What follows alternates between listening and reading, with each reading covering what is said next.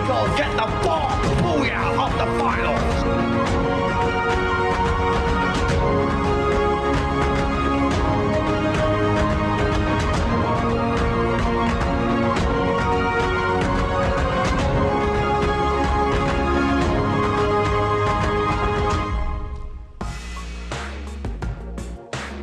Hello survivors and welcome back to the MCPS Majors Season 5, but there is a bit of a difference here. Today is grand final day. Yes, you heard that right. It's a grand finals for the MCPS Majors Season 5, which means we are down to our finalists. My name is Natalie. I'm going to be your host for today. And of course, joining me are two very familiar faces if you have been following the league. I have AJ and Husky. Gentlemen, I'm going to start with AJ. How are you doing today? I know you're both really excited.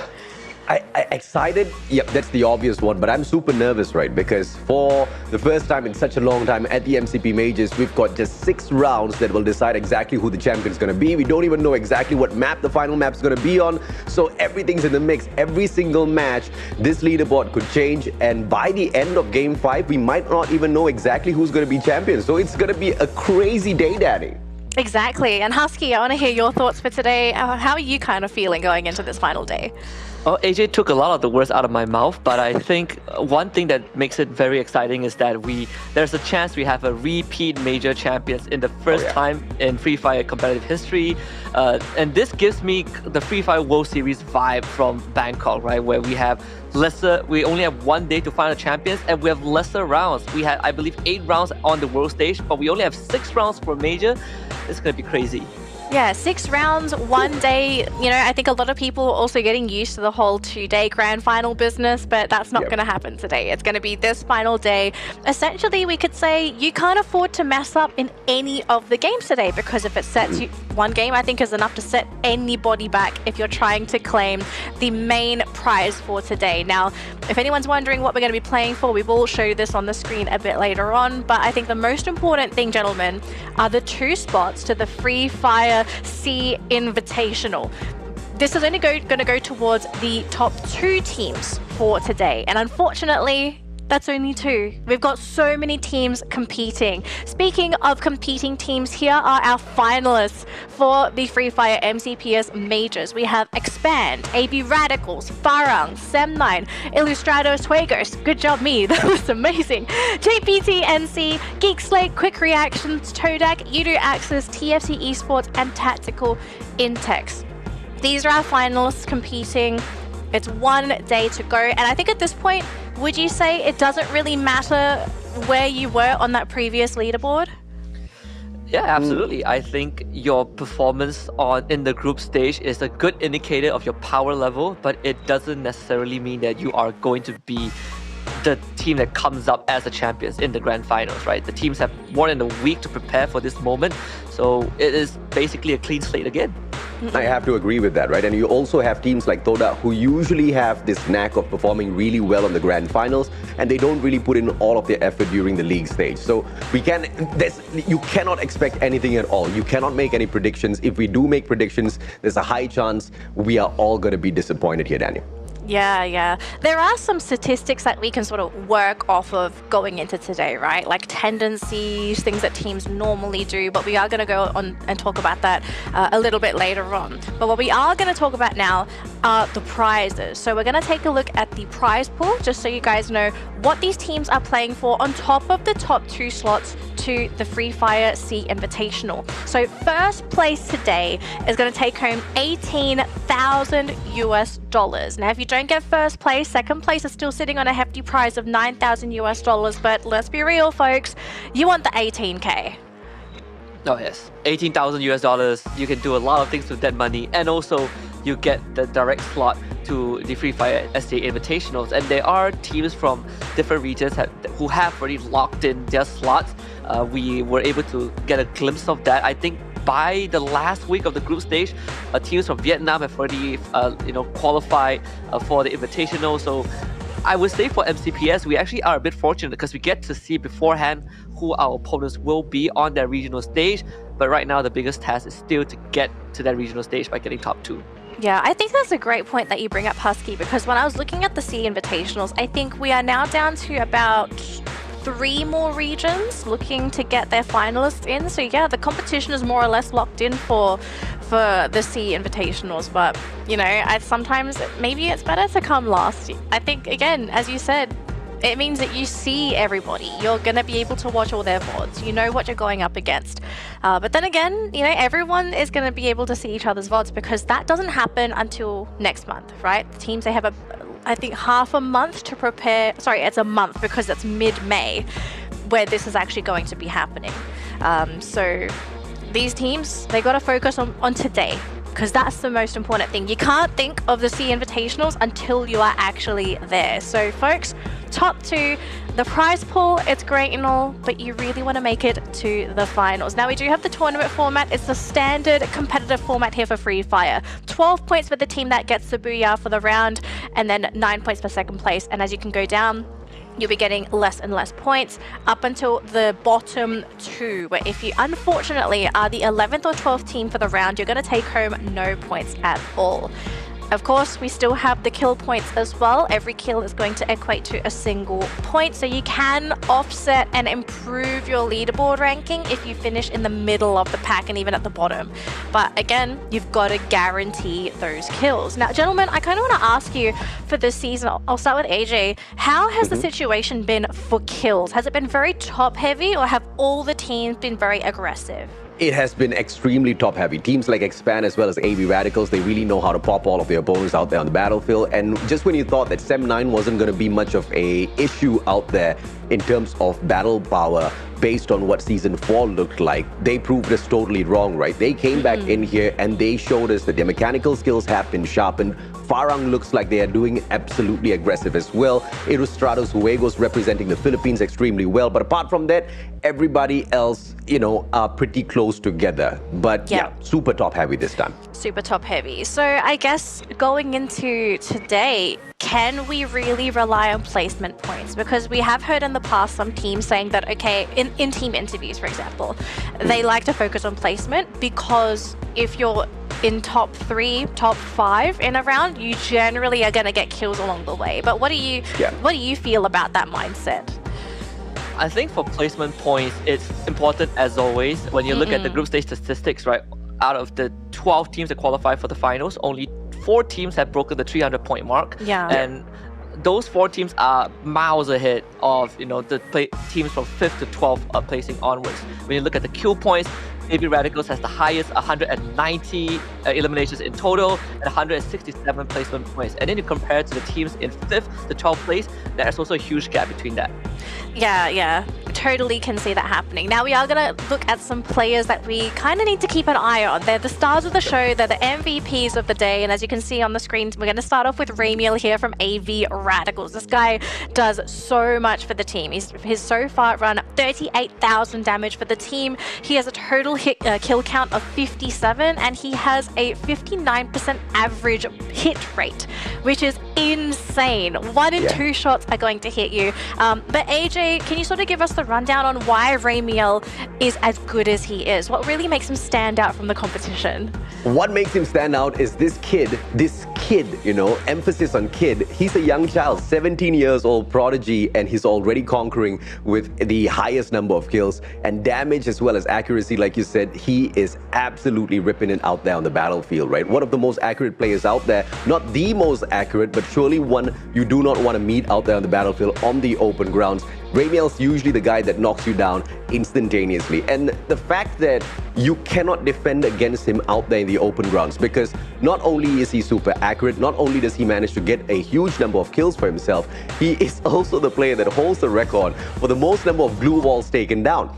Out there, that's the only defense you have there.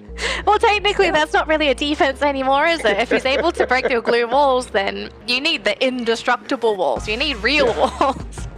And that's not always going to be the case. We are going to have a look at our next MVP for the day, and I do believe it's going to be on the side of Sem9. We're going to look at Fikri here. Now, Husky, give us the rundown. Who's Fikri? Why is this guy so good? If you look online, you might not find all the info about Fikri, but just to give you guys a historical lesson, this guy played in the first major 2 years ago under the team Secret Movement, and that was a very, very ancient name. If you look 2 years afterwards, we're in season 5, started with Secret Movement, didn't have the best finisher, and afterwards he didn't even qualify for the second major, but then he came in for the first Challenger Series that we ever had under the banner of Geek Fam, and he got finished 4th place, attended the 3rd major under Geek Fam as well, got 5th, and the Challenger Series season 2 afterwards, he won his very first trophy under the banner of Geek Fam. And that was his last name with Geek Fam. He went to Samnime afterwards, and it hasn't been looking great, but this is a good chance for him to get that redemption arc going, because he finished 11th in the 4th major, 12th in the third-party tournament, the Snapdragon Pro Series. So if he can somehow finish strong in the 5th major, I think this would be the best Cinderella run he's ever had as a player.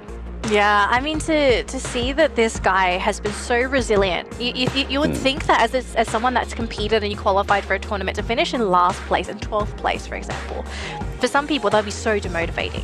You're in a competitive setting with the best players and you finish in 12th. Some players would just quit esports altogether, but to see him rise and say, I'm going to continue, I'm going to keep training, I'm going to keep getting better, this is the reason why Fikri has had this success. He's put the hard work in, the blood, sweat, tears. And I'm hoping, for me at least, to see him show this.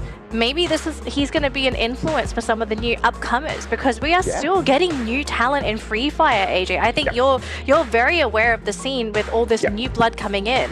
Fikri being a amazing influence for these players. I mean, I hope to continue to see him play, because having people like him, he's a relic. I would hate to see him go. Nah, he's not going anywhere, not for the time being. Yeah, he's going to be dominating for a long, long time. And I truly do agree with you, right? The fact that he is like the light that shines the way for the rest of the players to pick up that mobile phone and really prove themselves out there on the battlefield, Danny. Yeah.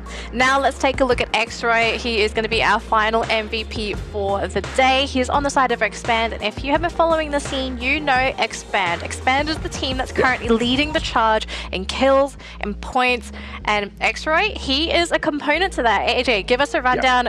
X-Ray, what's the deal with this guy? I mean, this guy is the damage monster from the side of Expand, and what makes Expand really amazing is the fact that they don't have to depend on only X-Roy, but he is the catalyst that makes all of their gunfights so capable. He is the rusher of the team. He usually just rushes on in there, opens up the gunfights, and he's very childish when it comes to the communication with the team. He's also very funny. If you ever sit down and you have a conversation with him, you'll know exactly what I mean. But when it comes to the skills in Free Fire, this guy is pretty much the god of Free Fire in Malaysia, right? He has got amazing battle sense. And the fact of the matter is, it's not that he has got just that game sense to go along and gives that instructions to the rest of his team members. That's why he's the rusher. He gets in there, he gets awesome number of kills, 53 kills so far. You can see exactly what this for the team, right? And of course, 57% on-shot target. He doesn't really need to stand in one place, and he doesn't need his opponents to stand in one place. You can do whatever you want. You can run, you can hide. He's still gonna find you. He's still gonna claim all of those elimination points for Expand. Yeah, definitely. Sorry, Husky, I just want to actually ask you a question, right? Because X-Ray, his stats were a little bit lower than the previous 2 stats. But is this maybe a testament to just Expand's playstyle? Because this team doesn't rely on one guy to do the damage. It's like the entire team carries each other. Yeah, I think he's just a player that complements well with the rest of Expand. That's what makes them so consistent on most of the maps that they play on, honestly. Yeah. All right, ladies and gentlemen, not just gentlemen, because everyone plays Free Fire. Here is the tournament schedule for today. So if you have been following the league, it's going to be very familiar. We're going to start off with Bermuda, then onto Purgatory for match number 2, then onto Alpine, then to Nexterra. We'll go back onto Bermuda for game number 5, and then we have match 6, the random map. And up until this point, we don't know what map this is. This map is only going to be drawn when we reach map 6. So I think a lot of the teams, they're going to come into this game with an open mind, but that match number 6, I hope they're all polished on every single map, because once you jump down there, you don't have much time to think of new strategies. I think it's a very interesting component, right? I believe this is the very first time we had a random map mechanic in a major. Yes. And the fact that there is a high chance that for the last round of a major finals, coming down to just a bad RNG giving you a map that you're not good on, and that costs you your placements or even the qualifications to the SEA Invitationals. I think there's a lot of things at stake, and these players really need to be at their best, because there's Battle Royale in general already has a lot of factors that could, switch things up, and the map being one of it will be the biggest challenge. Yeah, and AJ, I know in the past you're always harping on about, I hope these teams have practiced on these maps. I hope they just, I love the idea you brought up a while ago, where having the team just go onto a map by themselves, just explore the map, discover every nook and cranny, and to have to understand all these maps, it must be such hard work for these guys when they're scrimming, because it's not just, we're going to go in there, we're going to knock people out. You have to make sure that you're also playing efficiently. Like, how do they do this even? I mean, that's the basics, right? By now, I expect them to have already sorted out dropping into the map and kind of like exploring every single nook and cranny of it. But you get into the league, you really have to also figure out exactly where the other teams are dropping. So hot drops are an absolute no-no, and some of the teams still haven't caught on to this. So that's going to be potentially an issue here today. Absolutely. Now, we're not going to look at issues anymore. We're going to look at some amazing things. Now, if you didn't know already, we have a watch party and buzzer happening tonight. It's going to be at the SCI Hub Space Rubik's. It's going to be from 12 p.m. to 8 p.m. So if you're interested in maybe hanging out with Husky and AJ, I suspect you're going to be there as well. We will be there right after we crown the champions. We would show up, which means that today I would not be making any predictions. I'm just going to be, because I don't want to catch any flack when I show up in the flash at the venue. Oh my goodness. Good idea, Husky. Good idea. But I'm definitely going to be there a little bit later on. I mean, 12 p.m. to 8 p.m. today is going to be a day for Free Fire, right, for Malaysians. Whoever who can join that, because I mean, it's one thing to watch it from the comfort of your own home on your screens. It's a totally different thing to go there and watch the whole grand finals with all of the other Free Fire enthusiasts. Yeah, exactly. And AJ, I remember saying this to you. If you want to make more friends in Free Fire, and maybe if you get inspired to try competitive Free Fire yourself, I think events like this are one of the best places to start, because you're going to run into other Free Fire players, and maybe you can form a team. I still think one of the most amazing storylines to ever come out of it would be a team forming and having success, and their origins coming from that watch party. Absolutely. I mean, if you want to go fast, you go alone. If you want to go far, you go together, right? And where do you find these people to go together with? It is at this watch party, because it's just you building a relationship with not just, a couple of extra players, but with the brands, with the organizations out there. For all you know, if you've got the dream of becoming a pro player one day, you might want to start getting to know all of those people who are in charge of picking these pro players for their teams. I'm pretty sure a lot of them will be that day as well. Yeah, exactly. I just want to take this opportunity to just say hi to one of our friends who is handling the watch party. I think Alvi is going to be there. Yeah. So we'll see you in a few hours. Hopefully they're watching the stream. So yes, make sure you're there. We are getting ready to jump into our first map, ladies and gentlemen. And as you can see, it's going to be Bermuda. It's going to be the debut map for the grand final day. And I think it's safe to say everybody is going to be comfortable with Bermuda. So all the stops are coming out, all the shots. If you've been saving strats, it's time to pull it out.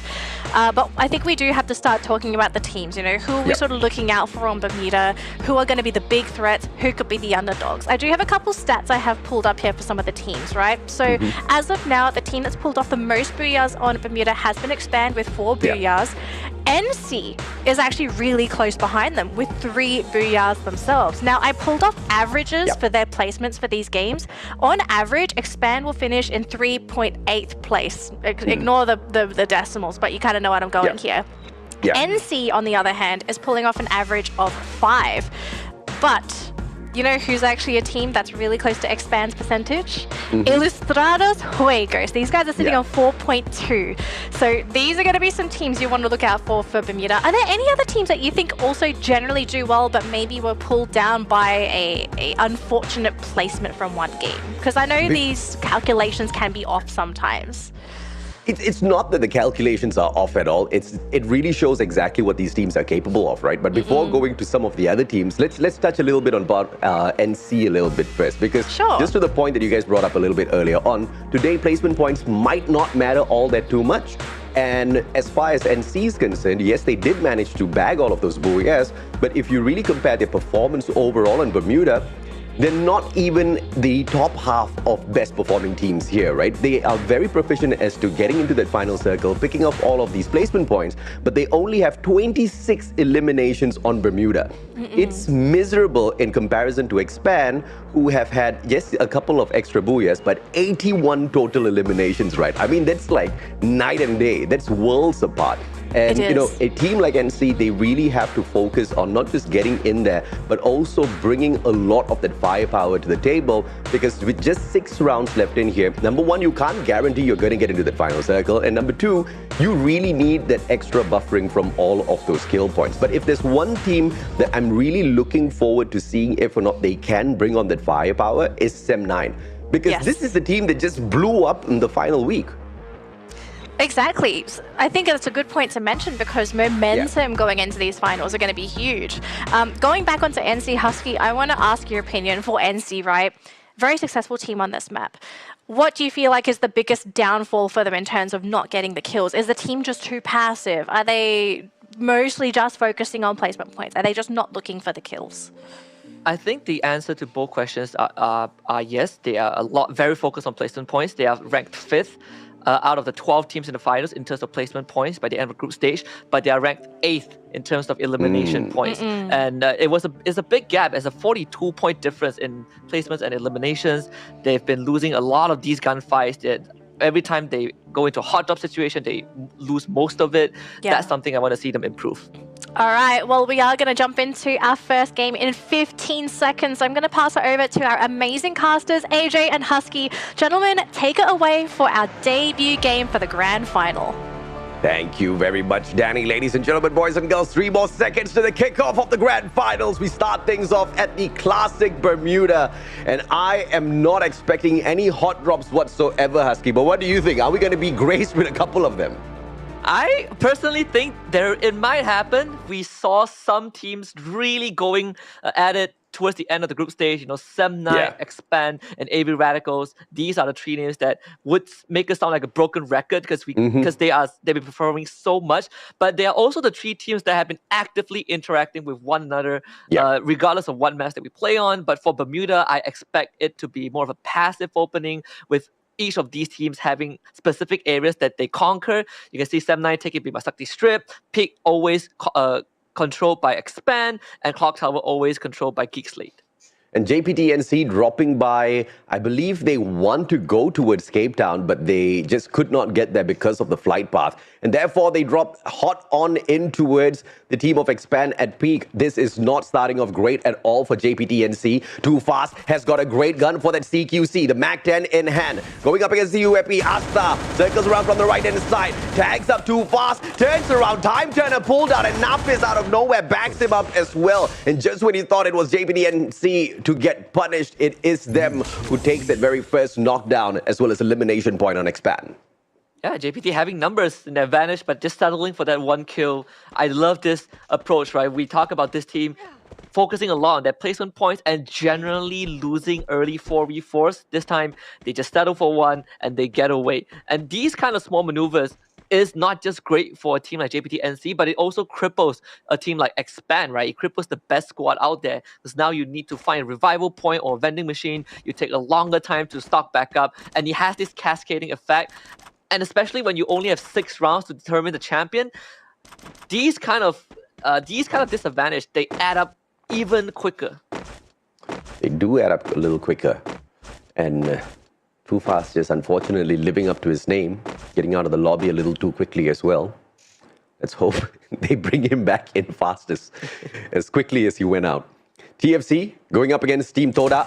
Kizo's position, not really my favorite. Apix has got his eye on him for sure, waiting for a little bit of backup, but he's the only one who's up front, trying to see exactly where the team of TFC wants to circle around to. Toda doesn't really have a lot of loot on them just yet, so no ambush is possible at the very moment. So they'll have to hang back at Mars Electric and continue this looting process. And if, of course, Affix does get taken out of the equation, there is that revival platform at Mars Electric for Toda to take advantage of. Yeah, TFC used the Seekers, but they didn't follow up, so it's a bit peculiar that they decided to use utilities in that manner. Normally, you want to be able to follow up with your Seekers because your target gets crippled and you have a good chance of taking them down. Either way, the fact that no one went down is good news for both TFC and Toda. Can't say the same for Quick Reactions, though. They are looking straight for tactical intact. UAV already sent out as well, I believe, by Quick Reactions themselves. You can see Nice Siren in the front line, taking a couple of pot shots ready to start it off. Both Phoenix and Dekos scatter into the wind, but Dekos is in a heap of problems right out in the open. Nice Irene's just doing everything all on his own, right? Tagging up both the players at the very same time, but he's got some suppressive fires being shot towards him as well, and Tactical Index will be able to get out of the fire, but maybe, just maybe, they might get stuck in the hot hands of Sem9 as well as they try to rotate around past Plantation. Affix down already, so that Seeker sent out earlier on, they do finally capitalize. But to what end? Toda still at Mars Electric. They can use that revival platform, but it seems like they are going to go the vending machine route a little bit later on. They're taking a little bit too long of a time here, and TFC is going to catch up with them. And I think this is what we will see this very often for the rest of the day because you only have one day to find who is the champions, right? Teams would generally play a bit safer early on. You don't really want to take unnecessary risks because there's just very, very little margins for error. And TFC, as one of the teams that went from not qualifying to the finals to qualifying in the very last week, it's understandable why they settled for that one elimination. I think it's completely fine. You don't have much time to rectify major mistakes anyway, so you settle for what you can, and I think these little increments would be beneficial in the long run. I mean, it's good on them because they understand where they stand, right? Because overall on Bermuda, TFC is not really the best performing team. I mean, out of the 12 teams, they are ranked about 10th in terms of their performance at this map. So it's good to hold back. Hopefully they can find their way into that final circle. But let's take a look at Expand's average stats here. Average 6.23 eliminations, average damage 3,348. It's nothing much to scream about, but it is more than enough to get you to dominate this map as the leaders. Yeah, which is crazy, right? For a team like Expand, you will look for slightly higher numbers, but this is a team that when you look at the stats, they look average compared to most teams, but they are efficient numbers. It's something that a lot of teams struggle to achieve. And in this case, Too Fast brought back by his teammates. You have the Glue Wall Buster, so Jembao has no chance of surviving that encounter. Backup coming through very, very efficiently from the rest of Expand, and they get rid of Jembao from the get-go. Two more members of Farang in that bunker, but they know that this is not a time for them to fight. They just have to find a way to extract the members. Spot partnership by Too Fast as well as Axel. Too Fast is keeping them a little distracted. Axel with the left-hand side flank that was just perfect to take Jembal out of the equation. Now Expand's players are circling around as well. They want to corner the players of Farang. In the meantime, it's going to be TFC going up against Geek Slate. Geek Slate, one player down and out of the equation already. Yasta up onto the second floor. Has to get out of here. Adam just stuck in a tight little corner. Loopy finds Sandrain as well. Yasta turns up and takes down Jump 99. It is a 3v2 situation, and it does not look great for Geek Slate. Yeah, TFC, they split up the members of Geek Slate and they were able to get these isolated pickoffs. Hazik, the third member to get ambushed. TFC playing so well in the first round of the grand finals. And can you believe it, Geek Slate, the first team to get knocked out in such a crucial finals. And the team that gets too soon is a team like Geek Slate. I'm not extremely surprised with the performance of Geek Slate, but TFC, this is something I really like seeing. I mean, you want to start the very first day off, on fire, and this is the kind of fire you expect out of a team that has been struggling in the competition to truly find their dominating stance, right? So TFC, let's see exactly what they can bring out. I mean, we talked about how they are 10th out of 12 teams on Bermuda, but if you look at the overall leaderboard, they are 11 out of 12, right? So they need this kind of confidence. And they barely scraped by, right? It took them a monumental effort to make it into top 12. And even then, there were a lot of doubts. How is TFC going to stand up to the rest of the Titans? I think you can put them beside Tactical Index to a certain extent. But if you want true underdogs, I think TFC is one of it. And of course, the two Filipino teams just taking each other out. The Shanks with Nice Siren in his crosshair. That's going to be the first elimination for Ilustrado Huigos. Ilustrados Juegos is just that one team that I'm actually quite surprised to see out there on the battlefield. It seems like they don't have a proper game plan. You know, even a confirmed drop spot for Bermuda, you cannot find it on them. Week after week, match after match, every time they head on into this map, they keep switching things up and they're trying to find exactly where their home ground is going to be. But, you know, that was just way too short of a time to figure out within the tournament in itself. I think I'm not so sure if or not the team has a coach, but if the team does have a coach, I think they need an analyst as well. Yeah, I think you also have to look at this team and Ilustrados Juegos and kind of be reminded every now and then that there is a bit of that SAF DNA in them, right? Yeah. It's a mixture of Bloody Hit and Supreme Assault Forces members. And what SAF is good at is these very standard gameplay, but they play very cleanly, right?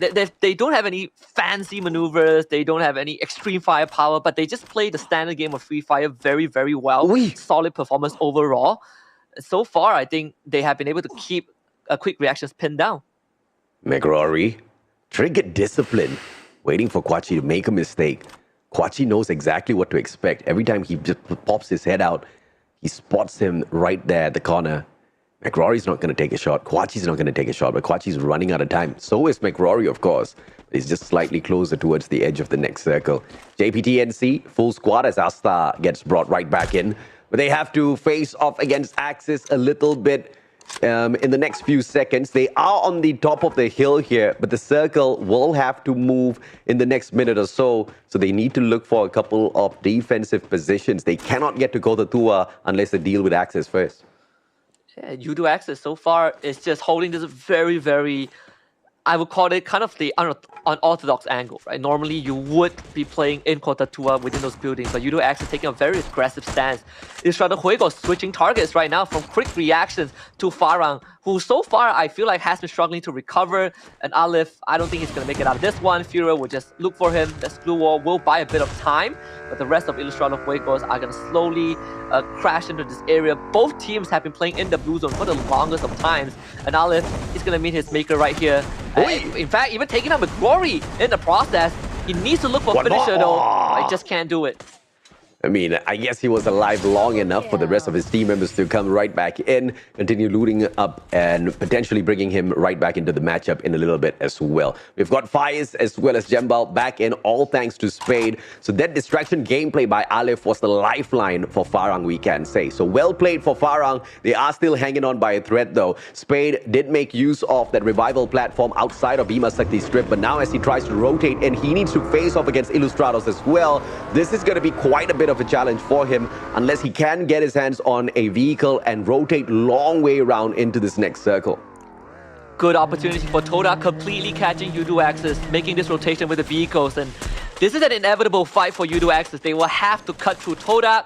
This circle itself is pretty brutal in how it positioned itself on this first round, but Todak so far have been able to pin down Yudo Axis. Obviously, Affix is going to split up from the rest of his team just to play that anchor role, and suddenly they decide that they are getting assaulted from behind. It's Adam from TFC that is doing a lot of heavy damage onto Todak, and now YAE have a chance. I mean, TFC has just been quite the scary team to deal with from the very start of this matchup. And I like this, right? This was the team that kind of woke up in week 3. We saw them bounce right back up, saving themselves from relegation from the bottom 6. But that was mainly on the second last day. On the final day, we didn't see TFC show up all that too much, but it doesn't matter. As long as they geared up for this grand finals, that's all we want to see. Quick reactions, taking on Sem9 now. Skip Toby, trying to take down all of those glue walls one after the other, but they just refuse to get brought down by his shots. Quick reaction circling on out, but Sem9 are already a long way away. They have managed to sneak away, and Tactical Intex out in the 11th spot as well. Sem9 taking this defensive spot on the second floor, and Victory hits that beautiful headshot. Nice Irene gets taken out, and this is Sem9 fighting back. And they did lose Raja, so there is still a 3 versus 3. Kwachi obviously trying to be in the front line. Mikaja does it with the 2 main grenade launcher, and that is quick work for quick reaction. Sem9 getting 5 under the belt. And Sem9, they now need to sort out Illustrados as well. They do have the grenade launcher in their hands as well. Fura, the Shanks, final one in. Bye-bye, Illustrados. It looks like this is just gonna be... No! Fura revived himself. He stands right back up. Lifeline coming through from Illustrados. But that does not last long at all. Their brothers, AV Radicals from afar, snuff them out. And now this is gonna be a contention of two titans. AV Radicals as well as Sem9. That fight just around the corner. JPTNC on the other hand, stuck in a very tight corner, and it will be Yudu access that they sort out before they look for the next circle, but not before getting through Toda.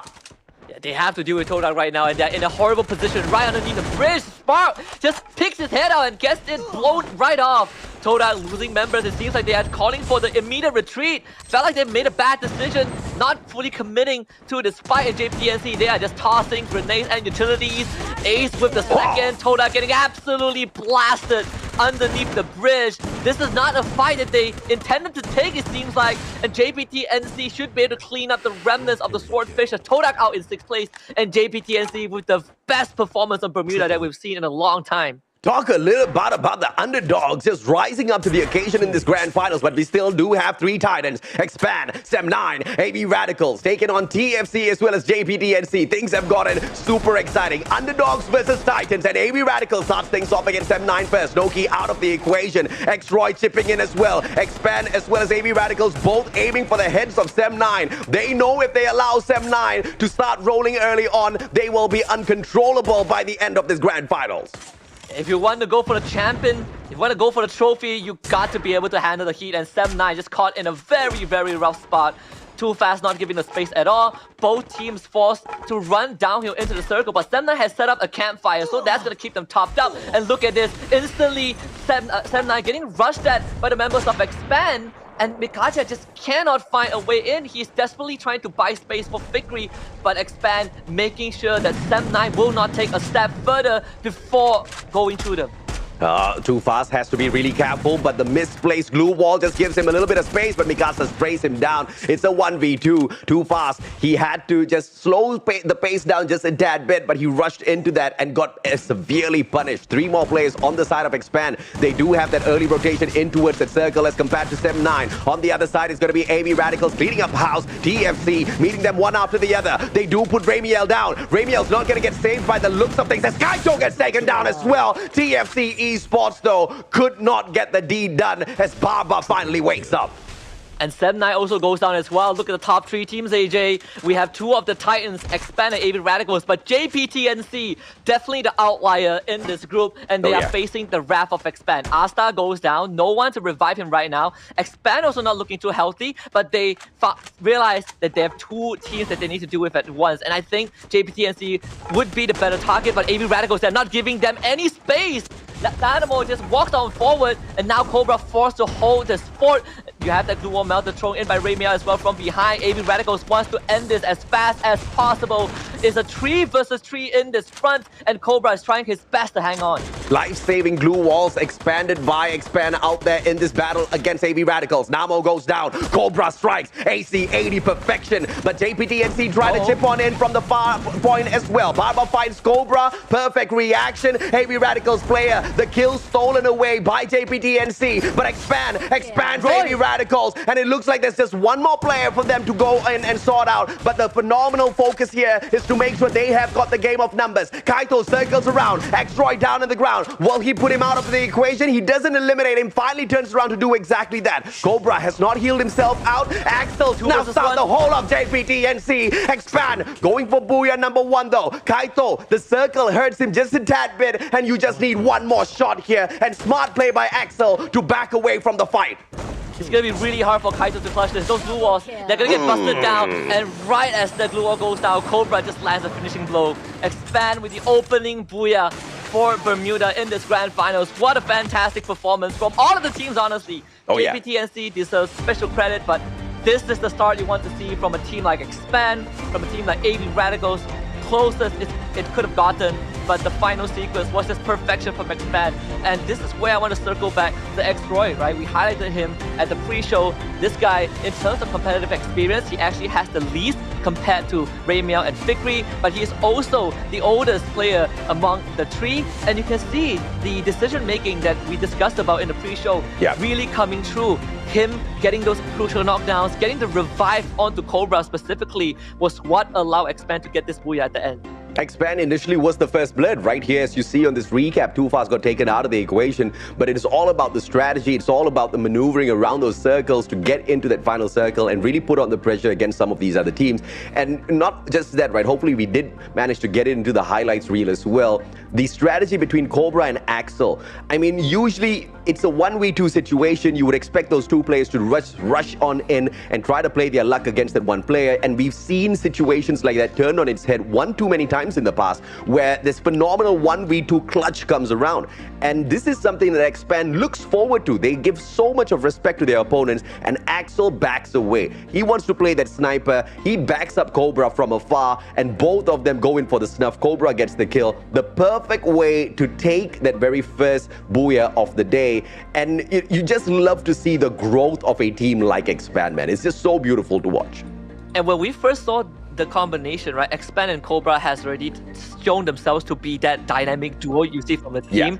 So it's kind of a nostalgic feeling to finally see them do this off again in such an important round in the grand finals of a major. I'm just happy that Expand got the first booyah to start it off the momentum.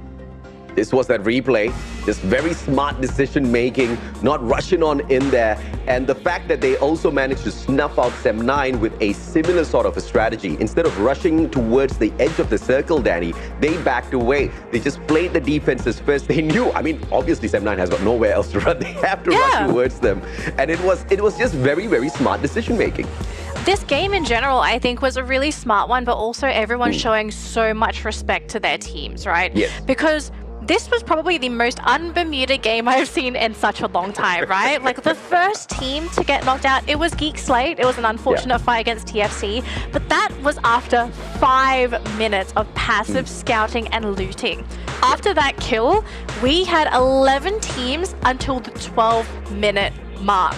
I think this has to be one of the slowest, most respectful games I've seen in a really long time, because again, it's grand finals. You want to place as high as you can, you want to get as many kills as you can, and the best way to do it is to set yourself up. Make sure you have that looting game. But let's talk about the teams, right? So we saw TFC get a bit of a head start because they actually managed to kill Geek Fam, which Geek Slate were the ones that were the aggressors, weren't they? They were the ones sharking around the compound. TFC were waiting for them to come in. I mean, I want to know what really happened in that fight. Like, why did Geek Slate actually lose that to begin with?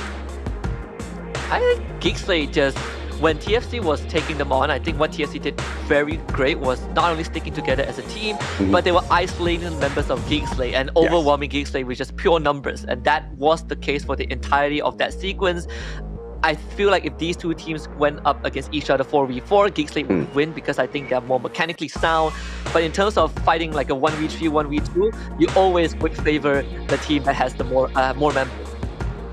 Yeah, and then you also have the defender's advantage, right? You've got the compound, you sort of set the scene for the fights unless they can flush you out. But what we can flush out are our viewer milestones. So if you're tuning into the stream, just a heads up, we are rewarding all of our amazing viewers for watching the stream. If we can hit the milestones, you guys are going to get some free goodies as well. So as you can see, we have 3 milestones. We've got 3,000 viewers, 5,000 viewers, and 8,000 viewers. And right now, we have 2,400 concurrent viewers. If we can get 3,000, we're going to be able to unlock that first reward. So guys, if you haven't already, make sure you tell your friends to come watch the stream, your family, anybody that you know that plays Free Fire, get them to come on in. Let's get that 3,000 milestone. Heck, I want to get the 8,000. Yeah, I want the Pop-Pow pin, you know, with the Pop-Pow scythe. It's just great. I just want to say Pop-Pow as much as possible. Would it be possible if we don't hit the milestones? But yeah. I think we've been able to break like records every season. I think so. This is a season that I think we would break another record, hopefully. Yeah, I think that's totally doable as well. So guys, make sure you're sharing the stream as well. Do what you can. Let's make this a community effort. Let's show Garena that we are here and we stand Free Fire. Now, speaking of Free Fire, we do need to get ready for our next matchup. So, of course, we've got our first booyah of the day, but we still have 5 more that need to happen. And the next map is going to be Purgatory. And speaking of Purgatory, according to my stats, it's still pretty top heavy when it comes to teams that are very good on this map. But I think it's a situational thing, because this map has so far shown to be teams' performances are not fully consistent on Purgatory. We've seen some of them get knocked out rather early. But Husky, I want to ask your thoughts. What do you feel like is the status of Purgatory for these teams? I think for Purgatory, what we have seen, at least towards the tail end of the group stage, are teams like, I think, Farang, Quick Reaction, Sem9, these three have been very solid on a map like Purgatory, especially Farang, who generally performs better when you give them a lot more space. With the removal of Kalahari from the competitive map pool, Purgatory feels like a very suitable second option for them, because it has equally a lot of space to work with, and Farang just prefers to have more time, and that's the map that they actually got multiple booyahs on, and they actually got majority of their points on as well. Yeah, I wouldn't call it like super top heavy. You do have a few dominators. I mean, if you look at AB Radicals, Expand, Farang, as well as Geek Slate, they're very equal, and they're all equally good on this map. But the one outlier, Quick Reactions, I mean, we don't know where they came from. We don't know how they managed to do what they do out there on the battlefield, but they are the ones who are dominating Purgatory right now with the stats. That is 100% true. But before we jump into our next game, we're just going to have a quick glance at the stats for our previous matchup, which was on Bermuda. So we had a total of 52 eliminations. We had a 5 kill streak, being the highest streak on the Axel from Expand. 46 headshots, 35,000 damage, only 12 revivals. Because, to be real, guys, this was a really passive game. I'm kind of wondering, is this going to be the trend for the rest of the grand finals? Do you think these teams are just going to play respectfully, or do you think we're going to pick up as we go on? It's a map issue. It's a map issue because Bermuda is just a little bit too tight. The circle moves on a little bit too quickly, and those revival platforms are just not open as long enough. Purgatory, you can most definitely see the number bump up just a tad bit, but I want to bring the focus over to the 95 glue walls destroyed. Like, I wonder who did that. I mean, I know it's been a little hot in Malaysia, but they just want this ice cream. Yeah, I think the highest record we have was like 100 and close to 120. So this is a very, very high average nonetheless. Yeah. But just to echo what Danny was saying, I think we would pick up as we go, especially when you reach the tail end of the finals, where you have teams who are separated by just a very minuscule points.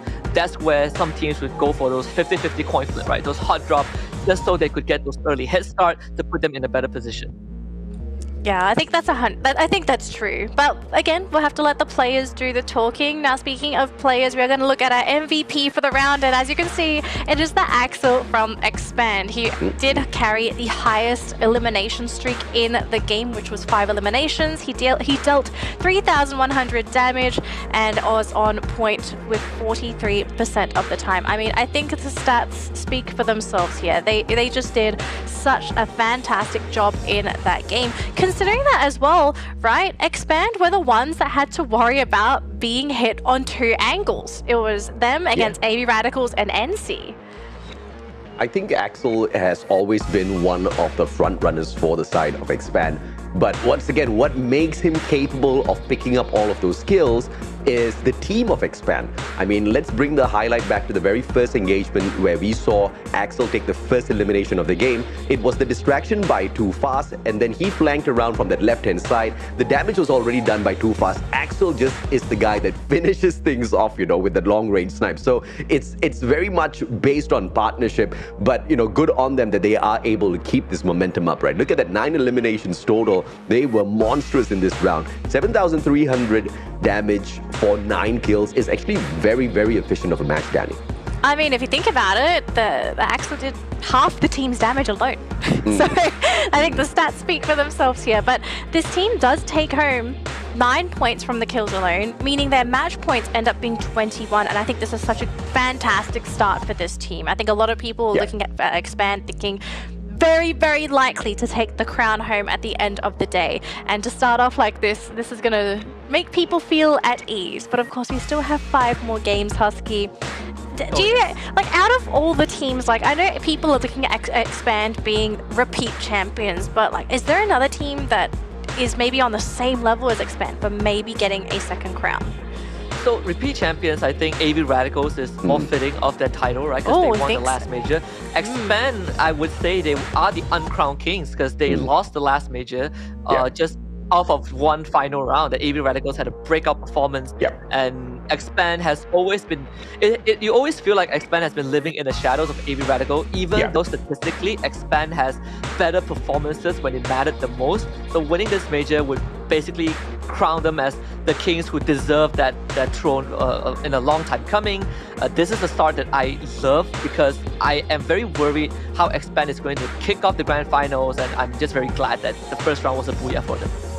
Yeah, we'll have to see if their performance is going to continue because the stats say Bermuda was their best map. And we're going to get another one at least, maybe two, if the random ends up being Bermuda. So great start for this team. But JPT NC taking home 19 points after that round, meaning they got 11 kills. Guys, we were talking about this earlier. This team doesn't really grab kills, but they went all out in that game. Have we maybe underestimated this team for grand finals? No, we haven't. I think you hit the nail right on the head to highlight JPT-NC, Danny. So good on you. And remember, we talked about this. We talked about how they always get into that final circle. They are very proficient in picking up placement points, but they have to get aggressive from the start in order to remain at the top. And it looks like they are listening. And even if they were not listening, they knew that this was exactly what the answer is going to be for the grand finals. And this shows the hard work that they have put in even before getting out there onto the battlefield. And you love to see that. And you would think that that's an obvious thing to do for teams at this high of a level. But no, sometimes ego gets to you. Sometimes you think that you're just too hella good to do any bit of study or practice off of the battlefield, but not JPT-NC. They've been focused on finding out exactly what can get them to the top, and they've been working on it really, really hard. Because if you look statistically speaking, JPT-NC picks up an average of about 6 kills on Bermuda, which is really nothing compared to what they did out there on this very first match, which is close to double of that. I think the craziest part for JPT-NC is that the last week of the group stage was a big wake-up call for them, right? Because they've been performing admirably well. They got 6 booyahs leading up to that point. And for the last week of the group stage, it was a complete no-show from JPT-NC. They were barely getting kills, they were barely getting placements, they were losing every single maneuver that they decided to execute. And maybe across this 1 week plus, they had a discussion, they woke up in the grand finals, and this is the JPT-NC that I think a lot of people miss after seeing how they perform in that group stage. Well, let's see if it can continue for this team, because I think a lot of people are going to be very hopeful for NC and maybe taking the top 2 spot, right? Because it's not just that top spot that they're aiming for, that not just the $18,000 but also the spot to the free Fire Sea Invitationals. I mean, all of us are excited to see the teams compete at a international level, a regional level.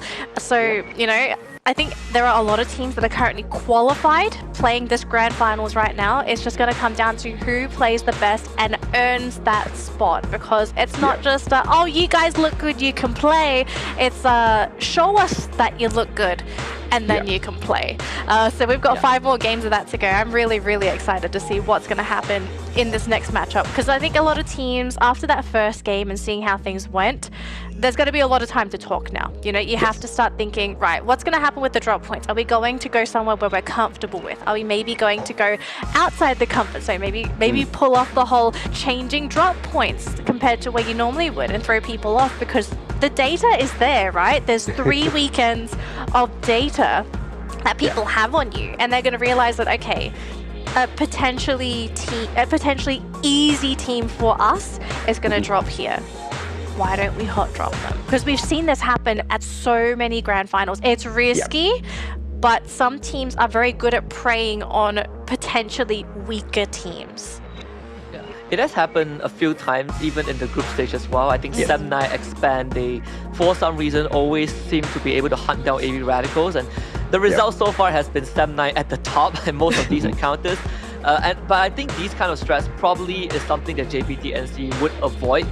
When you look at this team, right, they have the similar story build-up as Expand, a team that stuck together for a long, long time and just growing with the same roster. This was the same roster from the 4th major, but the last major, they didn't even make it to the finals. They finished 16th in the group stage, and they finished, I believe, 7th in the group stage for this major and made it into the finals and started off in second after the first round. So it's already a very huge improvement for a roster that people just kind of wrote off after one season. When it comes to the drop spots, I only have a problem with two teams in the competition right now. Ilustrados Juegos, who are very indecisive as to where they want to take a proper drop spot, as well as TFC. No set drop spots that they really aim for all the time, which I hope and pray they have managed to sort out before getting into the grand finals. But, you know, just to shine a little bit of light on the whole AV Radical Sem9 fiasco that we saw in week 3, it was because prior to getting into week 3, they had, I think, like a friendly scrim outside of the competition. And what happened was AV Radicals managed to get a hold of Sem9 and after eliminating them, proceeded to shoot their loot boxes. So it was all-out retaliation from Sem9 to prove that, hey, you want to shoot us down after you've already eliminated us? Let us show you aggression, right? So they were hunting them down time and time again. I was hoping and praying that does not happen for the grand finals. And I love the fact that Sem9 respected AV Radicals and let them take their own drop spot, and they kind of separated off because I think, yeah, you can have those ego fights during the league stage just to prove a point, but at the grand finals, it's just way too risky. And AV Radicals were not super serious in week 3 as well because they knew of the position they held on to. At the grand finals, though, you can't take chances like that, guys. Yeah, I think you definitely can't do it going into the first game. Yeah. Maybe we start seeing those shenanigans going from, I think, game 4, game 5. That seems like You're a very wishing, you're realistic. I'm hoping because I love seeing those hot drops, you know, get the early action. But it also really changes up the game as well, right? Because you imagine these two Titans starting a big fight early on and one of them just gets eliminated. That opens the door for a lot of other teams that are not involved in the fight because they no longer have to deal with, for example, you know, AV Radicals or Sem9. Those are big teams that are very good at eliminating any other competitors that they run into going into those final circles. But speaking of, we are going to jump into Purgatory right now. It's going to be 15 seconds before we jump into this game. So gentlemen, AJ, Husky, take it away for game number 2. Who's taking this booyah? Thank you very much, Danny. Yes, we have 5 more rounds before we find out who the champion is, and I feel like time is just moving way too fast. But when we look at Purgatory, AJ, it is a map that is considered the largest right now in the competitive pool, and it is a map that I expect to be a bit slower as well because of the amount of space that we have to cover. But at the same time, I also want to see how teams like Expand, AV Radicals, and even JPT-NC, who got off to a good start, maintain that momentum, especially Expand, which, you know, is prone to having inconsistent moments. And when it mattered the most, I think Expand has went through these scenarios multiple times where they just miss out by a fraction of a second, a fraction of a point in these important times. And that's something that I wish and I hope that they have corrected coming into this finals. I think they have definitely corrected it. I think strategic-wise, you know, they have managed to show a lot of improvement, and you clearly see that through the decision-making coming through in all of those engagements. I love to see exactly how they back away from certain situations, but there's also a lot of ego play involved in some of their battles sometimes, and I think, you know, obviously not taking a shot at them, right? And I think Too Fast should have just kind of held back, not once, but twice in game number 1. I think both of those situations, he rushed in a little bit too fast, just like his name is, and he got capped for those situations, for those decisions that were being made.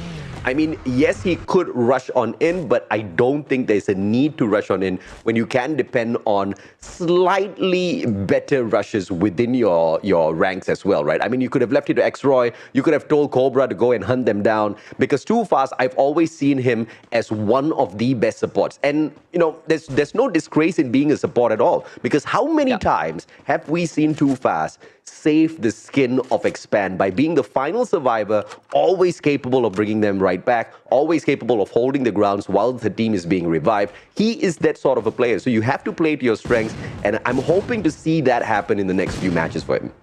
Oh yeah, I completely agree with that. I think, you know, some ego is something that Expand is a part of Expand, right? Sometimes you look at their identity and you're like, part this is the the Expand that we know. Absolutely. But Expand is one of those that really shows that flair when you don't want them to do so. But JPT-NC, honestly, this is another great start. They are hunting down the members of Quick Reaction. They got 2 from the very beginning. Quick Reaction was able to get the revive. But if you think of it from a statistical standpoint, this already has topped the second best performance that we've seen from a team like JPT NC. They've already gotten 4 points, effectively wiping out quick reactions if you don't count in the revives that they have. And for JPT NC to do it in the grand finals, it is the big morale boost. I love this version of JPT-NC. This is the version that we were getting on week 1 as well as week 2, where we saw them really rise up throughout the whole ranks as a whole. And then week 3 was the slump of JPT, right? But let's just assume that that slump was a intentional slump where they were trying out a couple of new rotations, where they were trying out a couple of new fancy stuff, which clearly did not go well at all, right? And this is just them in their perfected version, where they're taking the best of week 1 and 2, and they're taking all of the lessons of week 3 and bringing it into the grand finals. And clearly, it's very, very efficient out there. But AB Radicals, a team that is trying to show a lot of respect to the other squads, is just stuck in an unfortunate predicament now. Out in the open grounds, just beside of the river, they've got Tactical Intex towards their right, and I believe they've got Geek Slate towards their left. This is not the best position you want to be in if you're looking for that number 1 spot. Especially when there is actually a revival point that they are not aware of.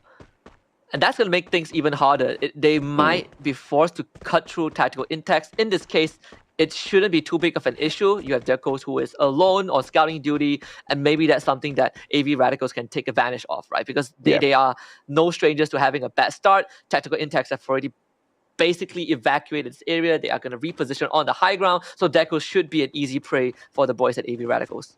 Smart play by Barba. Just slows down his footsteps, makes sure he's not going to get detected at all. Deco steps on out. Kaito sorts him out instantaneously. Barba brings Namo right back into the equation, gets a little bit of extra money for the team at the very same time. Ramiel needs to be brought right back in, but they need to earn the coins to be able to buy his soul right back through. Tactical Intex, after losing that one player who they now regret leaving behind, will be able to just swiftly bring him right back through, because at Quarry you do have that vending machine. So let's see exactly what the play of Tactical Intex is going to be. I mean, so far, it's just been a play of revivals. Yeah, they had to use a lot of resources as well, right? Getting 2 revivals already. So it will take them a while to get enough for a third. And speaking about AV Radicals, something that I think is very, very impressive, for Ramiel is not only his age as one of the youngest players that we have in the league, but also his accolades across the years. He started in season 1 under VPH Velocity, and that was like his debut where they got 10th place. But afterwards, you see this trend of him just getting better and better placement as the year passes by. Second major, he got 5th place with PXG Radicals, and the third major wasn't a part of it, but the 4th major, he comes right back and wins it. So for someone at his age, I think this is definitely one of the few Filipino superstars that you really have to keep an eye out for. Barbar is going to bring him back into the round.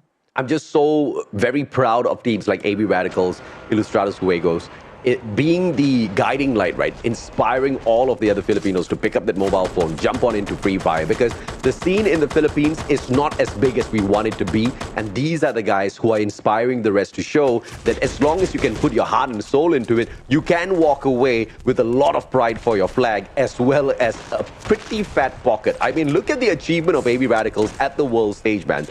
It's the first ever victory for them within MCPS in season 4, and then they went on to the world stage, and they did very decently there as well. And you convert all of those winnings over to pesos. These boys are rich. They do. I think they walked away with almost $20,000 right? Combined major, and they are finished in the World Series, which is very, very impressive for a team. And again, right, they were the ones that I wouldn't say spearhead, but they were definitely the first representative to finally show that you can win a major when the odds are all stacked against you. We've always regarded their region as kind of like a second tier, just because when you look in the finals, even in this setting, out of the 12 teams, 3 of them are Filipinos. Back in the days, these teams always get bullied by the MY teams, but right now it's completely different. You have a team that won a major, that went onto the world stage and finished 9th place. And for a first-time appearance with little to no, guidance and coaching experience, it is incredibly impressive. Okay, let's clarify. Second tier only in terms of participation, because we have very few Filipino teams joining in. But the quality of the teams, even though few in numbers, is very, very, comparable to all of the titans of Malaysia as well. I mean, the fact that AV Radicals was sitting down in that #1 spot for the longest of time in the league until Expand sneaked it away towards the very end, that kind of just proves that whole concept, right? And Illustrados being able to kind of hang with the best as well really does manage to prove the exact same point. But JPTNC, let's talk about this Malaysian team once again as they continue ripping through team after team. And this time, it's going to be Illustrados. Now, Fizz just needed one more shot to chip in through the air. He's still going for it. But no, Illustrados are long off and away. They're not going to be waiting by to get shot down by the squad. And Ilustrado Juegos, in an attempt to escape from JPTNC, now runs into their compadres again from the Philippines. This happened on Bermuda, and they will have to fend off against Quick Reactions once more. Just not a good day for these guys. But Quick Reactions, they actually don't have much resources to work with because they were spending a lot of them reviving the teammates. They might have to, just sack Nice Siren at this point, and he's going to take on McRory. The ice grenade does get thrown now, flushing Nice Siren right into the open. Quick Reactions decide that this is a fight that they're going to take, but Rory brought down low. The blue zone is going to start racking up that damage in these low health members. Quick Reaction having control of a revival point, but Rory getting knocked down by the blue zone. Bad news for Ilustrados Juegos. And of course, the kill is taken by Nice Irene. Very smart play by Quick Reactions. Illustrados will continue to peel away. And this all started because JPTNC just put on that pressure on them. Illustrados had to run away as quickly as possible. Landed in the most unfortunate of situations. Could not recover. Circle ate them up. And then, of course, forced them to really run away, tails tucked between their legs. But this revival platform should reset their progress within the match. And I mean that in a very literal way because they've got to go through that whole looting process all over again once those two players are right back in. And we don't know how safe they're going to be outside of the circle as they try to get back into the safe zone later. And that's honestly not too bad, right? You look at the amount of teams we have, we still have all 12 teams. This is 9 minutes in. Just like what we predicted, this is kind of the byproduct of only having one day of grand finals and only having 6 rounds to find out who is the champion. Teams are generally going to play a lot more conservative overall. You have, outliers like JPNC who is hunting everyone down. And I think it's a good thing, right? They're using that passiveness to their advantage. They're using these situations to deduce that teams generally are going to play a bit slower, so they should pump up the pace. Kind of barely avoiding getting scouted out. And JPTNC continuing this onslaught. And they are going to run into McRory again. McRory does not want to run away. He drives away and quickly roars in his Ferrari. But in the meantime, JPTNC getting caught outside of the circle. And Team Expand stops by to say hello. JPTNC is going to be truly tested out here right now. Out in the open lands, it's going to be Team Expand. Axel on for the aims already, trying to take out the sniper on the other side. And he does manage to hit that ace shot onto Ace himself. And it's just 3 more players on for the onslaught. X-Roy very low on HP. Still manages to win his gunfight. Needs to recover. X-Roy out of nowhere. Circles on out as well. JPTNC. This might just be the end for the squad. 1 more player to knock down and out of the equation. X-Roy taken out by Asta. Asta still circles around, but X-Roy says enough is enough and takes him out of the equation. This is just the perfect run of aggression that we want to see out of a team like Expand. But unfortunate for JPTNC, who were having a good match. Did you... I don't know if we'll see in the highlights, AJ, but I just want to say, X-Roy, he pushed in, he got the knockdown, instantly swapped to a long-range rifle, and got a snipe from afar. A headshot, just 1 tap. This guy is absolutely insane. And obviously, Axel hitting the pixel shot as well. JPTNC just could not hold off Expand. Kind of an expected result, I think, when you look at the statistics of teams going into a 4v4. I think Expand coming out unscathed is what the benchmark is for that team. But of course, eliminating JPTNC gives Expand room to breathe because JPTNC were hot on their heels on the leaderboard, and now they took out the biggest competitor. They can have a lot more cushion to work with. Maybe Radicals being pressured by TFC. TFC has got a great compound here, but now Geek Slate trying to chip on in as well, but distracted by the players of Udo Axis. Sanrain manages to go in for a knock, takes Neptune out of the equation instantaneously as well. They've got the next Circle. Circle pressuring TFC. Circle's got to be pressuring AB Radicals in a little bit as well, and Geek Slate will be able to gatekeep all of them. But right behind stands Farang, holding on to a great compound here just above the river, and they're going to be chipping in player after player. As they run on through, they'll have to deal with his gunshots. Once again, Geek Slate claims yet another kill for themselves. Ashura brings back his team member from the side of Udo Axis, and Geek Slate, they do not stop because this is that small little fishing pool that they get to shoot all of these fishes in. AJ, the Circle is on the bridge. The teams are literally at the fight out in the open right now. You have Expand, Stamina, and Todak coming in from the northern side, and that's where Todak already fighting, engaging in the battle as well. Illustrator's Fuego is coming to go for pickup. Maybe if they snuck off Todak, they are going to have a better chance in surviving the final Circle. Chill does go down, and Fury finds himself basically caught between two members of Todak and a glue wall. It's going to be kind of a long standoff. Todak completely trapped in this building. The cluster is going to be enough. Shank does go down, but Todak still needs to look for the finisher, and Spark comes right in from the corner, finding Shank. Systematically taking care of Illustrator's Fuegos. Furo also goes down. Illustrator's Fuegos are no more. Yeah, you gotta love those grenade tosses, man. I don't know how Illustrators did not see that coming. No time turner pulled out. They just got bagged. Farang, Toda circles on around, and Toda Spark just barricades himself in, just buying himself a precious few seconds. But you know how this is gonna end. Farang now gonna try to wait for them to come on out through, but Expand from up top. Mother Nature saving Expand's lives. Spade shooting through those trees, through those leaves, hoping to get a little lucky. Cobra flies on in, and Alif grosses him down onto the ground, and the little sneaky snake is gonna get taken out of the equation. From the other side of the hill, X-Roy has already gotten that lower ground already. They just need to flick on out and get those shots, but Sem9 chips on in as well from the bridge. Expand just cannot seem to catch a break. X-Roy pushes on through, manages to get a knock, backs away. Farang now, only 2 men left. Yeah, Expand still has a chance. Sem9 is taking full advantage of this situation, but if Expand can somehow make it out of this alive, then there's still a good chance for them to make it to top 3. Farang using the glue wall and also the supply crate to gain a bit more resources. Now finally makes it into the trailer. And Todak, who would have thought that them hiding there would actually be the biggest wins right now? Meanwhile, Tactical Intact takes on Geek Slate, both trading 1-for-1. Todak gets wiped off the face of the earth. Geek Slate has 2 members left, down to 1. Tactical Intact doing a fantastic job as Deco sweeps around the corner.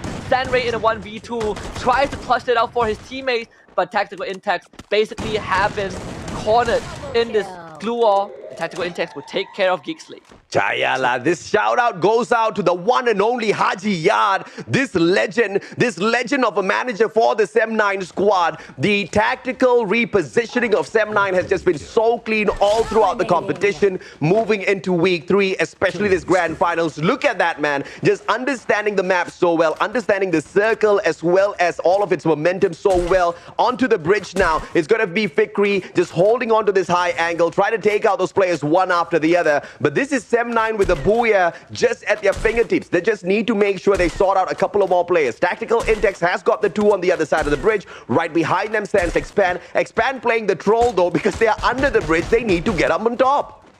And I think X-Roy just needs to pray that an opportunity presents himself, right? Because at this point of time, I think that it is a given that Sem9 is going to get the Booyah. It's just them cleaning up these kills. X-Roy trying to survive for as long as possible. Noki is just trying to snuff him out. X-Roy still under the bridge. Noki gets rid of Phoenix. And X-Roy now knows that his time is numbered. Probably just going to try to surrender himself to the blue, but right there finds him. Sem9 getting a very, very easy Booyah in this game too. The race is still on, AJ. The race is most definitely still on. Phenomenal play by Sem9. Once again, shout out to Haji Yard, because yes, these players are getting the deed done, but without a guy like Haji Yard in the background, just formulating all of these strategies for them, I believe it would not be possible for Sem9 to play the game at this level. We've seen this team out there on the battlefield before. We've seen the flurry of mistakes made by this team before, but strategically speaking, they are close to being perfect already. After week 3, into the grand finals, decision-making supremacy out of Haji Yard. That's the guy. I know that butt anywhere. Sem9, I don't see the face. He just walked away. But that's Haji Yard. Absolutely. I mean, this guy it has been a rough season for him, right? At least when they first enter season 4, but Yeah. when you look back at the history, I believe they finished like 11th in season 4 and a lot of people looked at Sem9 and they thought to themselves, what is going on, right? They acquired one of the strongest rosters at that time, and they finished almost at the bottom of the barrel. But there's a high chance that by the end of today, we're going to cut 1-1 out of their last placement and make it just a champion finish. And so far, I think the top, the pack leaders are still in the lead. You have Expand, you have Sem9, AB Radical's also not doing too bad, just like the group stage. And we now once again get also an extra bit of reassurance for the audience as to why we shine that spotlight onto Xroy. We did mention that it is the whole squad of Expand that makes them amazing, but Xroy just plays the game strategically in a manner where he always gives that opportunity to the rest of his team members. And this time it was that opportunity to pick up the placement points, even though they were at risk of being taken out in the 4th or the 5th spot earlier on. The guy, purely with the game of survival, just has got that map awareness to circle on around, stays under the bridge, stays away from all of those gunfights, because he knows he's going up against a full squad up on top of the bridge in the name of Sem9, and he just gets that second spot away for Team Expand, even though they should have not gotten that. That's Xroy for you. Yeah, absolutely. Just one of the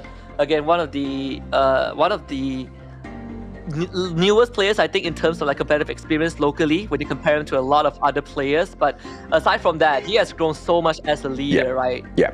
Maybe not the most aggressive player, but definitely one with the most clutch on his team. But Danny, your thoughts on Haji, Sem9, as well as some hilarious moments out there on the battlefield?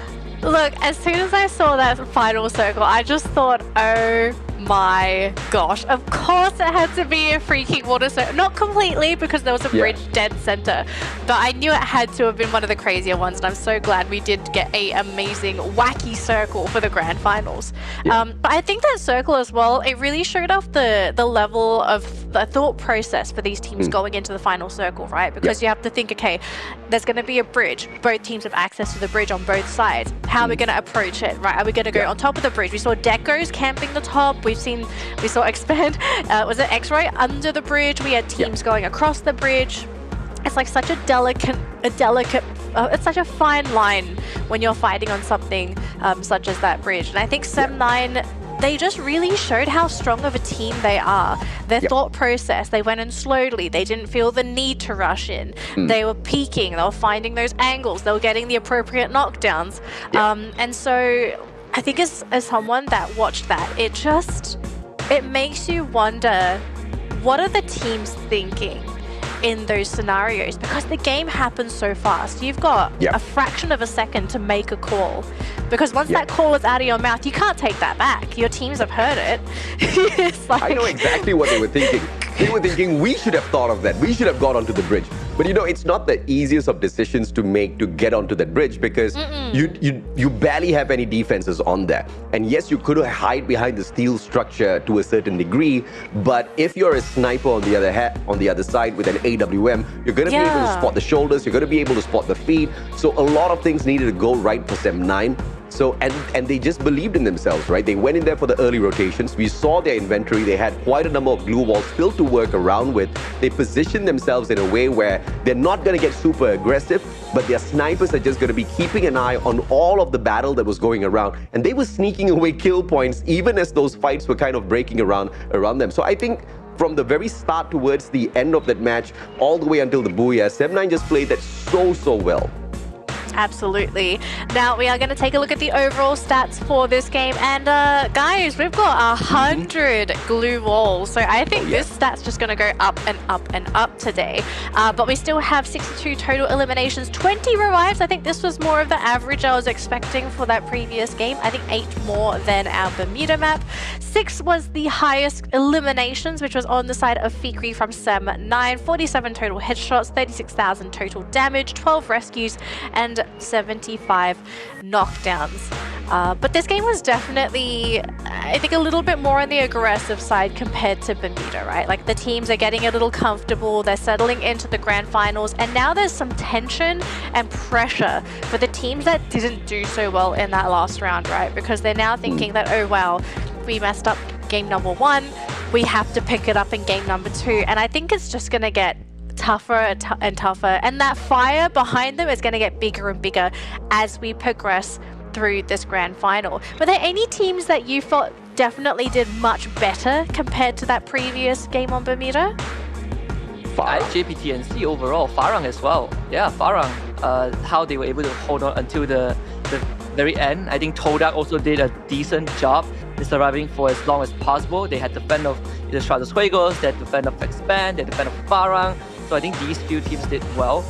But again, right, Fikri is the player that we highlighted. And him alongside Raja actually had a taste of what it feels like to win a trophy before. And if they win this one, it's going to kind of complete the collection. They've won a local trophy in the Challenger Series. Now it's time for them to aim for a major. And Fikri and Raja are two of the players that are aiming for that. Yeah, I think the players are definitely hungry to get that trophy. Because after that, you know what's next? An international trophy. I think that'll be such a great stepping stone for Sem9 if they're able to get to that point. But we are still very early in the competition, and I don't think at this point we can really say a team that's guaranteed to take top 2. But what we can say, I think at this point, is that Expand are in a really good position still. Yes, they didn't get the booyah, but they got 2nd place. They were able to get those points as well.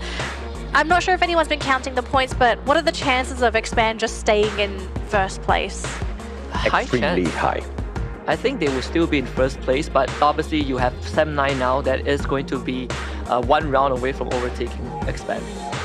Very likely, because they got 20 points for that round as well. So the team total overall got 8 eliminations, they got 8 assists, and they did 5,000 damage. So nothing too out there, but you can see Sem9, they are really fighting to get at least that top 2, and they're well on their way if they can maintain this, my favorite word, I don't know if I've heard it today yet, the consistency. I think AJ must have used it because that's like your word.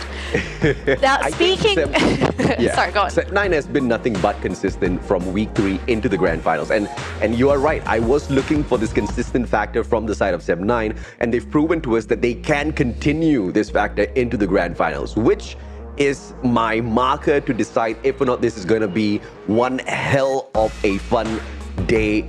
And yes, it is most definitely going to be a super fun day, Danny. I mean, we're already having fun with the first 2 games. Heck, we've got 4 more to go after this. We're not halfway, but we're almost at the halfway mark, gentlemen, because game 3 is going to come up very soon. Before that, though, here are the match standings from the round that just completed. So Sem9 with the booyah take home 20 points for this round. Expand, although in 2nd place, they still take home 18 points because we know this team loves to get kills, and they got 9 that round. Next up, we have Tactical Intex. Now, this was a big turnaround for this team because if I recall correctly, they ended the last round with nothing because they came in last. What was it, 1 point? I remember they definitely came in 11th or 12th. And, yeah, basically. So now they've got 16 points on this leaderboard. For them will be great because it'll push them up towards a higher prize pool. Chances of top 2, quite low. So I think this team is just going to aim to go as high as they can. Another team to redeem themselves, Geek Slate, right? This team was in 12th place last round. So I think we're seeing some really nice redemption arcs for some of these teams. But on the other end of the spectrum, NC, not too happy with their performance this round. And AV Radicals and even Todak, it was a lot of the big teams just didn't really do well in this round. I mean, what do you feel sort of happened here? Was it early engagements, bad positioning? I think for AV Radicals, it was just bad luck in terms of rotating out of their initial drop spot. They got caught in a very unfortunate situation between Tactical Intex, who did manage to bag a couple of eliminations on them, and then of course circling on in, they got eliminated too quickly. But that of course is purgatory. I am very sure AV can jump right back up, but I want to see how much further JPTNC can push this. Yes, it was a bad 2nd game, but it was also an unfortunate engagement with Expand that they had to jump on into, because until that point they were doing very, very well. Yeah, they did fantastic in that first round. Speaking of rounds, we have the overall standings for the first 2 games of the grand final. So Expand, I think a lot of people expected this. First place. They were able to take it in that first game. Yes, they got second in the second game, but they were able to also nab 9 kills in the process. And with those points, it's going to keep them in first place. Sem9 hot on their heels, just 4 points behind. But after that, though, after our top 2 teams, we have a big gap from the remaining teams participating in the finals. NC, AV Radicals, 23 and 22. They have a lot of work to do if they want to make it to that top 2.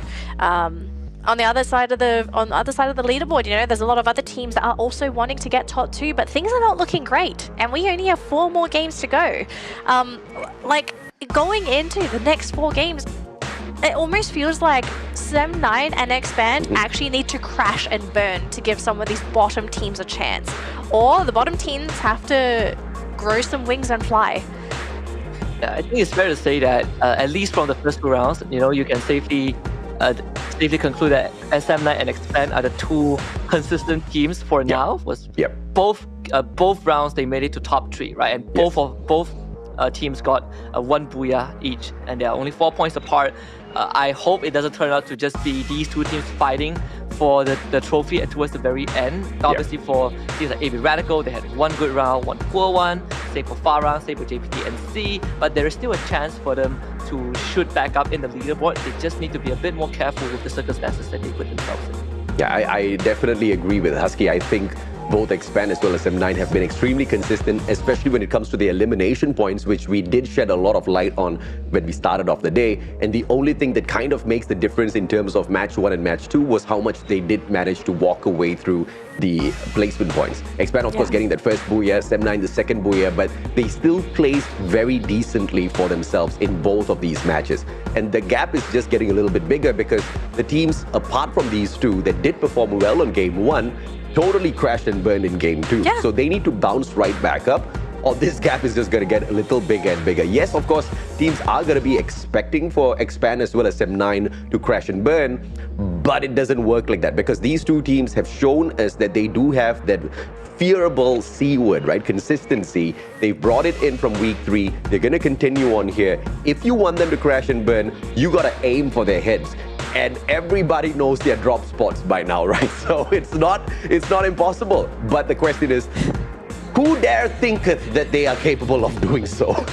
That's a really good question. Hot drops are incredibly flip-floppy. It's a lottery, right? You're sort of hoping that you're the one that draws the jackpot, but sometimes you just don't win the weapon draws. You get you might find the weapons first, but you're like, wait a minute, this is terrible. Where my med kit at? Exactly.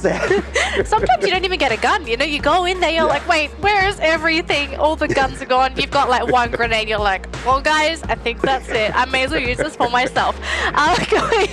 We are going to go into Alpine very soon, but I do believe we are going to go for a potential break just to let the teams have a think about this next matchup, because the next game it's going to be on Alpine, and we are on statistically there are a lot of teams, or at least on my stats, 3 teams that do incredibly well on Alpine. I'm going to save that for a little bit later on because I don't want to use all my talking points now because I want to talk about it when the game's about to begin. But yeah, just one of the teams that one of the teams that is very comfortable on Alpine is currently one of our front runners, which surprisingly enough, when Alpine first got released into the competitive pool, they were and are the only team that picked it up very quickly and subsequently became the best team on Alpine. So the fact that they mastered Bermuda, which we will play 2 rounds today and a potential 3rd, and with Alpine coming up, there is a good chance we see a very, very big lead by the end of game 3. I love how Husky decided to bring that. Assuming you're speaking about Expand. No. I think I know who Husky is talking about. And I loved how he's just like they, them. It's just like no clues, right? So no one knows. I'm like, wait, who's this guy that Husky's talking about? Either them or the ones that lost Kalahari. We'll find. We'll find out who that team is. Oh my gosh, after the break. But I kind of want to talk about the current standings, gentlemen, because I think we do have a very clear-cut picture of what's currently happening, right? It's a massive lead by Sem9 and Expand, and the other teams are going to have to work really hard to catch up. And when I say really hard, I mean you need to earn at least, for the closest teams, you need at least 10 points to catch up, and then you have to throw points on top of that to overtake them. And that's a lot to ask for one round. Yeah. We're going to take a look at the overall schedule as well, just so people are reminded of what happened. If you came late to the stream, never fear, because this is what's currently happened so far for the grand final. We had Expand take home the first booyah of the day on Bermuda, and then we had Sem9 taking home the second booyah on Purgatory, which means the next map, it's going to be Alpine, followed by Next Terra. It's going to be a really exciting one. I think the question here is whether or not it's going to be our front runners to take this booyah, or if we are going to get one of the lower teams on the bracket to get that booyah and to catch up, because the story of the bracket is that right now it's Expand and Sem9 dominating first two. And why we're highlighting the first two or top two for the bracket is that the top two teams for the final will qualify for the next stage, which is the free Fire Sea Invitationals. That's a massive tournament. It's an invitation only, so if you don't get top two, that's basically going to be it for you. Your end runs, you're going to have to wait for the next Free Fire MCPS Major Season 6, because we are now in Season 5. Now, before we go for our break, I want to remind all of you that we have hit not only our first milestone, but our second milestone as well. So thank you so much to everyone that tuned into the stream. We are going to be giving the codes after the stream, I believe. So stay tuned for that, but we still have one more to go. Oh, yeah. 8,000. If we can get 8,000 people to tune into the stream, we will be able to give away all 3 of the rewards on stream on the screen right now. So if you can, if you have anyone left, your friends, your family, even the people that you just play for fun with on Free Fire, send them the stream. Tell them there are rewards. Let's do this as a community and hit our goals. But thank you to everyone that's tuned into the stream so far. We do appreciate having all of you here, and we hope you're enjoying the grand finals, because we still have 4 more games to go. Guys, I am so impressed with how supportive the community is for the esports scene. It's so great to know that 6,000 people are here cheering for the teams. Oh, this is the fastest, I think, that we have hit 2 milestones at once, right? Previously, it would take us half a day to hit 1 milestone, but it really just shows that even though we didn't get voted the best mobile esports games last year, we still are the best overall, and it's the community celebrating this moment together with all of us. Absolutely. AJ is just speechless. He's like, yeah, I know this team's good. This team's supportive. I love the positivity from you two.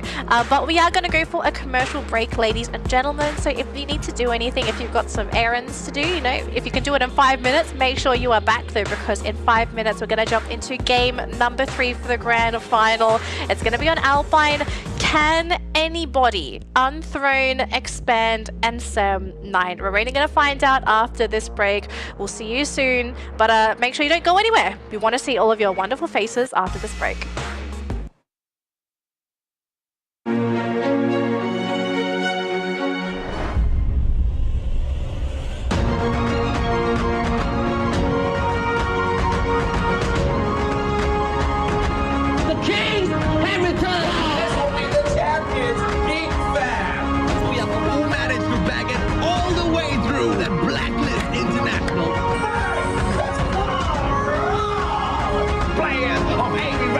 Get the booyah of the finals!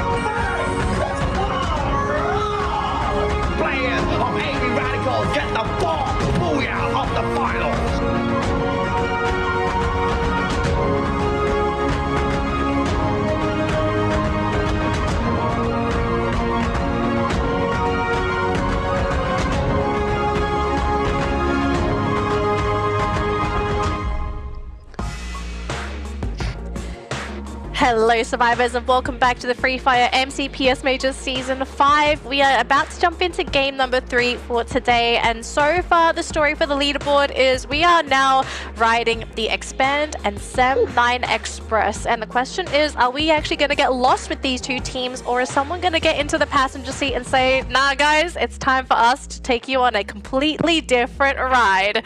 AJ, Husky, I know you two are very excited for this upcoming matchup, and we kind of alluded to a couple of teams that we needed to look out for, right? Statistically, there are some teams that do really well on this map, and especially for Alpine, I'm gonna name drop a couple teams here. These teams do very well. So according to my statistics, I know Husky's ready to say it, Farang is the team that tends to place the highest on Alpine with a score, an average score of 2.4. That is incredibly high to have on one particular map. Close on their heels though is AV Radicals, who's sitting on a 2.7 score, and then in third place is actually Sem9 with 3.8.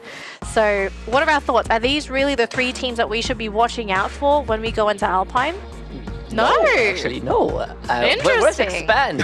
That's the best team on Alpine. Come on, Danny. Actually, no. So I pulled up the averages for Expand. Their average is actually 4. So statistically speaking, they are the 4th best team. Which is on average. Which is crazy, right? Because the Farang, like Expand not being in top 3 of the average stats, but overall in the bigger picture, they actually are one of the best teams on Alpine, and this is where I think is something that has been haunting Expand for a long time, which is sometimes you put them on their best map, but it's also the map that they are least consistent on. But when they have a good time on Alpine, they basically just rack up the most points and no one could stop them. And I think that's what affects the numbers. But I do agree, seeing Farang there, I do agree that Sem9 has been also putting up a lot of great performances. AV Radicals is the team that I want to see more out of on Alpine.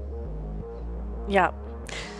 All right, so here's the giveaway code for today. Thank you so much to everybody that has so far contributed to our viewership goals. We are now trying to aim for 8,000 viewers. We've already hit 6,000, so if we can hit 8, we're going to get all 3 of our goals, and we will be able to pass out the final code that will give you all of our goodies. So again, thank you to everyone that's come into the stream so far. If you haven't already, share the stream with your friends. Even if you want to, just share it on Facebook so that everyone you know might pop in, because if they're interested, they'll stick around. That's going to be another pair of eyes, and that's also another person to contribute to our 8,000 viewer goal. But again, thank you so much for contributing to the viewership goals, folks. We do appreciate having all of you here as well, and we also hope that you're enjoying the games, because we have had some really fire matches at the grand finals, and we're not even halfway. After this game though, it will be the halfway mark.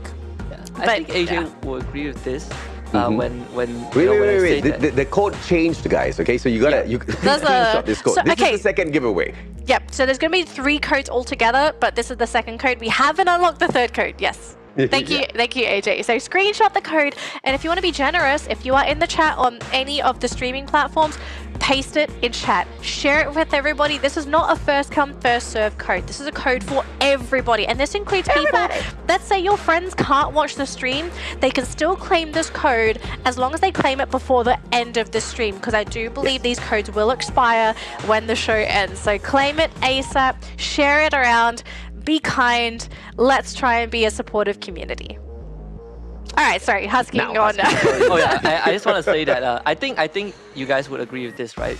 This 3rd map is actually the most important map right now at this current state of the finals, because if Expand or Sem9 gets another good map, then there's a very good chance we will have this lead that is very hard to close. But if these 2 teams don't perform well on Alpine, then I think the playing field is still going to be wide open for everyone else. Totally agree. Yes. There's a high probability that Sem9 and Expand does manage to get into the final circle, but someone else takes the booyah, and I'm hoping for that someone else to be one of 2 teams. Because yes, you were very correct when you said Farang's one of the forerunners of Alpine, and I think after sacrificing Kalahari in the competitive rotation, they had to pick another best map. But instead of just picking one, they do extremely well on both Alpine as well as Purgatory, right? It's just that, they could have done better in the previous map. It didn't happen, so they have to bet everything on Alpine. If it does not go the way of Farang in Alpine, I think the team is gonna... I mean, there's just two ways it could go, right? It can really hurt them and they're gonna crash out for the rest of the competition in this grand finals, or it's gonna light that fire out of nowhere and the final 3 games, Farang just explodes on the battlefield. The latter seems to be a little bit more difficult to do, so I'm hoping for Farang to appear. But now, in second place, the second best team on Alpine is actually JPTNC. And they're not too far away from the #1 spot. So I'm actually hoping to see JPTNC really ramp it up for this next match as well, guys. Yeah, they have picked up 2 booyahs on the map, but the only thing that sort of kept their score down was they did have 1 bad game. So if that bad game didn't happen, I absolutely think they would have actually made it to top 3 averages. Again, averages, in case anyone's wondering, like, you know, why is there bias? It's not bias. The numbers don't lie, okay? So you got to listen to the numbers. Speaking of numbers, though, game number 3, we are about to jump onto Alpine. Before I jump on out here, gentlemen, hot drops. Is it going to start happening now? Because I think some teams are starting to feel desperate. Forest Red. I'm looking out for that because that is Expan's favorite drop spot, but sometimes teams do challenge them at that area. All right, thank you so much for that, Husky. I'm going to hop on out of there, meaning it's going to be left to add to your beautiful casters. AJ, Husky, take it away for game number 3 of this grand finals. Thank you very much, Danny. As we head on into Alpine within the next 8 seconds, ladies and gentlemen, boys and girls, do us a favor. Hit that like if you're watching this online. Make sure you share this broadcast out as well. I really want to see you guys just absolutely ecstatic as you claim the 3rd giveaway of the day. And we're not too far away. I mean, we're standing at 6,000 now. What's 2,000? We hit the very first milestone before we went for the first break of the day. So it's very doable, Husky. Yeah, we hit 2 milestones at once. That's unheard of throughout the history of the majors, right? It's so like getting a grenade, you know. We are. One toss, boom, 2-3 kills. GG. Absolutely. So much more to go. So much to be desired. So far the drop spots, right? We talk about hot drop, 7-9 against quick reactions. AB Radicals are there as well. So 3 of these teams really want some of this high tier loot. And I think 7-9 is the first team to basically leave the area. Yep, 7-9's like, yeah, okay, we tried for it, then we met 2 teams here. This is not something we want to commit for. But the vending machine taken over by Quick Reaction shows me that the quickness of them repositioning into a better location for themselves is going to give them the upper hand. 7-9, as they do try to rotate away, by chance they do come across a couple of Quick Reaction players, and one guy's just stuck in a very tight spot. AB Radicals is going to be able to circle around now, and as long as Quick Reactions is distracted by this 179 player, this is going to allow AB Radicals a lot of time to just encircle the compound, continue to loot as they try to get the flanks on Quick Reactions. Quick Reactions needs to quickly get out of there too. Yeah, this is very unprecedented opening. Honestly, I was expecting someone to challenge, expand. I know that if you are Quick Reactions, you're always going to be following the high tier loot zone. That is just the DNA of this team. They've been doing it for multiple seasons. Well, some of the players have been doing it for multiple seasons. But 7-9, one of the few rounds that they are off to a rougher start now is basically them being put to the ultimate test. How do they recover from the start, especially when you have 2 young players debuting in their very first major finals and have a really good chance of winning it all? You have to not let the pressure get to you. AB Radicals on the way out of the compound meets 2 players from the side of Tactical Intex, and they'll gladly eat them up. 3 easy elimination points coming on through. Farang's not doing great from the very get-go, but that's just one player that's scattered away a little too far away from the rest of the squad, so that's not going to be a huge punishment over Farang. So very well taken fight from Quick Reactions. Orange going to be in a lot of trouble. Namo drops by, and before Orange can even turn around, Namo drops him like it's hot. That AC-80 way too hot. Yeah, and AB Radicals off to a great start as well. 3 eliminations already under 3 minutes. And they definitely needed these eliminations, right? They had a poor round 2, and it actually put them pretty far back on the leaderboard. So you kind of need that explosive round to even have a chance. And that is on the assumption that 7-9 and Expand are not performing well. And if they are, it's going to be so much harder. Mikaja might get caught out, and it seems like, well, it's not Mikaja, it's Noki. It's going to get the gun down. And actually, it's by Kaito. Well, by Night Siren, and Kaito found Mikaja as well. 7-9 getting absolutely picked apart. I mean, they deserve it because they should have just gotten out of there a little bit quicker. But I guess they could not safely rotate around. But they've already managed to, I guess, in a way, save Fikri Raja's at the buy point. He's going to be able to get one player back with the vending machine. Mikacha's right back in the house, and he drops back into the high-tier loot zone by the looks of things as well. No, he's going to circle on out. So that's a good decision by the players of Sem9, and everything going the way of the other squads except Sem9. I mean, AB Radicals is having a fantastic time. Like you said, they've got quite a bit to do before they can catch up, and they're 18 points away from replacing Expand in that #1 spot. And they need just not 18 points, but 18 points more than Expand. So that's going to be quite the journey, Husky. And you look at Expand stats on Alpine, right? An average eliminations of 6.29. That is massive on the map. For any team, for map performance, right? And that's why Expand is so proficient on Alpine. And it's one of the few maps that they have not changed their drop spot ever since they got onto Alpine. When you look at Bermuda, they've swapped a bit. When Geek Slate wasn't around last season, they always take Clock Tower. Right now, they take Peak. When you look at Alpine, it is Forest Raid, ride or die. If you want to take over Forest Raid, you better make sure that you step over the dead bodies of Expand. And so far, no teams have been contesting them. They're going to get so much resources to prep them for the rest of the map.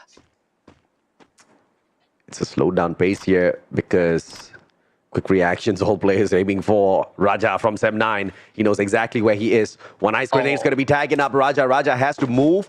But here comes Skip Toby just to finish things off. Skip Toby, a little bit of an error, but he doesn't need to worry because Shin is right behind him, and they do manage to nail Raja down into the ground. Quick reactions with the 4th elimination point picked up, and they are on a roll for sure. Hopefully quick reactions can, of course, pick up a few more for themselves, because at the moment they are not really sitting in the best of places, right? They are dead last on the overall leaderboard with only 3 points picked up from over 2 matches. They need a lot of points to climb back up. Yeah, having a rough time so far. And quick reactions was, I believe, out of the 3 Filipino teams, they are, in terms of ranking, they're definitely the lowest, but it still puts them in top 8 by the end of the group stage. So they're definitely not a bad team. They just struggle to find some of those magic every now and then. Geek Slate obviously getting gunned down by TFC, but it's just Adam. He is out there alone, so nothing much was lost for Geek Slate. TFC continues to move on out of there. Losing 2 players initially put them in quite the unfortunate situation, and now Adam has to be brought back as well. That's just going to deplete a little bit more of their resources way too early in this Alpine map. So hopefully they can gather their thoughts and get into a better position and not get into a lot of gunfights as they do continue looting up the areas for themselves. If that does not happen, then TFC is going to be in a lot of trouble. Pedro from afar. Barba gets knocked down onto the ground. No finisher coming on through just yet, so that's going to be a quick pickup coming on through. Barba's going to be really important, especially in a position like this, going up against Team Toda. That Groza is going to come in very, very handy in these long-range fights. UAV actually sent out by U2Axis, I believe. Going for a very far journey as well. Toda aims, just runs down Barba, not giving him any chance at all. And AB Radicals calling for an immediate retreat, but Toda hot on their heels. Pedro moves on forward, sensing that there's a secondary member, and he gets us right. The Namo also goes down. Afix does drop to Barba's trip mine, but it doesn't really matter too much. AB Radicals have no more resources to fight this. Raymiel might have to be fed to the Sharks as well. So AB Radicals put on the back foot, just like Sem9. Let's see if not AB Radicals can save themselves from this predicament. Didn't turn out all that too well when they were left with 2 players in match number 2. And now in match number 3, they split apart. Raymiel and Kaito Chill on for the hunt. Kaito might just lose his life here because it's a 1v2. Kaito needs to hold on for his dear life. AB Radicals just got a little too aggressive at the very start, and now they pay for it. This is going to be Chill hopping off the car just first. And he is going to be followed up by Afix as well. Kaito goes down. Amesy gets that easy takeaway from that elimination point, leaving just 1 more player in the name of Raymiel, but he gets to the vending machine before the rest of the squad does catch up. He's going to be able to buy a couple, buys the whole squad back. There you go. This guy is baller, and he just cashed in. Yeah, basically kept his entire team in the game. What a savior. And I thought Raymiel was going to go down, but Toda probably didn't sense that he was still on the bridge. But this drop, oh no, this drop is going to be deadly. Raymiel just brought all of them back. They're going to drop right into JPT and C. And if AB Radicals loses all of these 3 members, this round is going to be pretty much done and dusted. And they've already lost 1. Quickly realizing that this drop was a horrible decision. Barba is going to get hunted down as well. JPT and C should get a couple of free kills. Like I said, JPTNC, one of the more proficient teams on Alpine, and they're really making themselves shine by taking out a couple of players from the side of AB Radicals. And these guys just got back into the matchup. And as quickly as AB got back in, they're getting taken out of this lobby yet again. Geeks Lane, I believe they are going to get shut down by Ilustrados Juegos. One more player in the name of Sandrain, and he gets taken out as well. And that is the end of the run for Geeks Lane. And this is the rise of the Ilustrados. There's a high chance that Geekslay won't be able to recover from this. Out of 3 maps, 2 maps that they finished first, they got knocked out first with 0 points. They didn't even get a kill in the process. Yeah. Incredibly devastating result so far for Geekslay. Ilustrados Juegos holding on. That's exactly what you want to see. The SAF special, just meticulous team fight that they take. But Glory as well, and the Shanks doing mad work. Quick reactions. Nice Irene. Spotting a few members of Tactical Intact. Barely getting some chip damage on them though. Tactical Intact still playing on the outside of this compound. Nade, it's all about the timing. It's just a nice grenade. Just going to be keeping them off of that entrance for a little bit. But both of these teams needs to hustle just a little bit. Quick reactions a little bit more than Tactical Intex. Tactical Intex has already found a good position within the circle, and therefore Quick Reactions needs to squeeze on in as well. They do exactly that, but they're just being funneled into a tight little spot for the players of Tactical Intex to just fish them all out. This is like shooting fish in a barrel. So Tactical Intex is going to be the ones with the upper hand, but not much of those tacticals. Those grenades are not going to get tossed in the flurry by Tactical Intex. It's all about the gunfights, and this AC-80 Mag 7 combination by Zapnu is very critical, but he switches out his gun at the wrong time, gets clipped, has to back away, and Quick Reactions now gets the upper hand. Yeah, Quick Reactions, they've set up a fortress with those glue wall. Guachi in the front line with Toby helping him. Orin tries to slip right through to the back, and this is going to be really crucial for Tactical Impacts as it pins down Nice Irene. Guachi on the floor, Toby picks him up, Shin gets thrown up, and Orin! Oh, this backstab! It actually is working out. He's doing mad damage to Quick Reactions. Skip Toby on the ground. Guachi low, but Toby gets brought back up again. ITX just cannot find the finishers, and the battle of attrition seems to be favoring Quick Reaction. Nice Irene gets traded out, but Orin finally goes down, and Phoenix expires. Quick Reactions holding on for just long enough to survive. What a mad fight, man. I mean, it was Orin who was about to save the squad, but Quick Reactions just way too quick. That self-revival did manage to buy them a little bit of time, and that was just real quick thinking out of Quick Reactions. Instead of taking the gunfight, he picked up his team member. It's the game of numbers, and they won with that game of numbers. Very well played by Quick Reactions, but we have to continue because this circle is punishing a lot of teams. JBTNC, still one of those that are going to be able to survive and potentially even claim an extra elimination point as they cross over that one player from the side of Toda. TFC, on the other hand, will not want to face off against Expand in a position like this, but they do have to if they want to move on, and Expand's already starting those nades off. They want to be able to clip them, but so far, you know exactly how Expand sets this up, right? They take it slow, and when that information, when that instruction is given, TFC's better gotta be very, very ready for this because they're gonna get ambushed, Husky. If they can take out Axel, there's a good chance that TFC can just go straight in for the rush because Axel is holding that southern angle and he's actually isolated with his own. This time he won't have Cobra by his side.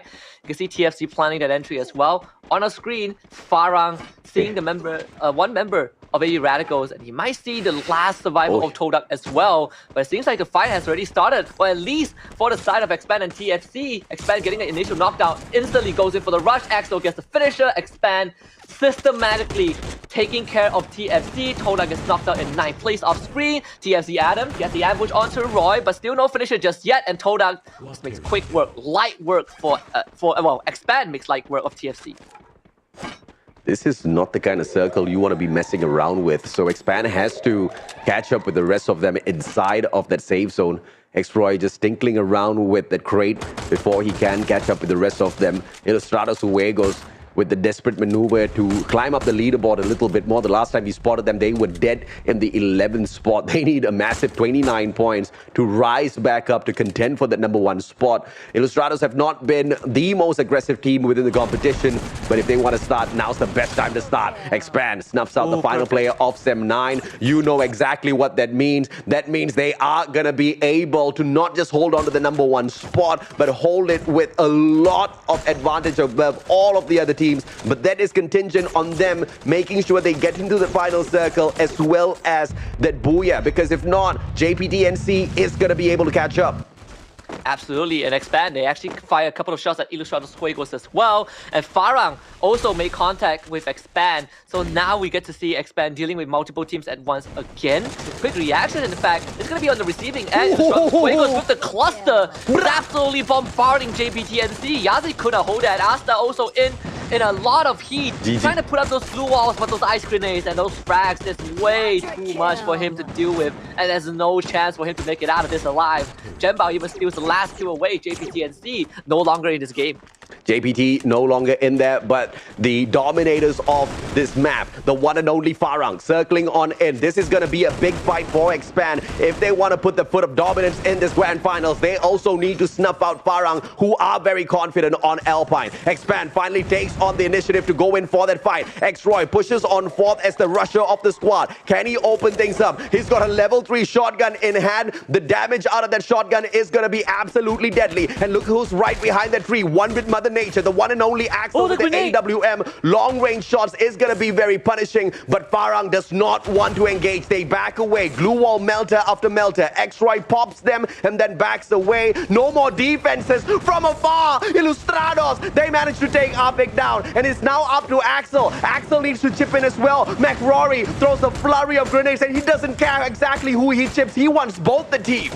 And look at Expand, they just moved away. They're gonna let Ilustrados Juegos take care of Farang. Expand just wants a circle, and now they move behind Ilustrados Juegos to play the perfect game of Free Fire right now. But Rory gets sniped from behind, and there's nothing that Ilustrados could do. Now they gotta deal with Expand, and it buys space for Farang. Just so good in terms of the tactical decision. Farang now gets the pincer Ilustrados Juegos. The mastermind was Expand all along. They're using these teams to take each other out. Cobra finds a Fire, Ilustrados Juegos no more in this round thanks to Expand. Axel is just really low, but Fire is down as well. Spade has to save the squad, but he's way too far away. Three players rushing on in. Expand wants to claim this booyah. Bye-bye, Spade. I think time has run out. Farang out in the third spot. We are waiting for that second player to show up. It's going to be the one and only Quick Reactions, and he's up top. Nobody's going to spot him. He cannot give his life to the circle. He has to jump on off. That is the rule, and therefore this has to be another elimination point claimed by Expand. It's just a matter of time, Shin. You cannot buy anything else, my friend. Just give up the booyah already. Cobra's doing his happy dance. Yeah, baby. Yeah, baby. There's the number one spot, and it's going to be solid in the hands of Expand. Just delivered straight into the hands of Expand. 12 eliminations. And the second booyah in this grand finals. Expand. What did I tell you? What did I tell everyone? Expand the best team on Alpine. And when they have a good game, they have a good game. 24 massive points off of this round. The only team who has consistently finished top 2 in all 3 matches that we played so far. 2 booyahs out of the 3 that we have seen.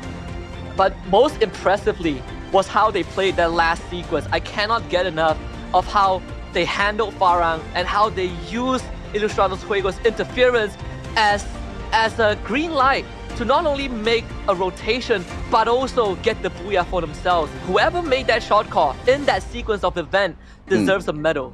I think that is most definitely Too Fast, one of the greatest strategists from the side of Expand, and I want to give Too Fast some praises as well. He was not the biggest damage dealer, nor was he opening up those gunfights, but that was exactly what we were talking about. Too Fast just has to hold his position, just play his role exactly where he shines. He didn't go in for the rush this time round. It was X-Roy, and X-Roy held his own really, really well. The rest of the squad backed him up. Axel, and of course the decision to rotate around, that was just GG 3000 IQ play from Expand. That play, that rotation around gave them the booyah. Ilustrados did not see that coming. There was no way they could have prepared for that. Farang was hoping and praying that they would be able to finish off Ilustrados and then get on to Expand. But from afar, once again, it was all about the positioning of Axel. Axel takes out their man from the left, and I believe it was Too Fast with the guy on the right, and then they just need to deal with Spade as the very final player. Of course, Quick Reactions, good on them for having those placement points at the very least. Yeah, I mean, for Expand, right? That was everyone from Expand at their best. Like you pointed out, AJ, Roy holding the angle on his own. I would go as far as to say that call might have possibly won them the whole major. But we're gonna hold that because there's 3 more rounds to come. But man, Expand, that was one of the best rounds I've ever seen from this team. I have to agree. Go on. Does it? That's all I have to say. I mean, there was a lot that happened that game, but I think the one thing that I really want to say is, again, Expand. Another booyah. Can anyone catch them now? I think they have accrued such a big lead against the competition. It's almost impossible for anyone to dethrone them unless they decide to call up the referee and say, okay guys, we would like to forfeit the tournament. I actually think that might be the only way for someone to dethrone them now. They are so far ahead. Expand is great. Expand is amazing. I love the boys to bits. I love their team manager to bits as well. But they are not a team that is without any weaknesses. They're not a team that makes absolutely no mistakes whatsoever. But they are a team that very quickly patches up those mistakes. Once again, with how aggressive Too Fast was in game number 1 versus how passive he was in game number 3, that shows exactly how dangerous Expand is, because they can take an instruction. When you've got skills and you have got the respect for your manager to take those instructions and kind of just hold back in those situations, not allow ego to get into the way, you get those booyahs, no doubts whatsoever, right? So good at Expand for doing that, but this is the point where it is going to get extremely challenging for Expand, because you performed not well once, not well twice, but 3 times in a row.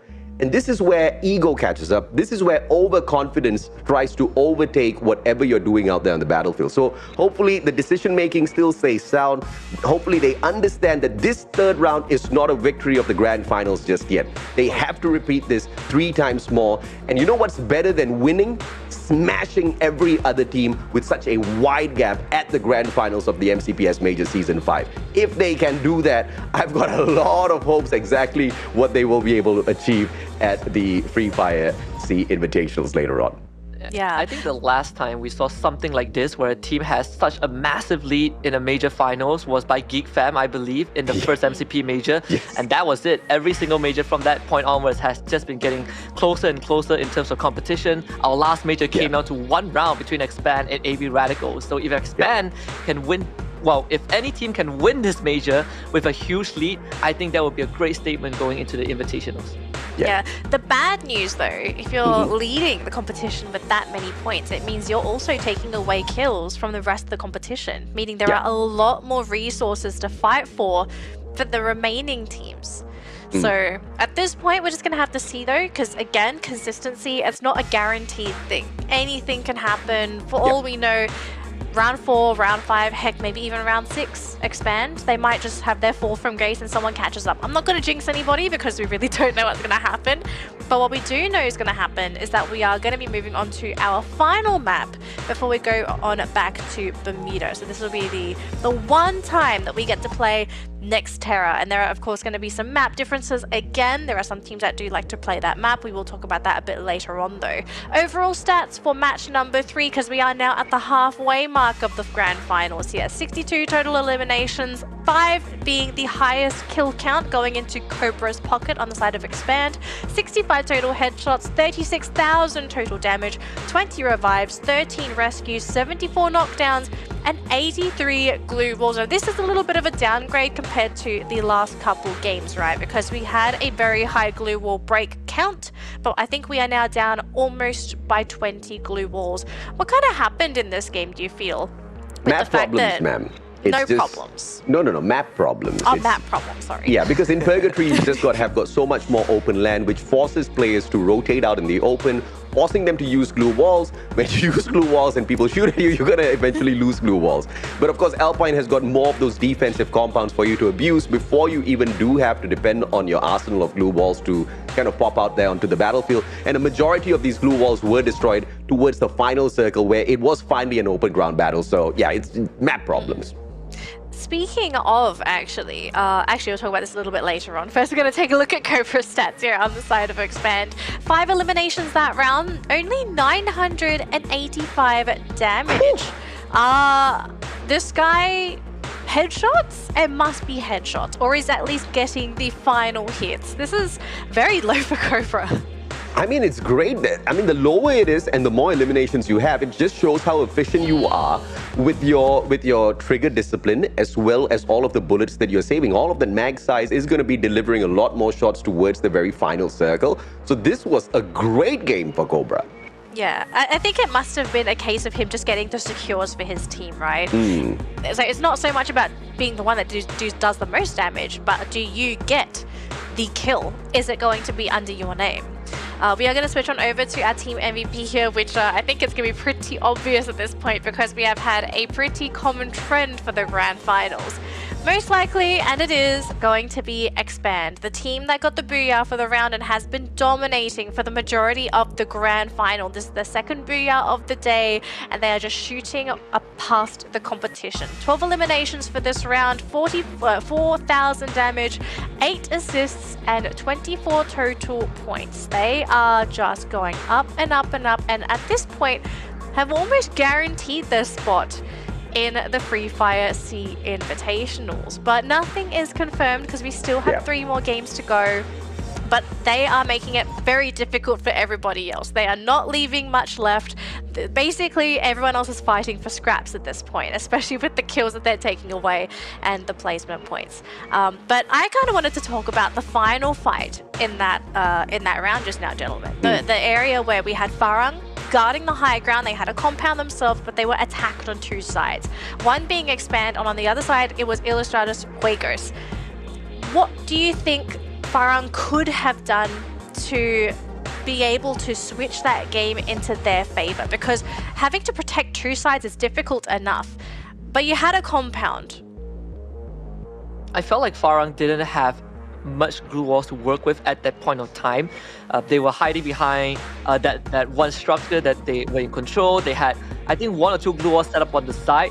And I also feel like Farang didn't want to rush Expand in case they lose, right? Because that would be horrible for them. And so they decided to hold a defensive position where X-Roy from Expand did fantastic in constantly disrupting the formation.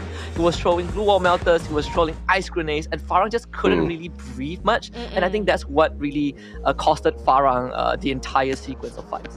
Yeah. Do you think maybe it also could have been a good decision to even protect that high ground to begin with? Should they maybe have tried to forfeit it? I just want to get some thoughts here. They would have to face off against Illustratus Juegos. I feel like it was a... Farang was caught between a rock and a hard place. I think it was a tough like a call. lose-lose situation, for Farang. It was a missed call, actually, if you think about it. Because I mean, X-Roy was pushing up, yes. He was being backed up by Axel, which was a great formation on Expand's side.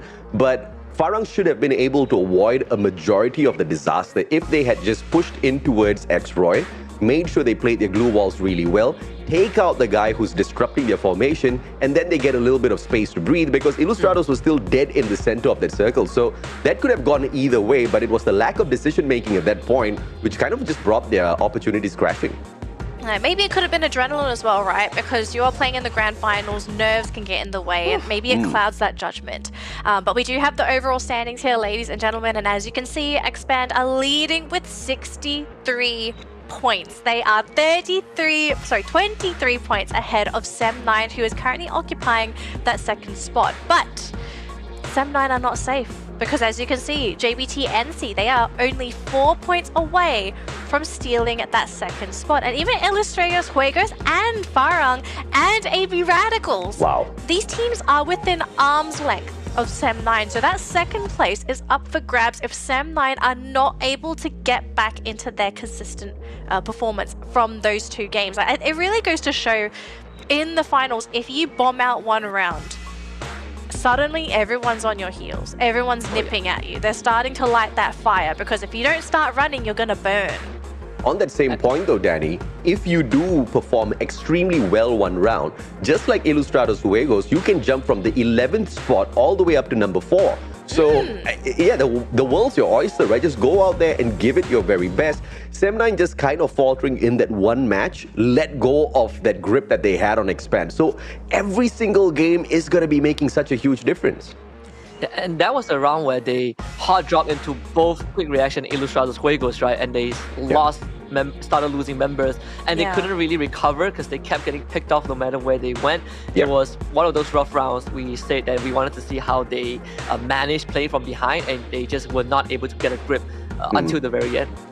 Yeah, so recovery for this team, I think it's going to be the most important element going into this next matchup, especially considering that it's going to be Nextera. Now, speaking of, I think it's now time to sort of look at the past data for these teams and see who has actually done very well on Nextera. So the team with the best average on this map is Sem9, who are sitting on a 2.8 average placement. Now, looking at some of the other teams, the second best team is AV Radicals with 3.5, and then in third place, it's Farang with 4. But the only reason Farang is 4 and not higher was because they did place 11th in one of their rounds. If they didn't have the 11th, I actually think they would have maybe tied with Sem9 as one of the best teams to actually play Nextera because they have 2 booyahs. Isn't the higher number on the average You want rank higher? so Average placement, she meant. I yes, think. average placement. So on average, they'll place around 4th. Higher or lower. Yep. So they placed 11th. It's okay. It's a bit confusing. Averaging 4 points. I'm like, wait a minute. No. This is just placements. There's not kills or anything. It's just 4th. Yeah. So for Sem9, this is good for them, right? Because they are averaging third.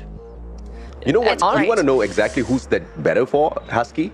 Ilustrados Juegos, because that's the 4th best team on Nextera. And they just jumped up from 11 all the way up to 4. So this is a really good opportunity now. If Ilustrados can continue pushing the boundaries in Nextera, for all you know, they're going to be top 3, man. I mean, hopefully even top 2 if they can pull this off. Okay, so let's talk about Nextera, right? Because this is actually a pretty new map as well for the teams. It hasn't been in the game for too long, especially in the competitive scene. So looking at everyone's performance thus far, because we've seen 3 games, seeing who's currently playing aggressive and who's playing a little bit more on the passive side. Who do you feel looks the best going into Nextera? Okay, apart from the obvious Apart from the obvious ones, yes. This feels like a free for all, honestly. Yeah, it's a free for all. Apart from Expand, it's a free for all. Yeah, because I think like the teams you listed, the top 3 consistent teams, it was exactly what I had in mind also. And it's a good chance for them, right? Because they all individually had one underwhelming round, and this is a chance for them to really kind of close the gap between them and Expand. All right, ladies and gentlemen, we are here on our 4th game for the Grand Finals. It's going to be on Nextera. We'll have to see who grabs the booyah here, but there are plenty of opportunities for these teams to get into 2nd place.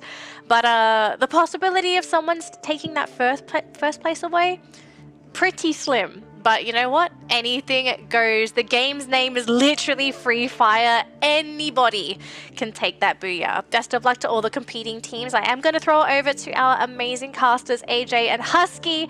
Gentlemen, take it away for game number 4. Thank you, Danny. Well, AJ, we have reached the halfway point. They say time flies, and in a matter of 3 more rounds, we find out who the champion is. But currently, we have a very strong frontrunner, which is Expand. And on a map like Nextera, it's not really that best map, so there is a chance for the teams to catch up. Like my ex-girlfriend used to say, future wife, of course. Time flies when you're having fun, or time's fun when you're having flies.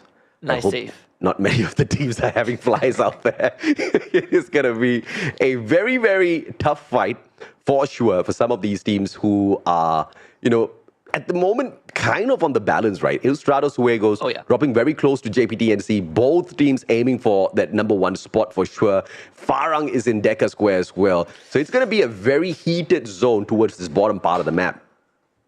You can see Sem9, AV Radicals heading towards the Intellect Center. This could be a very early fight between these 2 teams. And I am not looking forward to this. Not for any of them, honestly, right? Because if we have either one of them getting knocked out from the get-go, that is going to really impact their standings for the rest of the finals, which is a very scary thought. But Expand dropping a Plazaria, they are going to be fine. No contest yet again. But for U2 Axis, they might have to track the Todak a little bit. And let's see if or not Todak can squirm out of this one. AMC is going to be able to hold the ground down with an AC-80 from afar. But the problem with this compound is it's just got so many of those buildings, so very easy to weave in and out of. But Sem9 going up against AV Radicals. This is where things get slightly hotter. Namo, shot from afar. That Parafall's not going to be able to get him a knock just yet because once again, this map is just littered with buildings, Husky. You barely need to use any of those glue walls. Yeah, it is a very, very industrial map overall. So many covers for you to work with. Obviously, the circle is going to leave Intellect Center. I think for AV Radicals, they are going to be the first team to do so. You can see on that kill feed as well, Expand did lose Cobra early on and went for the revive. So AV Radicals giving a bit of space to Sem9, or that's what I thought, but it seems like Ray Meow wants to take this fight straight to Sem9. At least getting that info. It doesn't look like they're going to stop. TFC, on the other hand, found himself tactical intact. And Tina tries to run a Phoenix down, but gets gunned down himself instead. Ouch. I guess you can survive a vehicular collision. It didn't collide though. He stopped right before him. He's like, I'm going to respect you. I'm not going to knock you down. Because if that knock had come on through, I think it would have put the tactical index player in quite the unfortunate predicament. But Jump 9 as the final survivor for TFC, who did decently well at the start of the day and are now starting to really slide off of the face of the top side of our overall leaderboard, needs to find a way to bring the full squad right back in. But this skirmish between AV Radicals and Sem9 is going to drag out for a little bit more. Both teams, I wouldn't say are respecting each other, but they are respecting their own lack of firepower. They just really wanted to focus, getting more loots on their side before they do continue to engage, because both clearly have got an ego challenge going on here. They do not want to abandon this Intellect Center. And I think the most important thing is that whichever team that gets wiped out right now has a huge chance of losing out the slot to the Invitationals, right? Because your points get affected massively. And right off the gates, AV Radicals have already lost one, but Barba able to trade Figby back. They need to get the confirmed kills though. Kaito is not going to survive this one. Vikacha finds him.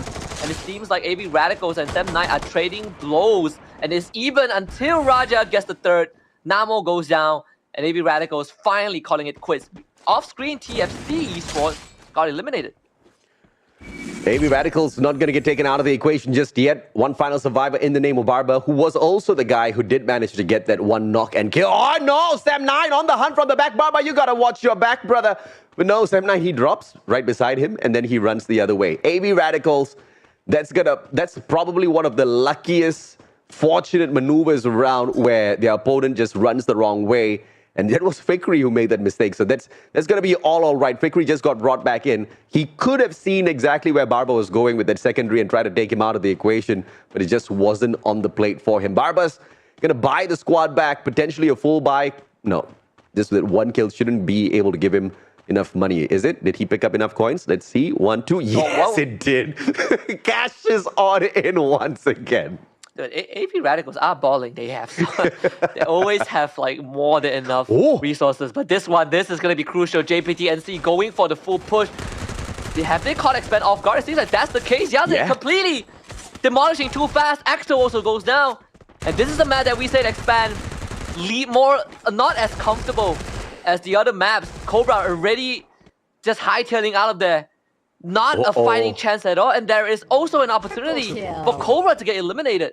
Yes, there is. Farang just across the compound from the team of JPTNC. Yazid's going to be circling around to cut off the path of Cobra. Good glue wall erected, but those sounds have to pull in a little bit of attention from the side of Farang as well. Cobra's getting tagged left, right, center, and NC.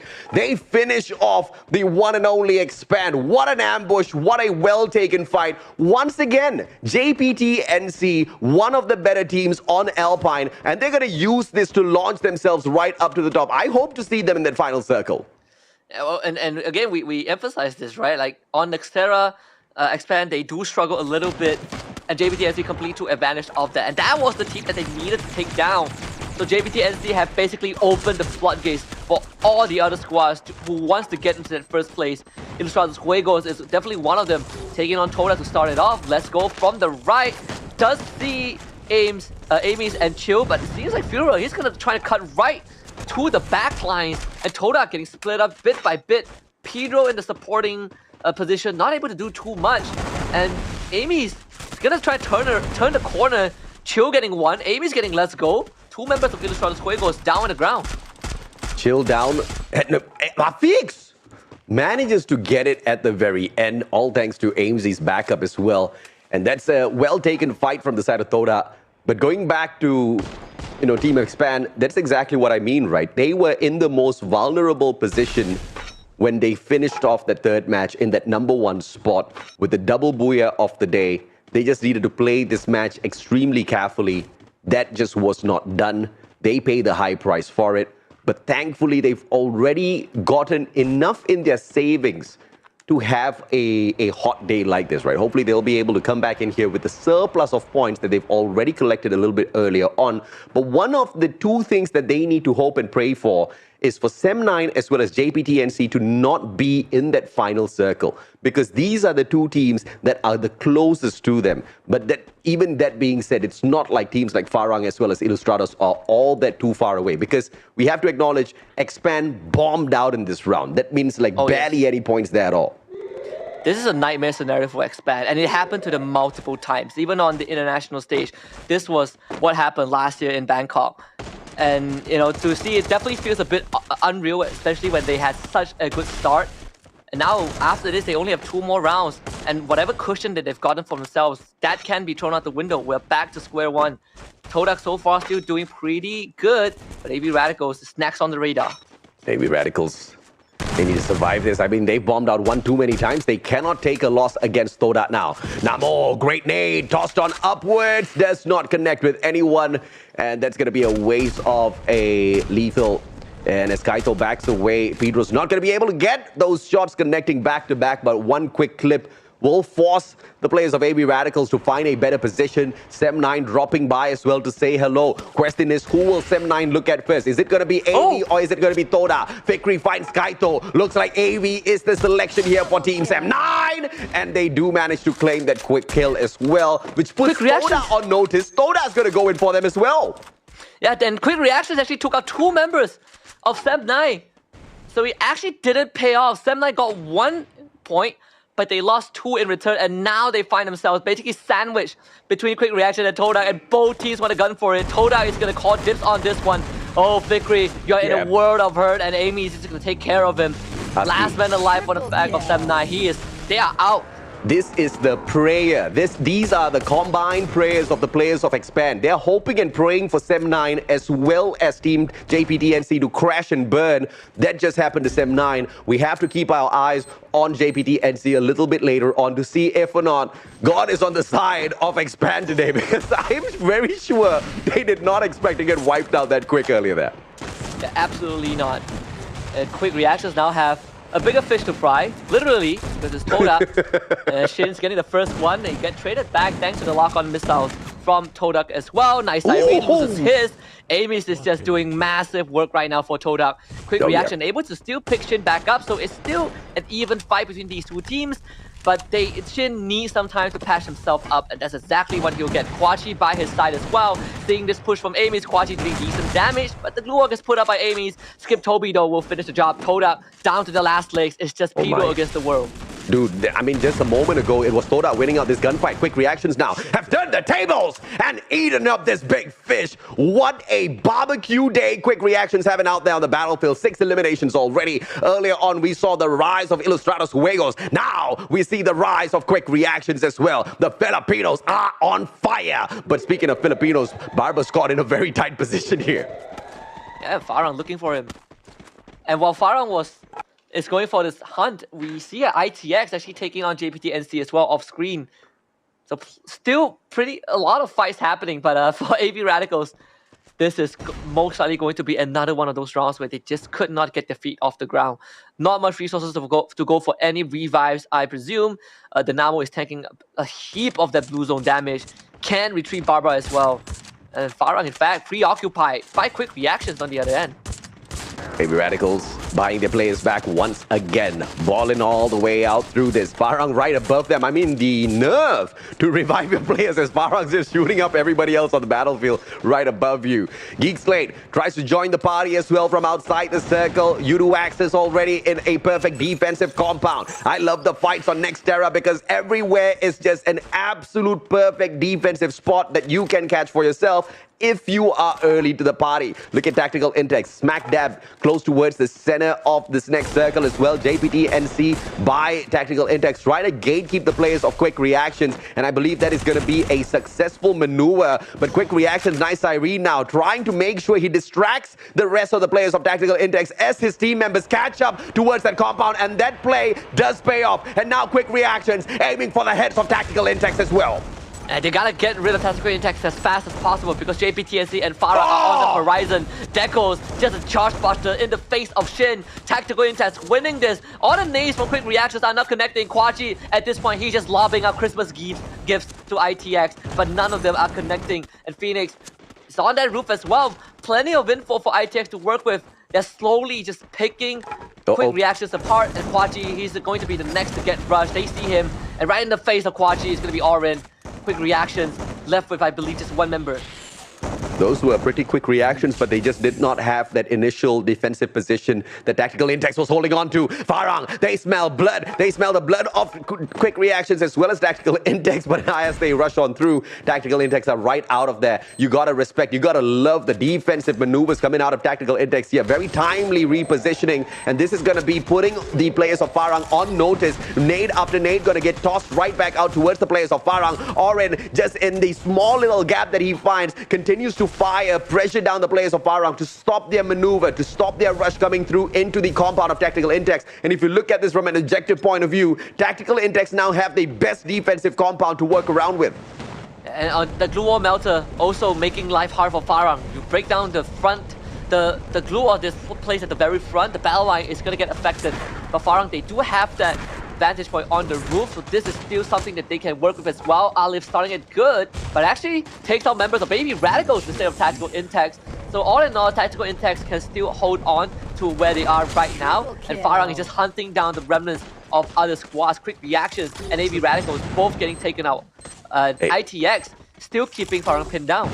AV is really struggling in this grand finals here, but JPTNC, they know exactly what lies right in front of them. The opportunity to pick up that number 2 spot is most definitely in their hands already, but to cut down the lead that Expand has to maybe somewhere around the 15-16 point range most definitely is on the cards as well, is on the table as well. They have to get through the players of Geek Slate. In fact, there's one player right there in front of them, and they do exactly that. Ace takes that grill for himself. Geek Slate is going to be in a lot of trouble, and as I say that, they get taken out of the lobby. Now, great position held on by JPTNC, and they make the decision to go and storm the front of the players of Udo Axis first. Udo Axis is busy. They're keeping their eyes on Tactical Intex as well as Farang. So this is that perfect backstab opportunity for JPTNC to get into the compound as well.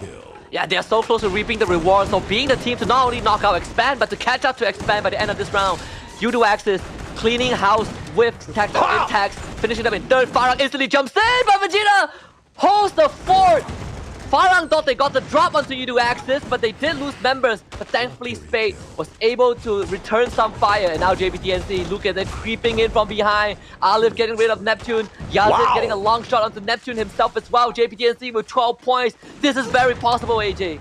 This is definitely possible, man. I mean, JPTNC, out of nowhere, they're aiming for Expand's head. They have definitely gotten the second spot for themselves already. Now they're going head-to-head with Team Farang. Farang wasn't too far away from them at all. Farang was just 5 points away from JPTNC a little bit earlier on, and now it is absolutely crucial for them to take them. 2 players down on the ground already. 1 more alive and kicking. Spade picks Spice right back up, but it gets turned around, and it's now a 1v2. NC down on the ground. Can they go in here for the pickup? Asta's running out of time, and the decision to go in and buy the squad back. Big brain play by JPTNC in the final circle. Farah is going to do the same as well. Jembo gets brought right back. We're back to square one, but Napis loses his life, and that is the guy that has all the arsenal. At the end of this, I don't think JPTNC is going to survive. They will just feed more points into Farang. Ace going to get shot down, same as his friend. Farang have done it at the very, very end of this. The Booyah on the Terra, that is what we've been looking for Farang. One of the more solid maps out of the pool we have. But what a finisher for this team.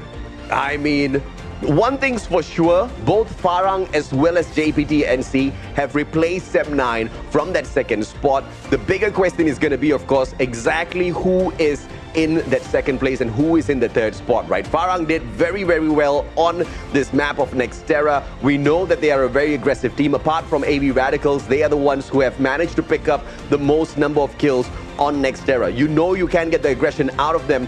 The one thing that was not as consistent is picking up those placement points for Farang as opposed to teams like Sem9 as well as AV Radicals. But they were not too far off the mark, right? This time, they push on through, they get that final circle, and most importantly, they snuff out JPTNC, who was their biggest threat moving up the leaderboard. It was a 2v4. I mean, Farang, if there's one thing that they've always made a name for themselves, is the clutch genes, and they clutched that out in the best possible moments. That final sequence, right? JPTNC lost members, went for the buy. Farang did the same, but obviously Farang had the better position at that point of time. I believe they got 27 massive points off of this one round. Again, the race for top one wide open. Farang now has the chance to be that two-time winner for a major. Can you believe it, AJ? And this is why I said it's just a little bit too early to say that Expand has, already sorted out everything already, because if it took them 3 matches to get up to the top, I mean, we've got 3 more matches to go. The other teams surely can most definitely catch up, contingent on Expand bombing out, and we saw that happen in the hands of NC. And this was that play which just put Expand out in that 11th spot. A well-executed ambush by JPTNC, not taking a single second to think of what are they going to do, because they did not know of the position of the players on the side of Expand. They just stormed the front, they took their battles, and they just caught the players of Expand with their pants down, and that was it for the team. And even though JPTNC didn't get the booyah, I think they have done more than enough. Took out Expand. They finished second with double-digit eliminations. That is all they need to shoot up the leaderboard and put themselves in a position where they also now can gun for the top 2 finish. Oh yeah, and I think this is just a phenomenal run coming on through for both Farang as well as JPTNC. And Sem9 will rue the day they did not hustle a little bit more out there on the battlefield, right? Because they were in the best position, just like JPT as well as Farang, to catch up with Expand. But not only did they not do that, they have now lost their second position to both of these teams. And to be kicked down 1 rank is painful. To be kicked down 2 ranks, yeah, I think it's going to take a toll on Sem9, but hopefully we can see them bounce right back up here, Danny. Guys, it's finally happened. The You think wings you're have cursed, been though? clipped. No. It's not my curse. Danny. The curse is Husky, so... I didn't say anything. So there was You no don't need to curse. say anything to curse somebody, okay? Sorry, Husky. Just push this man off the cliff. But I really do think there were a lot of people that were hoping that this would happen, because now the race is much closer, and now there's more tension than ever, and even hope for some of these teams to actually make it to top 2. It's no longer going to be just 1 spot open. There are now officially 2 spots open, right? Yeah. I think it had to have happened, and for it to happen in game 4, we've got 2 more games to go. 2 more games for teams to make their redemption arcs happen, and 2 more games for people to show their stuff. Because remember as well, not only is this open for a spot for the Free Fire SI, but I also want to mention this, there are sponsors that are going to be watching this event, that are looking to pick up a team, that are looking to sponsor a team. So if someone makes it to the Free Fire Sea Invitationals without a sponsor, you know that you might be potentially picked up after this. And maybe even if you don't make it, if you're an unsponsored team and you show promise, there is an opportunity for you to get picked up by an org, and you finally getting that sponsorship and you being able to go to Free Fire full time. Because there are some people out there still playing Free Fire competitively, but also working a side job, studying, doing whatever to make their own means. So I think this is just such an amazing tournament to have happen, because there are doors opening for people, whether you make it to Free Fire Sea Invitationals or not. But gentlemen, we've done our first rotation of maps. It's finally over. We're going back onto Bermuda. And then we're also playing Russian roulette with this final map. It's like, what's this final map going to be? Because I think we're also starting to see map preferences really kick in for some of these teams, right? Some teams are just doing fantastically on maps. And if you can get your signature map for match number 6, that's going to give you such a huge advantage over the competition. But let's finish up and wrap up what's just happened in game number 4, right? Overall stats for Nexterra. 63 total eliminations, 8 kills going in favor of Spade, holding the highest kill record for this game alone. 80 headshots, 40. I'm going to say it again. 40,000 damage. I do believe this is the highest damage we've seen in one round alone. 18 revives, 13 rescues, 79 knockdowns, 53 glue walls. What's happened? Did people kind of forget this item existed? I know there's a lot of compounds to work with, but this is very new to me. Please refer to answer above. That's what I'll say. Yeah, that's what you just mentioned. People just dead. Okay, I get it. People die, no glue balls. All right, Gucci, I got you. I'm kidding. Yeah, it's a very industrial map, right? So you generally don't use too much glue walls. There's very less open areas to work with as well. Most of the fight that happened, well, regardless where the circle goes, you always have a lot of buildings to hide in. So glue walls becomes better than glue walls, right? Less used. Yeah, way better than glue walls. You can't be melted by some, green gooey substance. That's for sure. All right, we're going to move on to our next stat, which I do believe it's going to be Spade, because he is our MVP for the round. And yes, it is Spade, because he had 8 kills on his name, holding the highest kill record for this game alone, dishing out 1,800 damage and having a 26% hit rate. I mean, is there really much more to say about this game? I don't think there is. No, I don't think so. I lost my train of thoughts. Husky's still thinking. I'm still thinking. I mean, there are quite a lot of things that happen out there that has just blown the story wide open for this grand finals, right? Definitely. Just when, you guys were thinking that, okay, it's going to be the day of Expand. Expand's going to get the championship, because they were leading the leaderboard with 23 points. And Sem9 was quite a bit behind them. Sem9 goes ahead to bomb out. They're not even the ones to cut down the distance. Instead, it is the 3rd and 4th spot teams of NC as well as Farang. So that's just a crazy turn of events. Ilustrados Juegos, who I expected to really rise up to the occasion this time round, didn't. AB Radicals, that we expected to get into that final circle and finally recover their momentum, that didn't happen as well. A lot of things that we expected to happen definitely didn't happen. And I'm wondering if it might be because some teams maybe tried a little bit too hard. And I think some people think it's hypocritical, but there are times where if you try to do something and you try too hard, I want to see where you're going with this.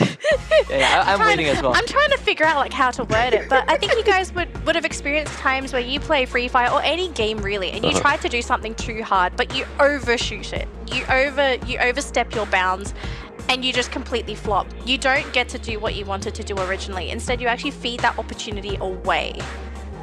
Let me maybe paste a better analogy. You tried too hard. There we go. Let me paste a better analogy here. You try to take a fart. It ends up being a wet one. This is not. Sure, but you were going for something, but then something else totally came out. I mean, it was a little bit more, but it's not something you wanted. I mean, it works. I was hoping to do a little safer analogy, but yes, AJ, that was probably kind of what I was aiming for. Let's change the topic. I'm actually keen to see what the leaderboard is going to look like. I'm not sure if you've been keeping numbers, AJ. I have. You have. So you have an idea on what the leaderboard could be looking like. But we're gonna start with the appetizer, which was what happened in that round. How many points did the teams get? Where did everyone place in game number 4? As you can see at the very top, Farang, 27 points, 15 kills. This is the redemption arc that they've been looking for the entirety of today. JPT NC, 22 points. This is also going to shoot them up the leaderboard and potentially take that 2nd place away. Yep. But are they maybe going to be taken over by another team, because there were so many teams behind them that were also very close? Tactical Intex, 16 points. This is fine.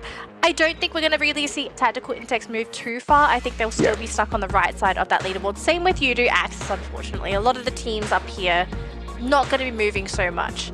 Expand, 0. Expand's eating a boiled egg. But okay, here's the quick facts, right? A donut, yes. 27 points picked up here. Farang should be, in the range of about 5 or 6 points away from Expand. And guess what? JPTNC is in the exact same position as well. Just about 5 to 6 points away from Expand, mainly because they bombed out. Yeah, Sem 9. We're going to see it ourselves here, so AJ. unfortunate for Sem 9. I mean, but they're still within a arm's length away from getting that #1 spot. But they have to fight against the consistency that out of nowhere, JPTNC has suddenly been able to chug out today. Yeah, I think Look, I think JPTNC it's is definitely great. I think there are some teams that are just going to pop off on grand final weekends, Yeah. right? Like every now and again, there's going to be that dark horse, and JPTNC has definitely been one of those teams to do that. And look at this, 63, 58, 5 points away. You cannot afford to mess up now if you're Expand. And I think the same could be said for Firing and JPTNC, because these guys, let's say they don't catch up to Expand, they need to compete against each other for that second spot. Oh yeah. It's still that Oh, yeah. top two. So the story for that top two, it is a really close one. Sem 9, yes, this team has fallen from grace. They still have an opportunity to catch up, but it's going to be so tough getting even close to second place. And I think it's even worse for AV Radicals. Like, what happened to this team? I think AV Radicals just it has been happening, I think, towards the very end of the group stage. Remember week 3, even though they finished in second place, they actually didn't do too well. They were just burning whatever point cushions that they have, and they were getting very average rounds overall, and they haven't recovered from that, right? It seems like they were getting caught. One of the biggest problems AV Radicals have been facing is just getting caught mid-rotation. It is a struggle that has plagued them for a long, long time, and they haven't been able to rectify it coming into this grand finals.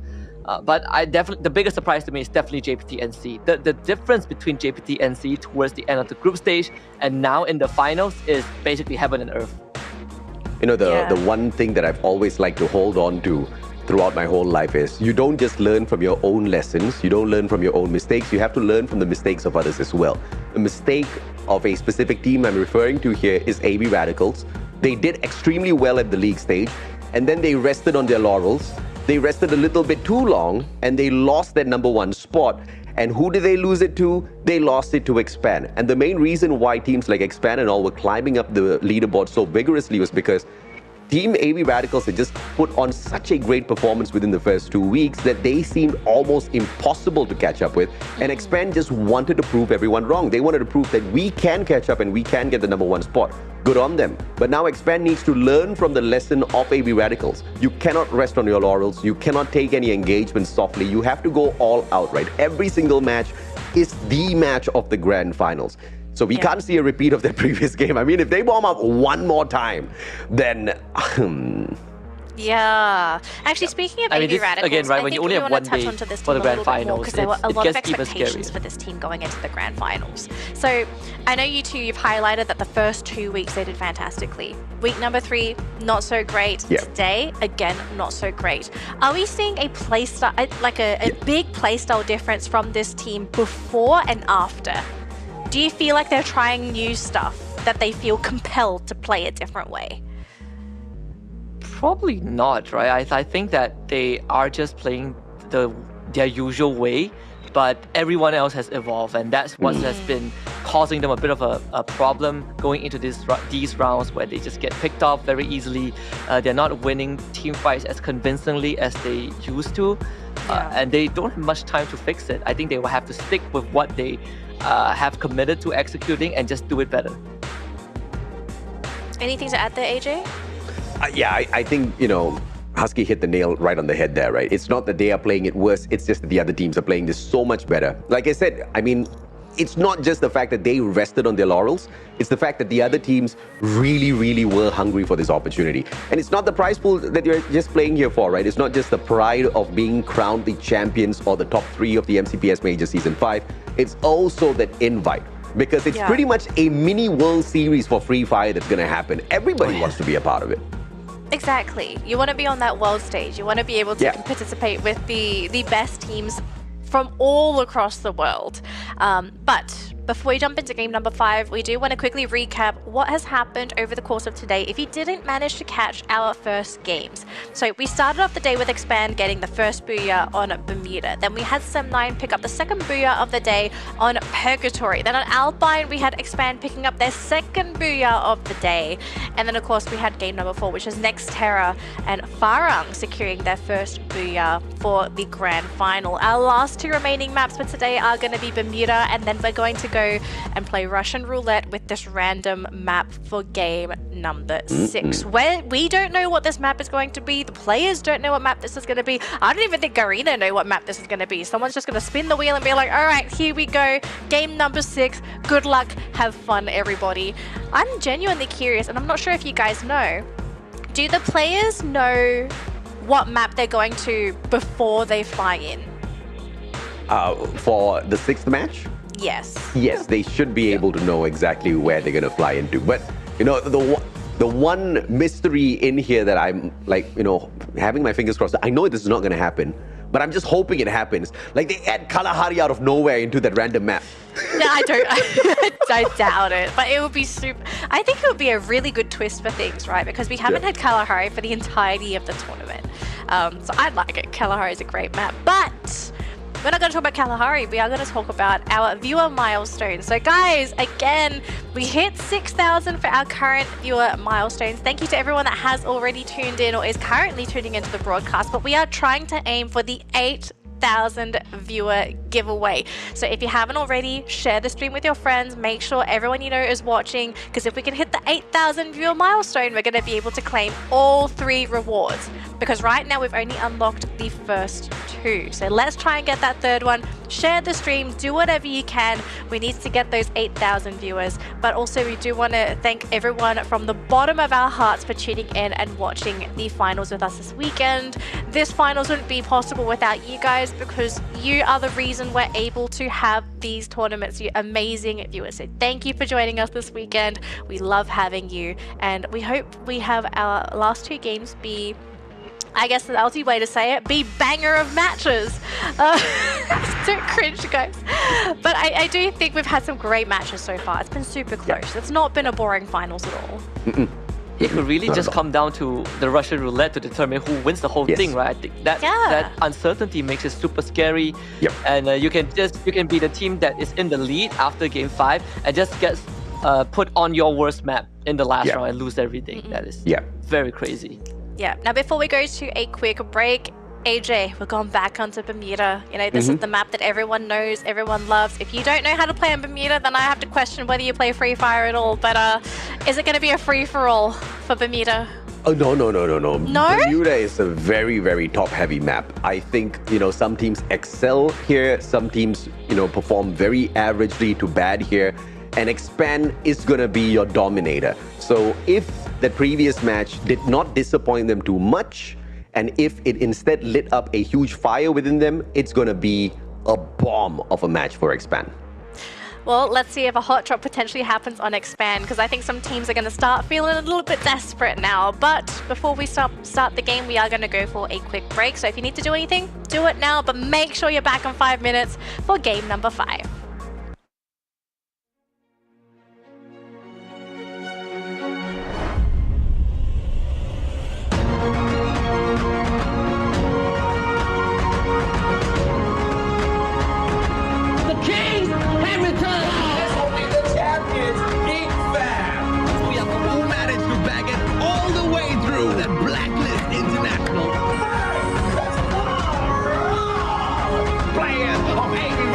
Get the ball!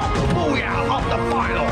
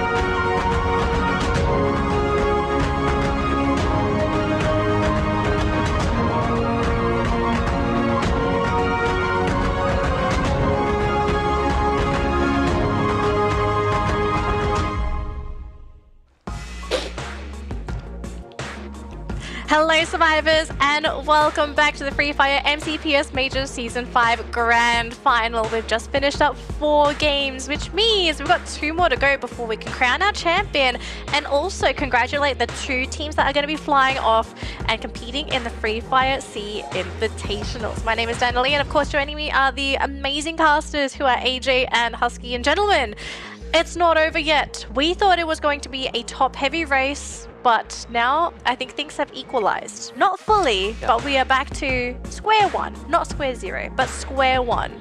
And the top 2 spots are open.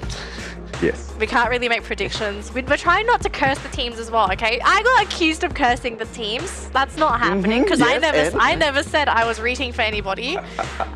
So... Lady Luck's on holiday today. You indirectly cursed them, Danny. No. I didn't say anybody's name. Doesn't mean. Thanks for being my this successor, lesson Danny. after like so many MCPs together, and then you take over his role now. What's up? Well, I didn't curse anybody, okay? I didn't tell you who I was rooting for today, did I? Exactly. So I'm free. I'm free. So, Okay. but we might be free, but the teams are not currently free, right? Because they're still currently in Grand Finals jail. They're trying to figure out who's going to actually make it to the international tournament. Now, I think we're all really excited to see if it's going to be the usual crew of people or if we're going to be seeing some new blood flying overseas, because it's always going to be such a crazy journey for a team that has never competed internationally to suddenly be competing at the Free Fire Sea Invitationals. But let's talk about this game that's coming up right now. Game number 5, we're going back onto Bermuda. The teams did play Bermuda at the beginning of the day, so it'll be the second time they're playing here. And AJ, you think it's going to be very top heavy. I want to hear Husky's point of view here. Do you also think it's going to be top heavy, or do you feel that there's actually a chance for some of the teams at the bottom of the bracket to really pick up some points? I think I concur with AJ. It would probably be top heavy, but if I have to pick one team, maybe Geek Slate. I know it's a far shot because they did get knocked out in the first map. You know, That's a big in bet, last Husky. place. Did he land his lesson? But I don't know. Geek Slate, I think that's one of the few like rare rounds where they really didn't do much, right? But in normal circumstances, they actually perform average, so that could be a team that we can look out for. Yeah, So you're even laughing towards the end. You're like, he knows.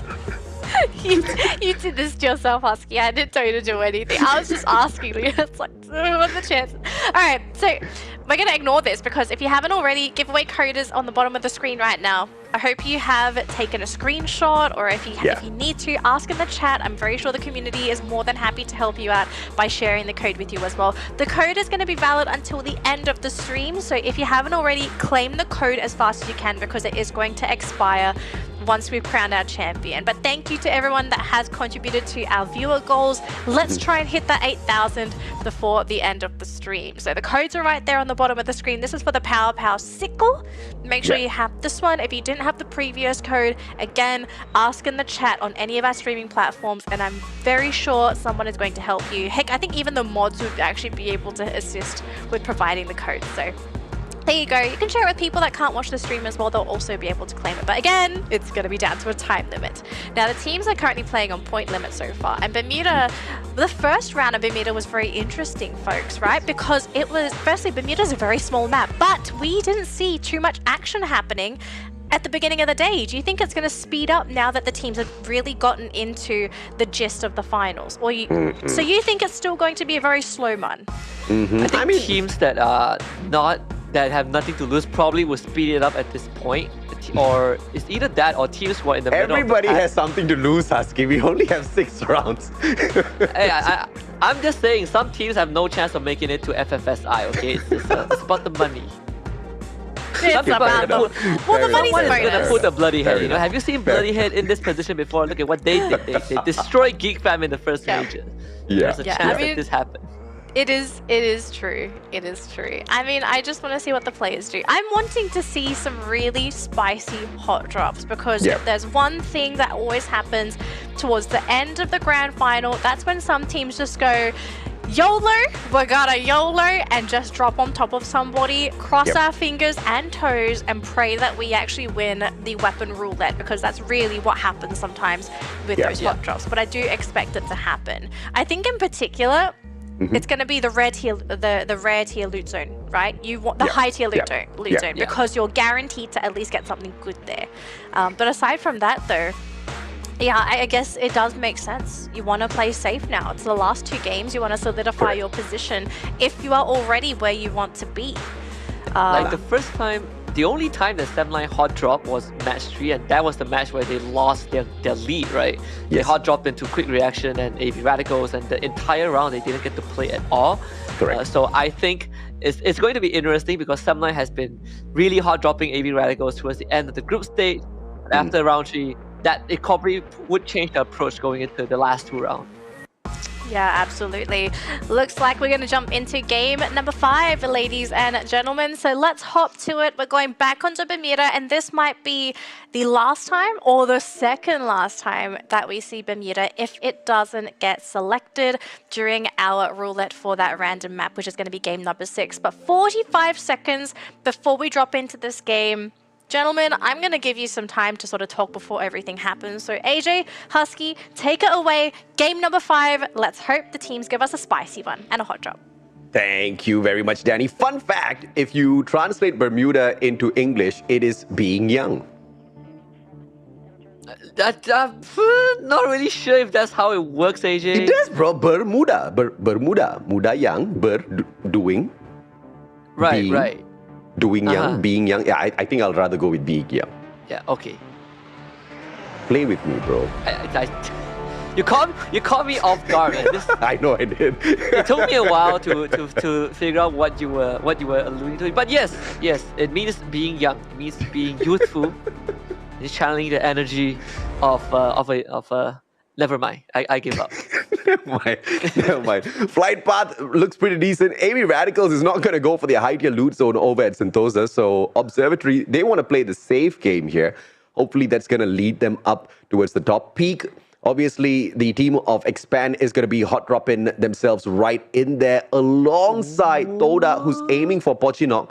And Farang, who wants to get towards Mill, for some reason have all started landing a little bit too close towards Peak. I don't think that's going to be the best of ideas, but Axel, as usual, will be the guy who's a little bit closer towards the players of JPTNC. So gatekeeping is going to be key here for the players of Expand. This is a strategy and a drop spot that has not failed them just yet.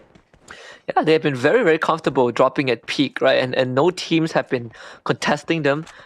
I think the more volatile areas could be Sentosa, for example. That's where I believe a quick reaction and Yudo Axis are at. High tier loot zone. If you want to look for quick reactions, just find where the high tier loot zone is. You will always see this team there. And in this case, I think they have Trespass, Yudo Axis, drop spot. But on the other side, TFC getting the first blood onto Toda. It's a good start for TFC. They want to continue climbing up the overall leaderboard as they have been struggling quite a bit. The last time we checked in the overall leaderboard, TFC was sitting down in the 12th spot. It's not somewhere you want to be when there's only 12 teams running in the grand finals. Definitely not. And Toda was able to trade one back as well, so at least it's not the worst. Woo! What a sick one! They both did they just trade each other out? Yeah, they did. What? They both landed a headshot. But Jump9 is going to get picked back up. Chill not so lucky. Hafiz will try to get to him, but Luffy might be able to use this to his advantage, and yeah, just like that, Chill goes down. And TFC now have an opening. Production, you better make a meme out of that clip. I mean, you that is gold right there. That clip right there, that concurrent headshot as both those players took each other down, that was gold in terms of content for Free Fire. Vegeta circles around. It's going to be Yudo Axis this time around going up against quick reactions. Finally, inside of this high tier loot zone, Hazik brings Apis right back into the equation. Vegeta, opportunity now to just buy a little bit of time for himself before the rest of his team members arrive. But quick reactions do not look like they want to engage heavily just yet. Yeah, and Yudo Axis is taking this slow and easy.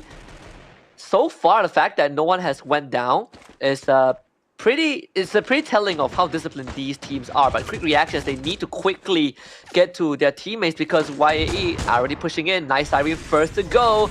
Quick reactions looking to find some room to pick him back up. They do have one of their members playing from long range, but Skip Toby gets gunned down by Ashura. Vegeta gets traded back. Uduax is systematically working quick reactions. See if or not they can turn this around. Quachi has a great gun in hand, but just doesn't have the opponents right in front of him. He runs past a couple of them straight away, and then 1v2 situation for Quachi. Quachi doesn't manage to survive that as Ashura turns on him. AC-80 close range. Shin tries to hold the ground from afar, but this is the perfect time to turn tails and run because they need to play the game of survival. No point going in for the ego challenge of this game. But the unfortunate part is that this happened at Sentosa. So running southwards means you're running straight into the ocean, but there's not much space for quick reactions to get to mainland without risking Udo access seeing them. So Shin will have to do this long march. Oof. He does have 3 medkits, but that's all he has to work with. Meanwhile, at Shipyard is both the Filipino Titans, both AB Radicals and Ilustrados Juegos up against one another. Ray Meow already taken out. Ilustrados were doing better than AB Radicals a little bit earlier on, but now AB Radicals has managed to climb right back up, not leaving Ilustrados all that too far away. So if Ilustrados does manage to win this gunfight, there's a huge potential that AV loses their position to them on the leaderboard. Good engagement by Namo. He accidentally falls down to the ground. I don't think that was planned. Now he needs to reposition as well. Ilustrados get the upper hand. They get that high ground advantage, and the bird's eye view goes to Let's Go. Yeah, and Ilustrados Juegos can hold this position for the longest of times. AB Radical not having any intention to fight this. There is a revival point, but controlling that revival point is very, very risky. They still are able to get Ramiel back into the game.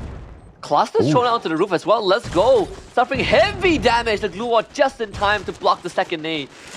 And it seems like AB Radicals, they are adamant in taking on Ilustrados Juegos. The third nade as well, doing a lot of chip damage to this man.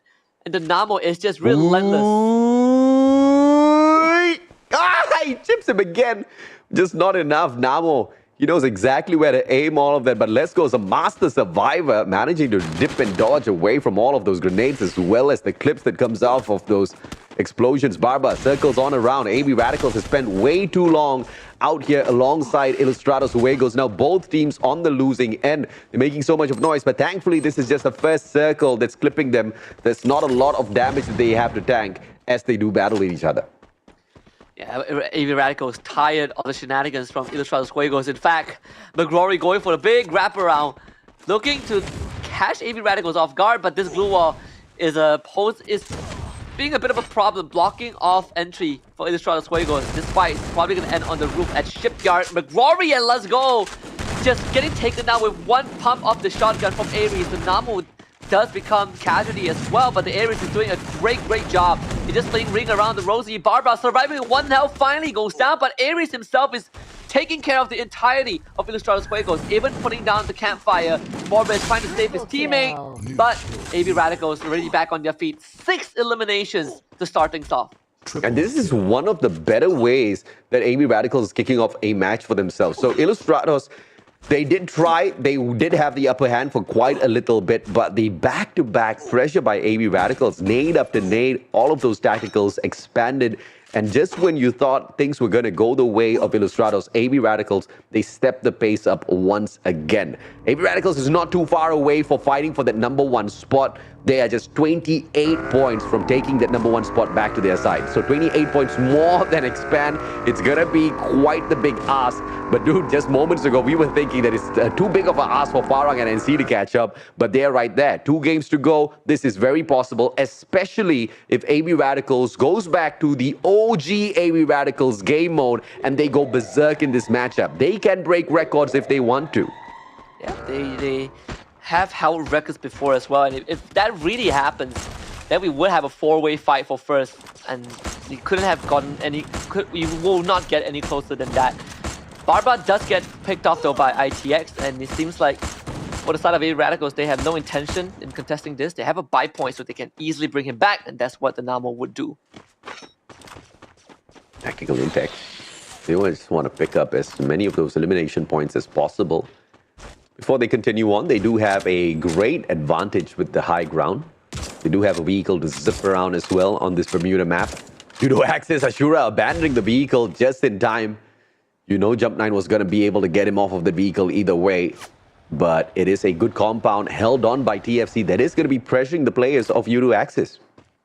Yeah, TFC also have 5 eliminations under the belt already, so that's quite a big amount considering that we still have 11 teams left in this game and 42 players left alive. YAE deciding to not contest that at all, instantly just drives away. But they do leave Vegeta behind, and he does get a sneaky shot onto Jump 9. And now TFC, they're just gonna drive right in. Not really sure if that's the right idea though, Adam. What? Just support from afar, getting Vegeta down, putting it in a 1 versus 1. Miro needing to survive against Kaizo, but he does run behind a supply crate, and suddenly for Miro, he is left all alone out in the open.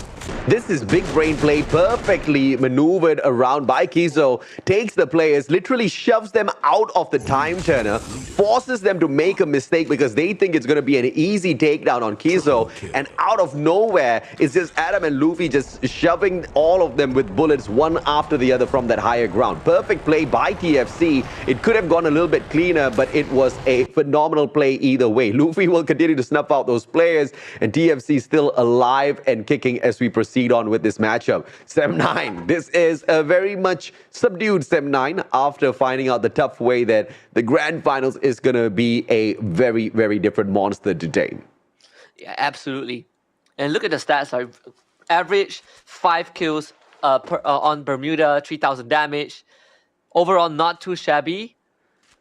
It's not their best map, but it's a map that they're pretty solid on. And no, this circle, absolutely brutal. You have the dam included in it as well. That's where AB Radicals have taken control. But it does cut out a lot of dry land for teams to take control of and expand. They have just met JPTNC. This is absolutely crucial. Expand. Can they take them out? The earlier time this battle happened out there on the battlefield, Expand bit the bullet. They got ambushed by JPTNC. Oh! This time around, Yazid, beautiful nade onto Too Fast, the Grenadier himself. Cobra gets tagged up as well. Too Fast, look at Yazid, circles around, doesn't bother going in for the elimination, just wants to shut down X-Roy as well. X-Roy turns the tables, Yazid gets taken down. Asta finds Cobra. The team of Expand still down in numbers, but X-Roy finds Napis as well. X-Roy getting the whole team of JPTNC down, all on his own, but he needs to get out of there. There's another player from the side of Expand who's already turned tails. It's the one and only Axel, long-range specialist, but look at who's on the sideline as well. It is Judo Axis circling around, being hunted down by Farang. This is not where you want to be, but Axel's gonna buy all of them back. He has to buy all of them back before he goes down. Keep the team alive. Cobra is the only one that he could afford. Unfortunately, doesn't have much resources left in the tank. And for the second time, JPTNC completely crushes Expand in a full-scale team fight. Unprecedented coming into this finals. No one expected this to be the case. Axel still somehow alive, and that is good enough. Expand just needs to stay in the game. Once again, the perfect way to take down Expand is to take out their support player Too Fast. The moment Too Fast goes down, I think the team just comes crashing in multiple ways. And this is something that they cannot afford. Cobra gets taken out, expanded in the 11th spot. This is exactly what I meant by after the third game, they are at their most vulnerable, so they have to really be patient with the way they approach these compounds. But nothing has been going their way the past 2 matches. And unfortunately, they'll go ahead to lose that #1 spot on their strongest map called Bermuda. Oh yeah, absolutely. And you just see, this is devastating, right? Last season, they were uncrowned. It seems like it would be for another season. AB Radicals getting a couple of kills, but Farang now takes on JPTNC. These two teams seeing that Expand out of the picture, jostling for that first spot. JPTNC seems to finally humble by Farang just a bit. It feels like a rock, paper, scissors. JPTNC takes out Expand, Farang takes out JPTNC, and now Farang are in full control. Let's see if or not Team Farang can manage to pull this away from Judo Axis as well. Farang obviously aiming for the #1 spot. And it is going to be very, very possible. TFC is going to be gatekeeping the players of Judo Axis as well. They're going to... Kiso, what? Kiso takes himself out of the equation. That blast is a little bit too close. Can he get picked up? Unfortunately not. That's going to give the upper hand to Team Farang now, who's moving on in for the ambush. If Farang gets taken out right now, then Expan still has a chance in the last round. The biggest task for Farang is to not surrender themselves to any teams. Make it to the last circle. TFC have 12 points already. Are they really going to chase Farang? It seems like Luffy is going to do it. He's going to jump right in. Finds himself a sandwich between Farang and Sem9. I think it's a horrible idea for TFC, but they have committed to it. Able to put down the glue wall just in time. Farang needs to make it out of this alive to even be in control of the standings. And TFC, with just a very poor decision, cost themselves to be knocked out. It's just an unfortunate thing that they just couldn't decide. It was just crunch time. They had to jump out of there, and they just went and auto-clicked wherever they could find. That was just not the best of positions. Faiz, Alif, good trade back and forth between these two teams. 7-9 as well as Farang. AB Radical, slow approach from the back. It's going to be Ramiel and Aries. Ramiel running out of time though. Can he patch himself right back up? I believe he does not have the med kit. Oh, there you go. Just applied in the nick of time. And AB Radicals is going to still be alive and kicking as they move on in. But Farang can gatekeep them. This is a very tense moment for Farang supporters. They have won a major before, but they also had the trophy eluded them for a full year. The second season of the Challenger Series and the fourth majors. They were always so close, but they couldn't cross the finishing line. And now it seems like there's an opportunity for this squad who has been on the world stage, right? We talked about there's a chance we see a repeat champion. If not AB Radicals, Farang now takes that spot. But the job is not done just yet. They need to make it to the final circle. Farang, 7 kills already. They want another booyah. They want that back-to-back. They want to take the championship back for themselves as well. Let's not forget, ladies and gentlemen, boys and girls, MCP Majors Season 3 champions, the one and only Farang Esports. They came out of nowhere, they took the championship, and now they want to rise back up to the top. And it looks like it's going to be very, very doable. What a shot! Up is down on the ground. Jembal's just bagging up the players on the side of Geek Slate. And it looks like it is a great opportunity for Tactical Intex to chip on in and get a couple of kills there for themselves as well. Geek Slate is just sandwiched between these two titans, and there's nothing they can do. And Farang needs to move because the circle is closing in, and that's exactly what Farang is doing. It feels like they're playing Dungeon Crawler at this point. Finally running into Mikacha. Mikacha downing Fires. Farang only has 2 members left. Meanwhile, for Tactical Intex, they are also doing mad work from behind. Alif tanking their blue zone. The cluster from afar from Phoenix does just enough. Geeksley out in 4th though. Farang still in the game. The placement points are going to matter. Jembao expires finally. But I think Farang has done more than enough. Now it's between Sem9 and Tactical Impact. And Sem9 desperately needs a booyah. They only have 3 eliminations. They need every single point that they can get. I mean, if they're going to get the booyah, they're definitely going to get those 4 elimination points to their side as well. So this is going to be a decent round for Sem9, but it was way better, if you ask me, the performance out of Farang. A little unfortunate that they circled in a little bit too slow. D-Cost very low on HP. Noki with a backstab as well. Zapnu's going to circle on around. Mikacha! Beautiful shutdown by Zapnu. Zapnu gets yet another, and it is Tactical Intex that picks up the booyah instead. He survived with less than 5 HP, AJ. Less than 5 HP, and he won the round for his team. Sem9 just, again, cannot find a finisher when it mattered the most. For Tactical Impact, the booyah is great. They still have a long journey. They need another record-breaking round to even have a chance. Yeah. But they certainly took away a lot of opportunities for the teams that really wanted it. And I think the only team that is going to be happy in this position is going to be Farang. Oh yeah, man. I mean, Orin is just smiling year to year there. The one thing you cannot take away from him is the confidence, right? Even at his worst, he still sometimes shows off a bit of that spunk. Yeah, probably should have been a little bit more humble. Maybe he would have been able to float at the top a little bit longer, right? But, you know, jokes aside, we love the guy. Orin is a phenomenal Free Fire player. Had to take a little bit of a break just so that he can pay school a little bit more attention. And, you love that out of these players. Pro players, very young kids, and they have to make the decision as to where they want to focus. And obviously, you have to focus on your studies, right? I mean, no matter how much of money you get out of these games, no matter how much of progress you can make within the world of Free Fire, you gotta still complete your studies at the end of the day. So good on him. He's right back, and he's just trying to crawl right back up at the very same time as well. Hopefully, we see Oren back to his glory days, because once that kid starts rolling, nobody can stop him. Yeah, absolutely not. And for now, Tactical Intact, they still sit in a position where first place is out of reach, but they can definitely do some heavy damage in this round. This map, they did just that. We saw Expand, Roy working magic, almost saving his team, but JPNC once more just outmaneuvering Expand, taking Expand out, and subsequently getting eliminated by Farang. And Farang definitely having the last laugh in that situation. Even though they didn't get the booyah, I think they've done enough not to overtake both these teams. But the scary part is that their advantage isn't actually too big. It can still be flipped on its head within one final round that's going to come out later on.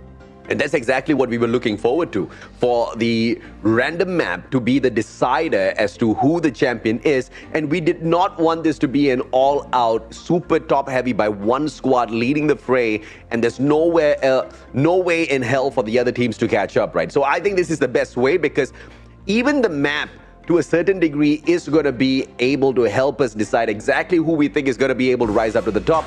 But that being said, though, just like what happened to Expand on their best map, you really cannot say exactly how things are going to go. You might just have a JPTNC out there rolling around trying to take you out of the equation. Well, we are also starting to see the teams really kick it into gear, right? Because you are now running out of time. You don't have any more games to play. And the best thing you can do is really just put your heart and soul into those last couple of games. But I know all three of us are really excited to see what this final map is going to be, right? Because this map could determine the fates for some of these teams. Who goes to the Free Fire Sea Invitationals? Who's going to take home more money? Who's going to potentially actually lose their position? Like, I think there's going to be a team out there that may even just lose the chance to even go to the Free Fire Sea Finals if the map is wrong. So it's such a tense moment for these teams, waiting from the referees to be informed, like, okay, this is the map that we're going to play. You've got 10 minutes to brainstorm and think what you're going to do. So, I mean, firstly, props to the teams for being able to keep it in there. Like, these grand finals, even though they're online or offline, they are mentally taxing, because you're constantly thinking about what you have to do next. And the fact that, last round, I don't think any of us really expected those particular teams to make it into those final circles.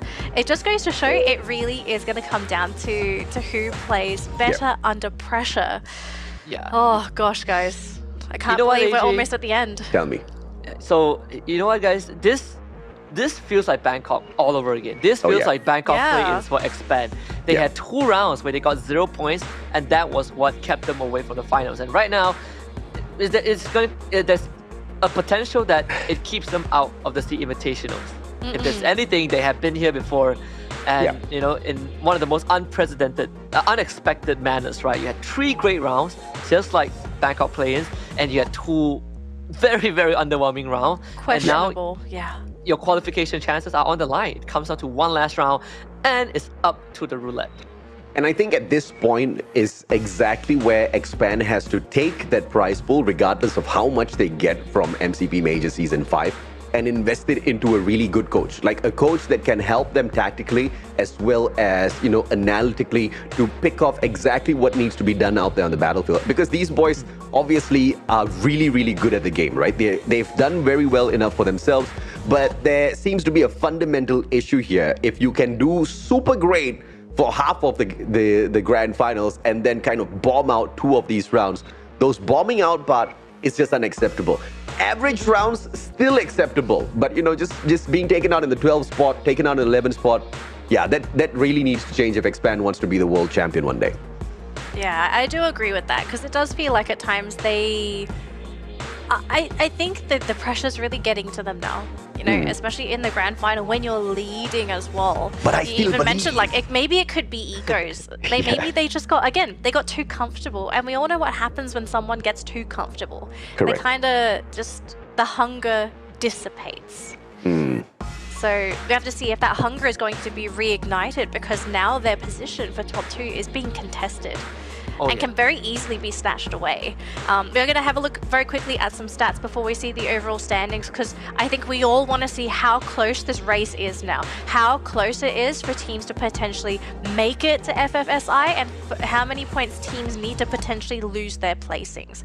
Now, I think this game is pretty standard across the board. We're not really seeing any crazy statistics out of here. Maybe just, I think this is the most knockdowns we've seen across the grand final weekend, but I mean, this game was more or less as just standard game of Bermuda. Just we didn't expect the teams that made it to the final circle to be there. But I think our highlight for today is actually going to be, if I'm not mistaken, it might be Luffy as our MVP for this game, and it is Luffy from TFC, who managed to secure 6 eliminations on his own and also score 2,700 damage for the team with a 38% hit rate.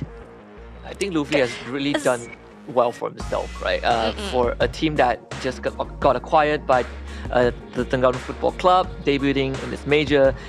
They went from not qualifying to finals to qualifying at the very last week, and they had some pretty big breakout rounds even in the finals.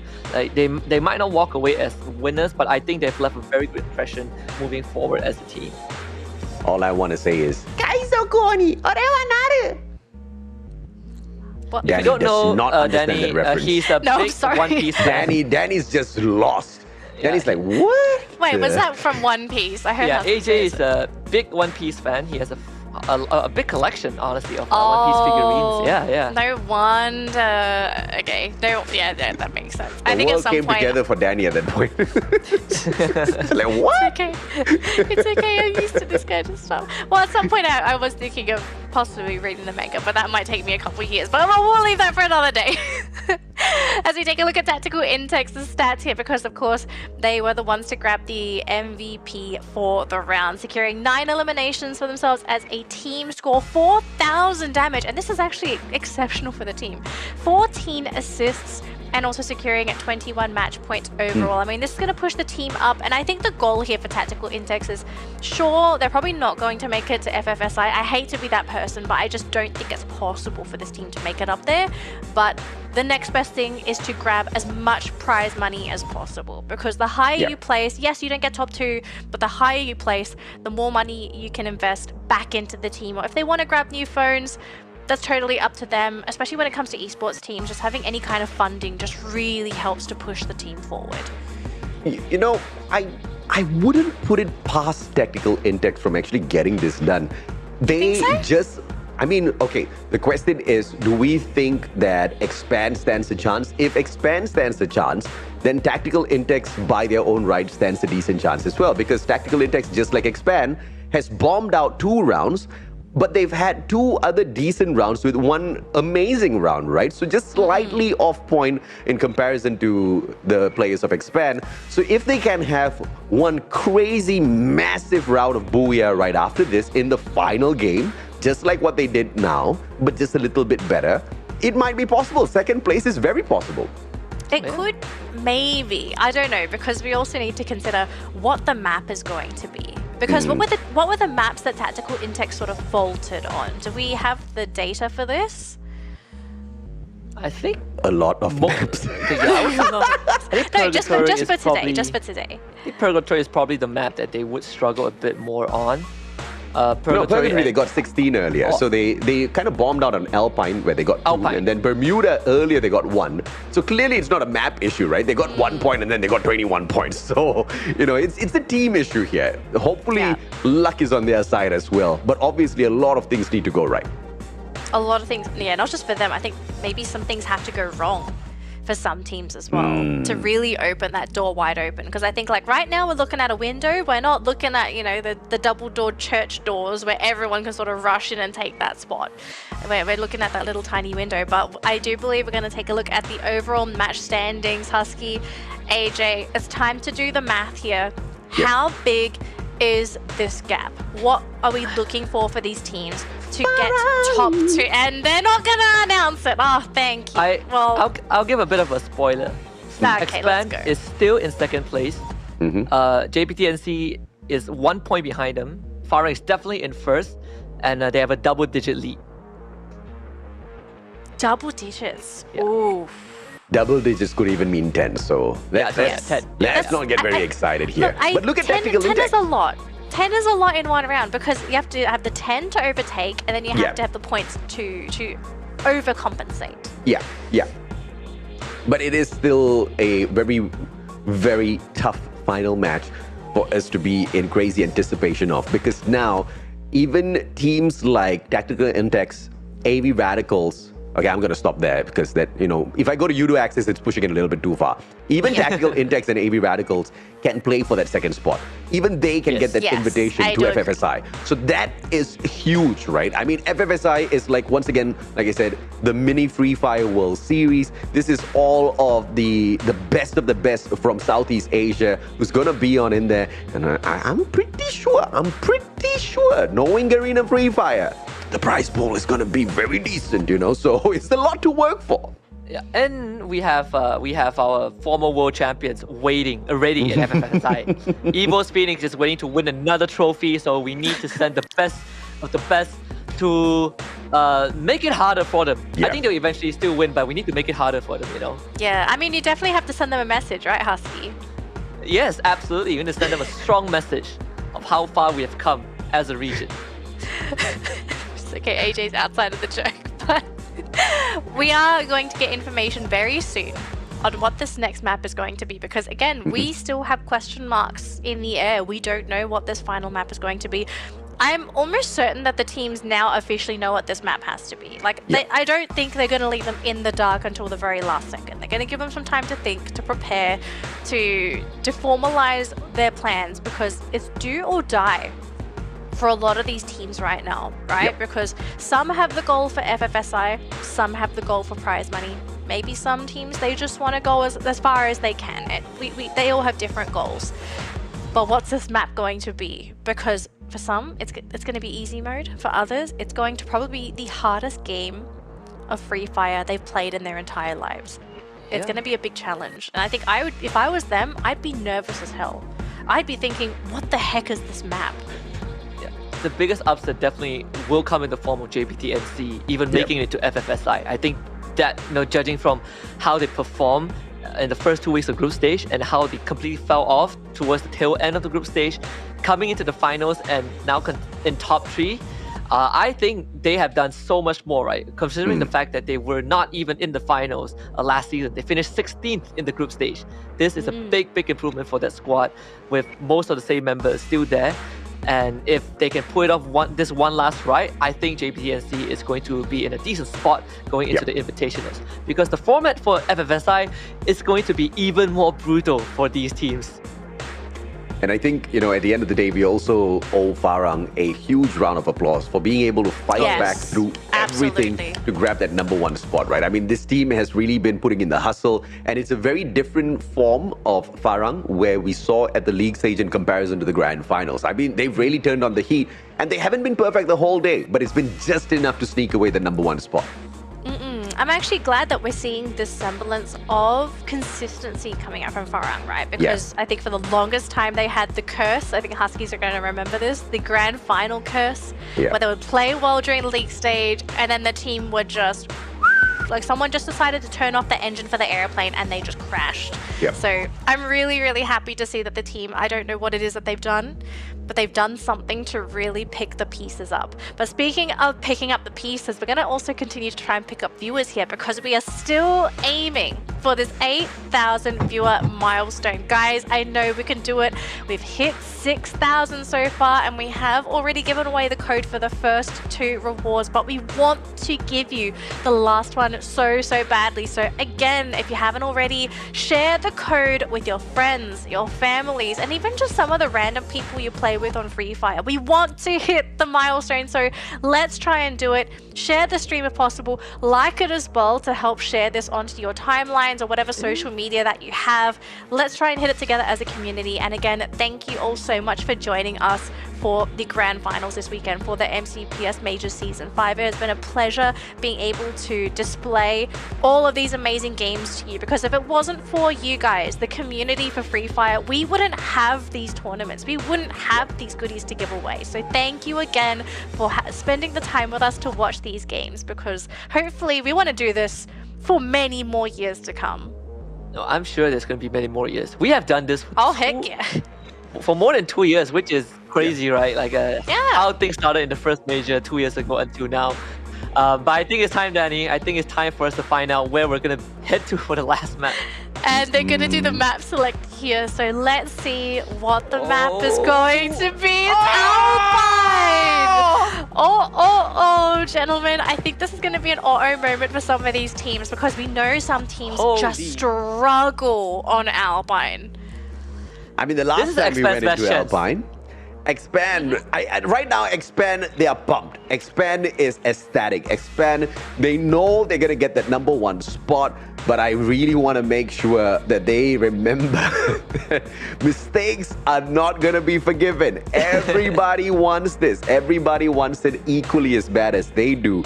And it's also a perfect opportunity for Ilustrados Juegos to continue climbing up, to be also one of the flag bearers for the side of Philippines, to prove that they can do it on this level.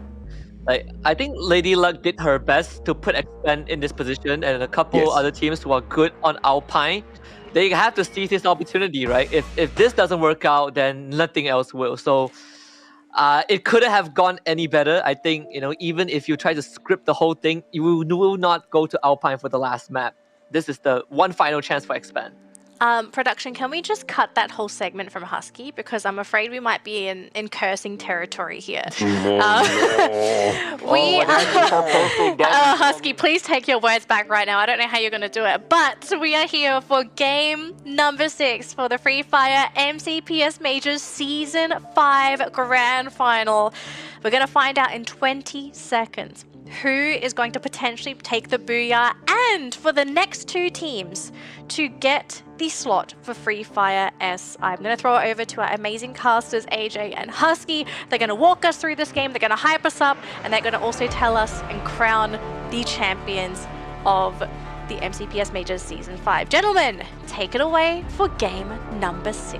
Thank you very much, Danny. This is the final match of the day, game number 6, and we drop on into the cold lands of Alpine. Earlier on, when we did take a quick look into Alpine, it was Expand bagging the 12 eliminations as well as the booyah for 24 points. But that was not the record-breaking run, because they were quickly outdone by Farang in Nextera. But if they do manage to do exactly that, Expand is gonna be your champion. This is the game where it's all out for the taking.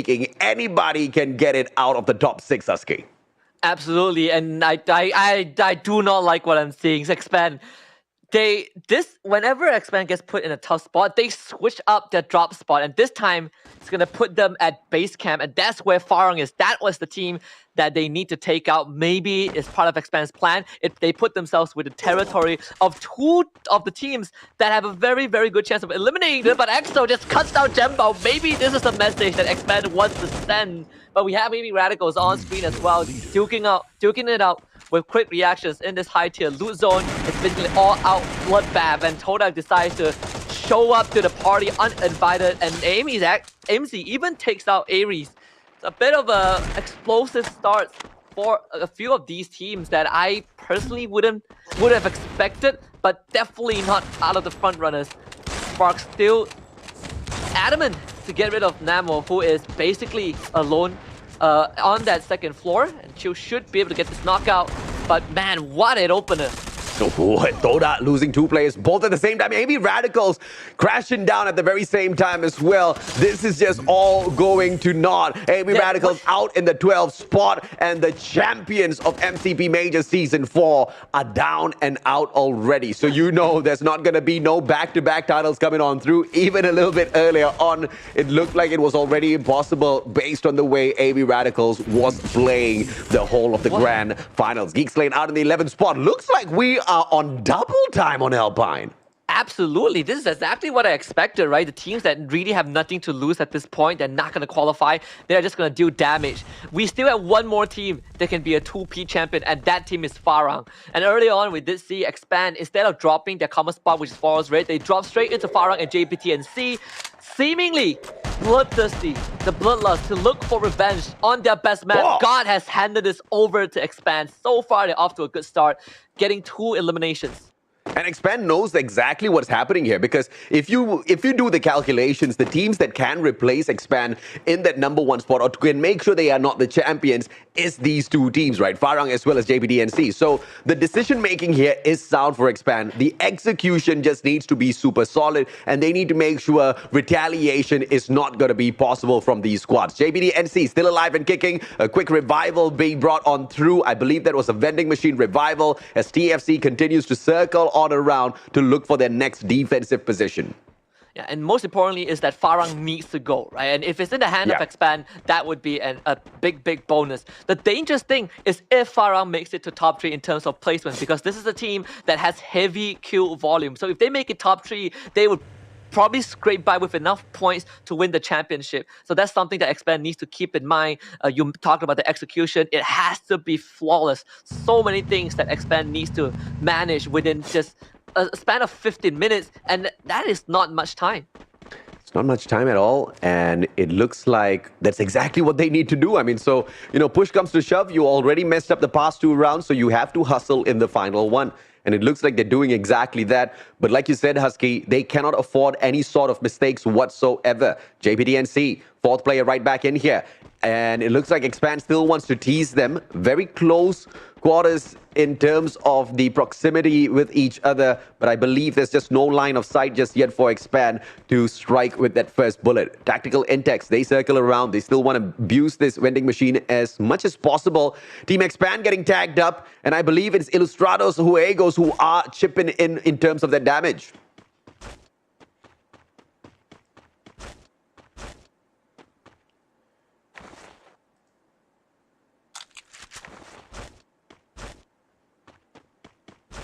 Let's see if or not the players of Farang can reposition and find a better spot for themselves here. It looks like Alif's going to be left all alone for the time being. Quick reactions, quick repositioning as well. Just a couple of meters away from Team Toda as they proceed on towards this vending machine. It is going to be an opportunity for them, but AMZ turns around. Woodpecker straight to the head, shin down on the ground. This is going to make them expand a little bit of the resources, but more importantly, it's going to force them to slow down on the chase. And Toda gets away into a snowfall. This is exactly what you want if you're Team Toda. The 2 players who are down and out are already brought back in as well. Right behind them stands Farang. Farang's not looking too great at all at this point, Husky.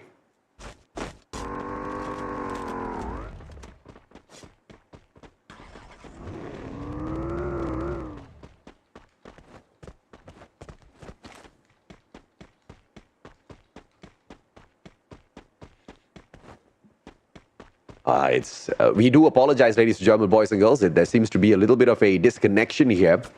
We've lost Husky's sexy voice, but he will be back with us in a little bit. I'll accompany you guys on this final match as long as possible whilst we wait for our brother to join us right back. Toda, quick reposition by AMZ. Tactical Intex onto the right-hand side. A very sticky situation to get caught in here. And Toda just brought back 2 players into this matchup. And it looks like they are going to have to circle around quickly as Chill finds Spade. Farang now getting tortured a tad bit. Farang, I believe that is the 2nd player for themselves to lose. Tactical Intex goes up against Toda. AMZ caught out in the open. But this one was a long time coming because of the distance he was away from the rest of his team members. It's going to be Tactical Intex as well. The players of Toda, 2 players outside of the circle. Pedro circles away. He's going to be the lifeline if in case Spark does not manage to make it out of there.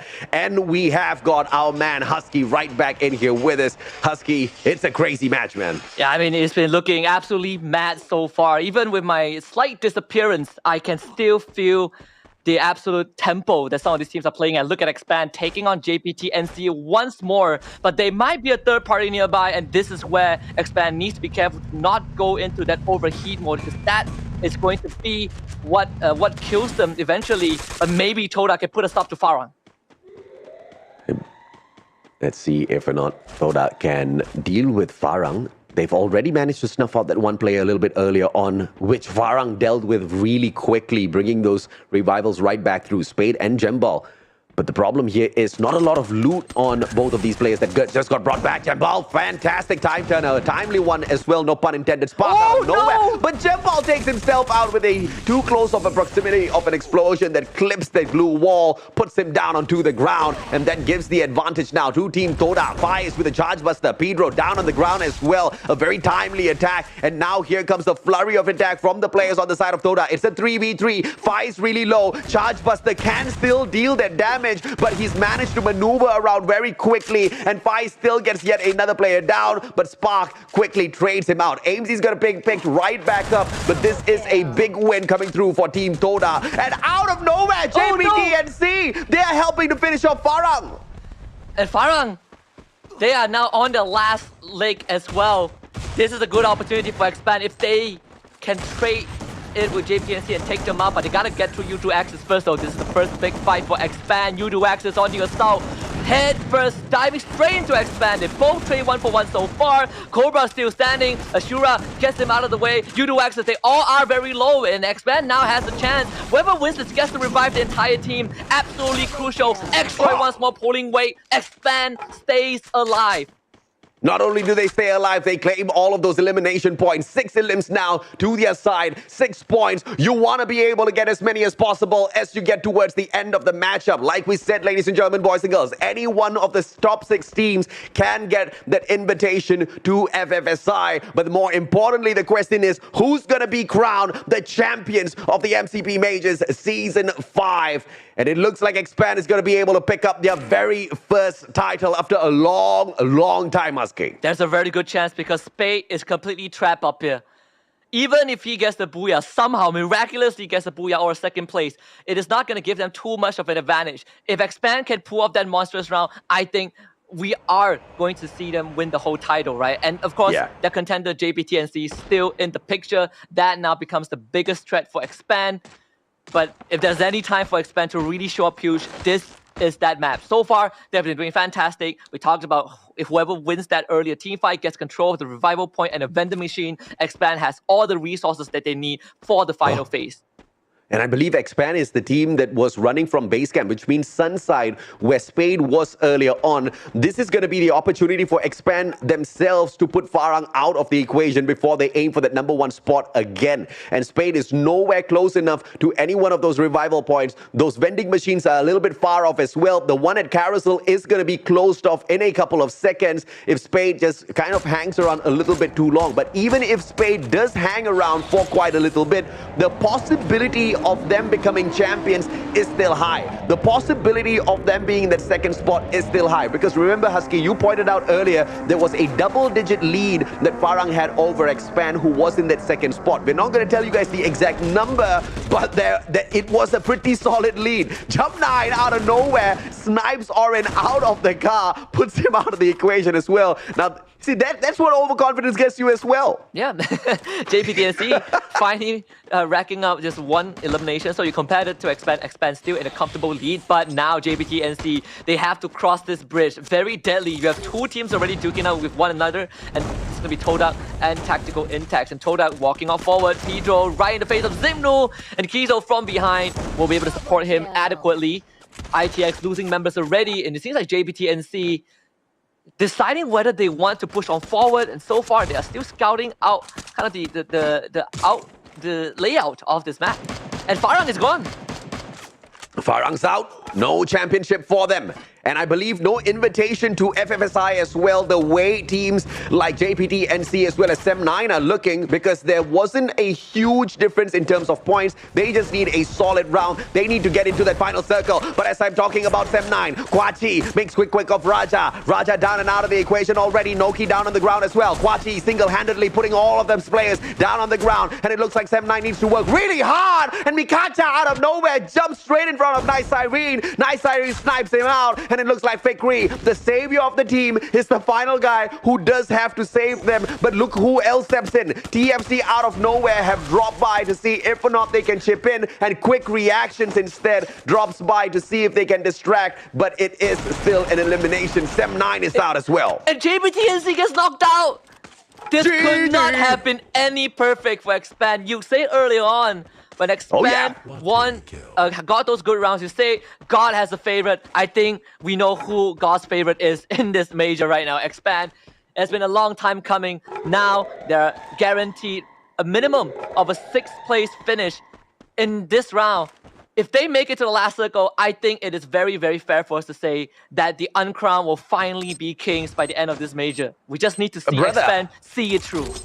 I think this is a done deal already, but I tell you what, you were most definitely right when you said God surely has a favorite, and all they needed to do was believe and put in the hard work. A good cluster from up top of that roof. Quick Reactions is going to get pressured. Ilustrados Juegos need to back away. Nade response by Nice Irene does not clip the guy up on top, and Let's Go instead finds Jump 9 out of nowhere, and McRory downs in as well. Quick Reactions, 2 teams being taken on by Ilustrados. This is a tall task for them, but it looks like Ilustrados are doing a fantastic job. And Toda gets wiped out, and Quick Reactions also goes down. Ilustrados Juegos with 9, and they have not lost anyone. Tactical Index goes out. I think you're right, AJ. I think it's a done deal. We can almost already celebrate this moment, but let Expand savor the very last of this, right? They have overcame all of the hardships.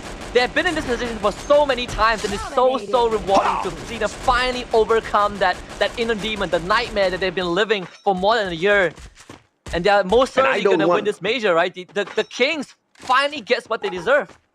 I do not want a booyah from Expand. I want a record-breaking booyah from Expand to recover a little bit of that grace loss from those past 2 matches. Yes, they can be champions, but can they absolutely wreck the competition? 2 more teams in here. It looks like the record-breaking run is not going to be possible, but Ilustrados Juegos are putting up one final fight. This was the team. Remember, I mentioned it was Expand as well as Ilustrados who do really well on Alpine. And surprisingly enough, they're both in the final circle together, full squad, taking each other on. And no matter what Ilustrados does from this point, and it's not gonna matter anymore already. 1 player down. It is too fast. And this is the kryptonite for Team Expand. But he gets picked right back up, and Too Fast wants to deliver that nade right back up. McRory charges one up as well. Can he toss that nade in on time? He does go in for that toss, but gets clipped at the same time as well. And Expand looking for the final push.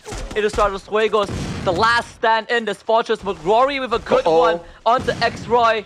They should be able to pick him back up. The glue wall's still there. 6 more. X-Roy picked up, goes down again. Expand systematically closing the distance. The Shanks now running forward in a 1 versus 1. Gets the takedown. Too fast on the floor. Cobra and Axel trying to keep Expand in the game. And now he's all down to Cobra. He cannot do it. Ilustrados Juegos with the final booyah to close out the finals, the grand finals of the MCPS Majors Season 5. But Expand done more than enough. Uncrowned no more. Ilustrados Juegos stepping up onto the battlefield. Final game claims the booyah for themselves. The pride of the Philippines, not just AV Radicals, not just Quick Reactions. Ilustrados Juegos, they show that they're not just alive, but they are here to play some of the best games in their lives. Now let's see if or not they can continue to push this on all the way through into the future MCPS competitions as well, because of course the FFSI invitation is not going to be possible for them, but this game has shown us that this team is very much still alive. Yeah, just a very heartwarming ending, I think, for Ilustrados Juegos. They know that the journey ends here for now. They gotta wait for that off-season to end before we might see them again. But this performance really showed how far the region has come as a whole. We will not have any Philippines representative for FFSI, but they have been there before. This is the first time we see all the Filipino representatives in the grand finals of a major, and they sure put up heck of a performance, even though they were not at the top at the very end. And Farang, after picking up so many of those valuable points, of course, the nerves will get to you, right? And they barely had eliminations when they took on Toda. So that's going to be really, really painful for them. Because like you pointed out earlier, the double-digit lead that Farang had over Expand, I'm going to reveal that now. It was only 13 points. And looking at the number of eliminations that Expand got in that final round, you know that Farang's not going to be in that #1 spot already. But the biggest question is, of course, going to be, will Farang be able to keep that second spot? Does anybody else replace them in that second place? Because it's going to be big, Husky. The invitational to the Fire Sea Invitational is a huge deal for a lot of these brands. Honestly, I think, Farang was like 13 points ahead of Expand, right? And they are 14 points ahead of JPT-NC, which is not going to make it. The team with the highest chance probably Ilustrados Juegos, who got the Booyah and had double-digit eliminations. But the problem is have they done enough? I don't really think so. I feel like it would be close, but not enough. And Farang, probably the lifeline was just them having a good round towards the tail end of the grand finals before Alpine. But overall, for Farang, they might not be getting the 2P champions, but getting to FFSI is the bare minimum. I think that itself is enough for them. Danny. Oh, Danny. How are you doing, Danny? Dude, that was such a tense ending. I was actually sitting there thinking like, oh my god, if Ilustrados Juegos somehow managed to claw their way into second place, I think that would have been an amazing feat, because not only did they pull off a Booyah, I think it's 14 kills. Oh yeah. Before that round alone. I want to quickly say, Danny, I didn't curse anyone. See, like I said, expand one. Okay, I did not. See, this guy explaining himself. He knows he curses people. If you don't do something, you don't need to explain it. Let that one slide, Husky. She has a point. It's vindication. Okay, it's vindication. After 2 years of getting slandered on broadcast, I have finally proven that the team that I call to win a major has won a major. Thank you very much. If for 2 years it's been said and proven, then it's not slander, Husky. It's just pointing out the obvious. I didn't say Think about anything. it. I'm debunking this slander. Okay, I'm debunking Consistency is key, my friend. Oh gosh. Look, I mean, when all that's said and done, right, we're all here because we want to see who is going to represent our region at the Sea Invitationals. And I really, really, really want to know who ultimately makes it, because this wasn't a case of just like, oh, it's just the two top runners racing against each other for first place. It was, there was a race for first place, but there was also a big race for top 2, and there were easily 6 teams that could have potentially taken it. We only saw that gap really close after game 5, right? Then game number 6 rolls around, and then we had the Russian roulette. Alpine, of all the maps, ends up being chosen. This is the closest grand finals that we had so far. I think when you look at past majors, right? No major finals had ever come so close. When you look at season 4, the one that AV Radicals won, Expand came in second, right? They both qualified for the World Series. And then you look at third place, it was what, 252 for second and 188 for third place.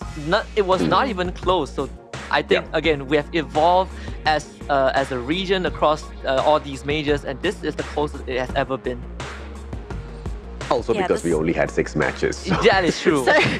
But it could have been way more, definitive, right? By the third match. If Expand had not bombed out those 2 rounds, it would have been super definitive by the end of game 4.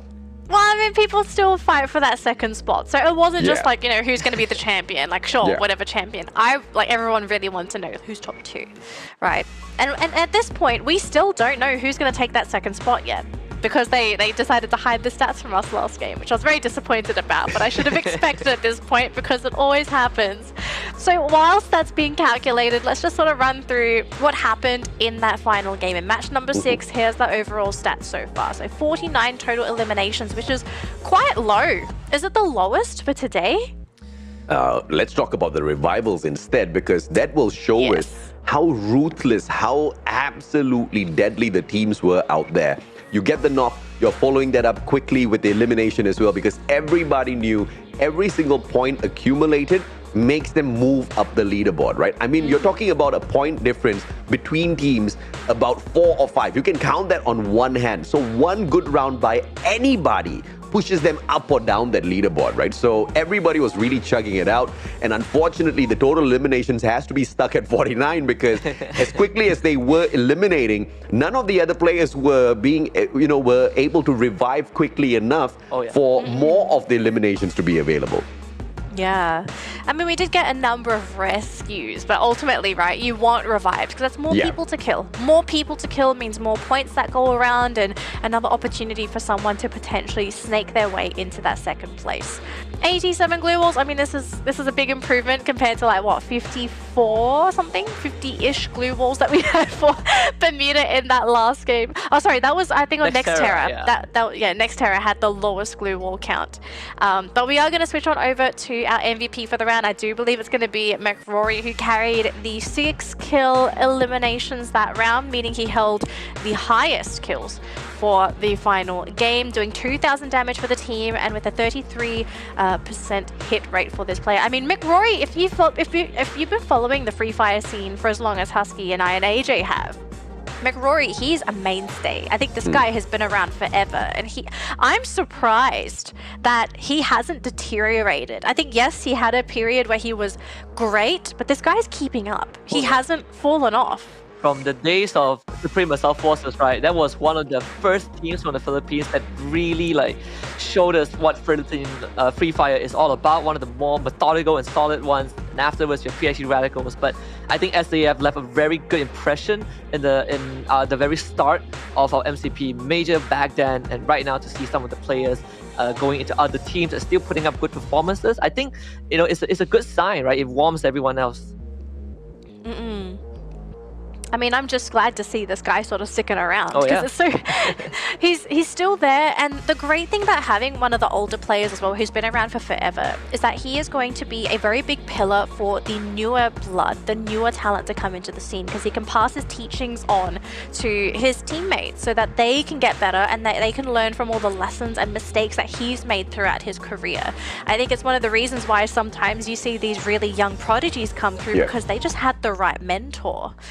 And I think, AJ, you sort of mentioned this earlier on with Expand, Expand, they've got a couple issues. If the right coach, the right person comes by that can help guide that team, that can elevate them to that next level.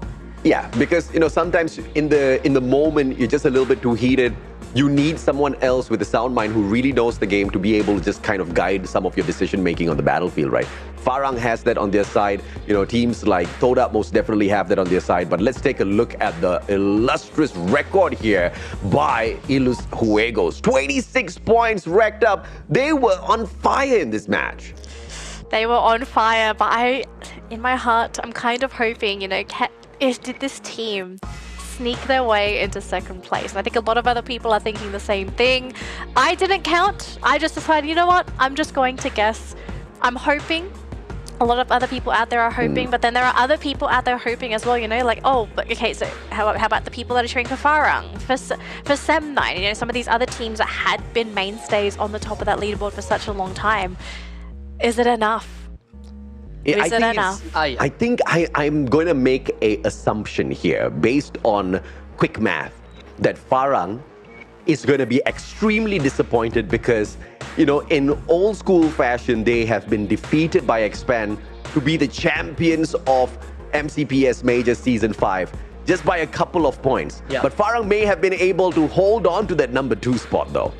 Maybe. I already know the differential between these two teams, but when it gets revealed, I think it's going to be a massive heartbreak for a team like Farang, because Expand is not a monstrous round for them. It's kind of another day in the office for Expand, but I would say literally they have done just enough. Yep, and we have the standings here. So 4 teams are currently hidden, but we're going to start from the bottom up, gentlemen. So in 12th place, we have Geek Slate with 33 points. Quick Reactions in 11th place with 45. You Do Axis in 10th place with 46. Todak in 9th with 48. AB Radicals, TFC Esports. We're getting the countdown here. Illustragos, Juegos, Sem9 in 5th.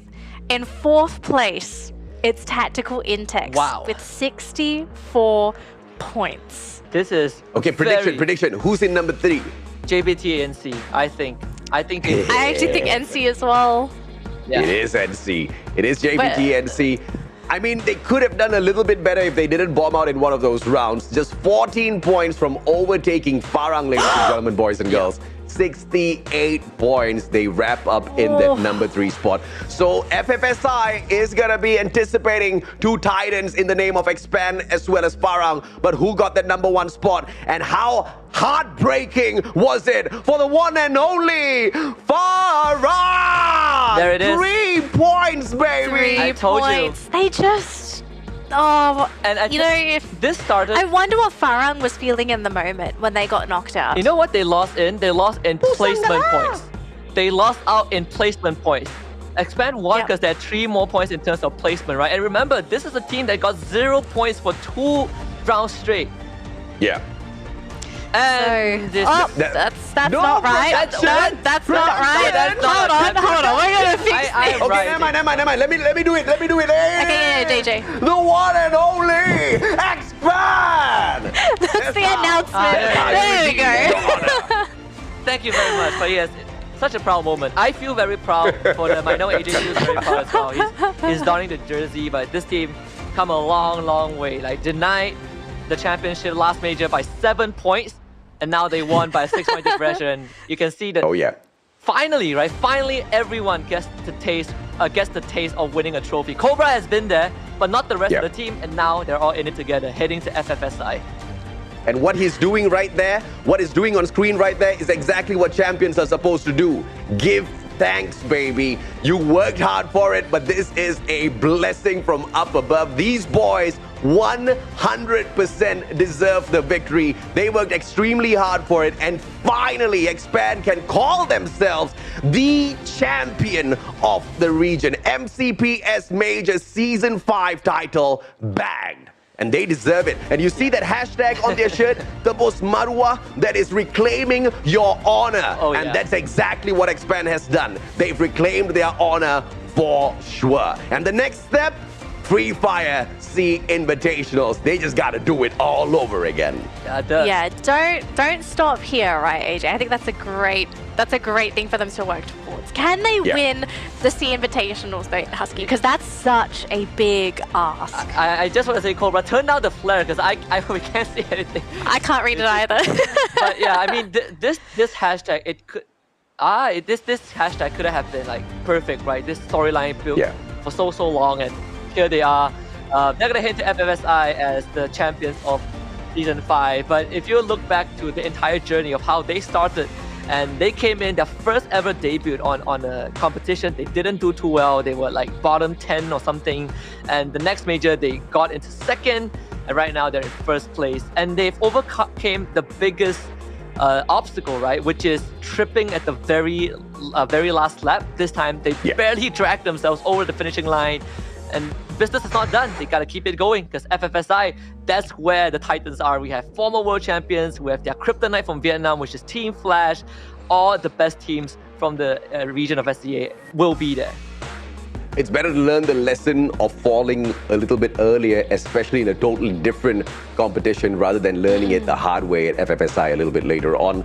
This is the issue with Expand, the issue of consistency. We know they can really win some big matches. We know if push comes to shove, they can really hustle out there, but it cannot be a situation where they're at the very top and then absolutely biting off nothing off of matches. Those zero point rounds, they need to find a solution for it before FFSI, and they've got a decent amount of time to do that. What, 2-3 weeks before that happens? So it is very doable if they put their minds to it.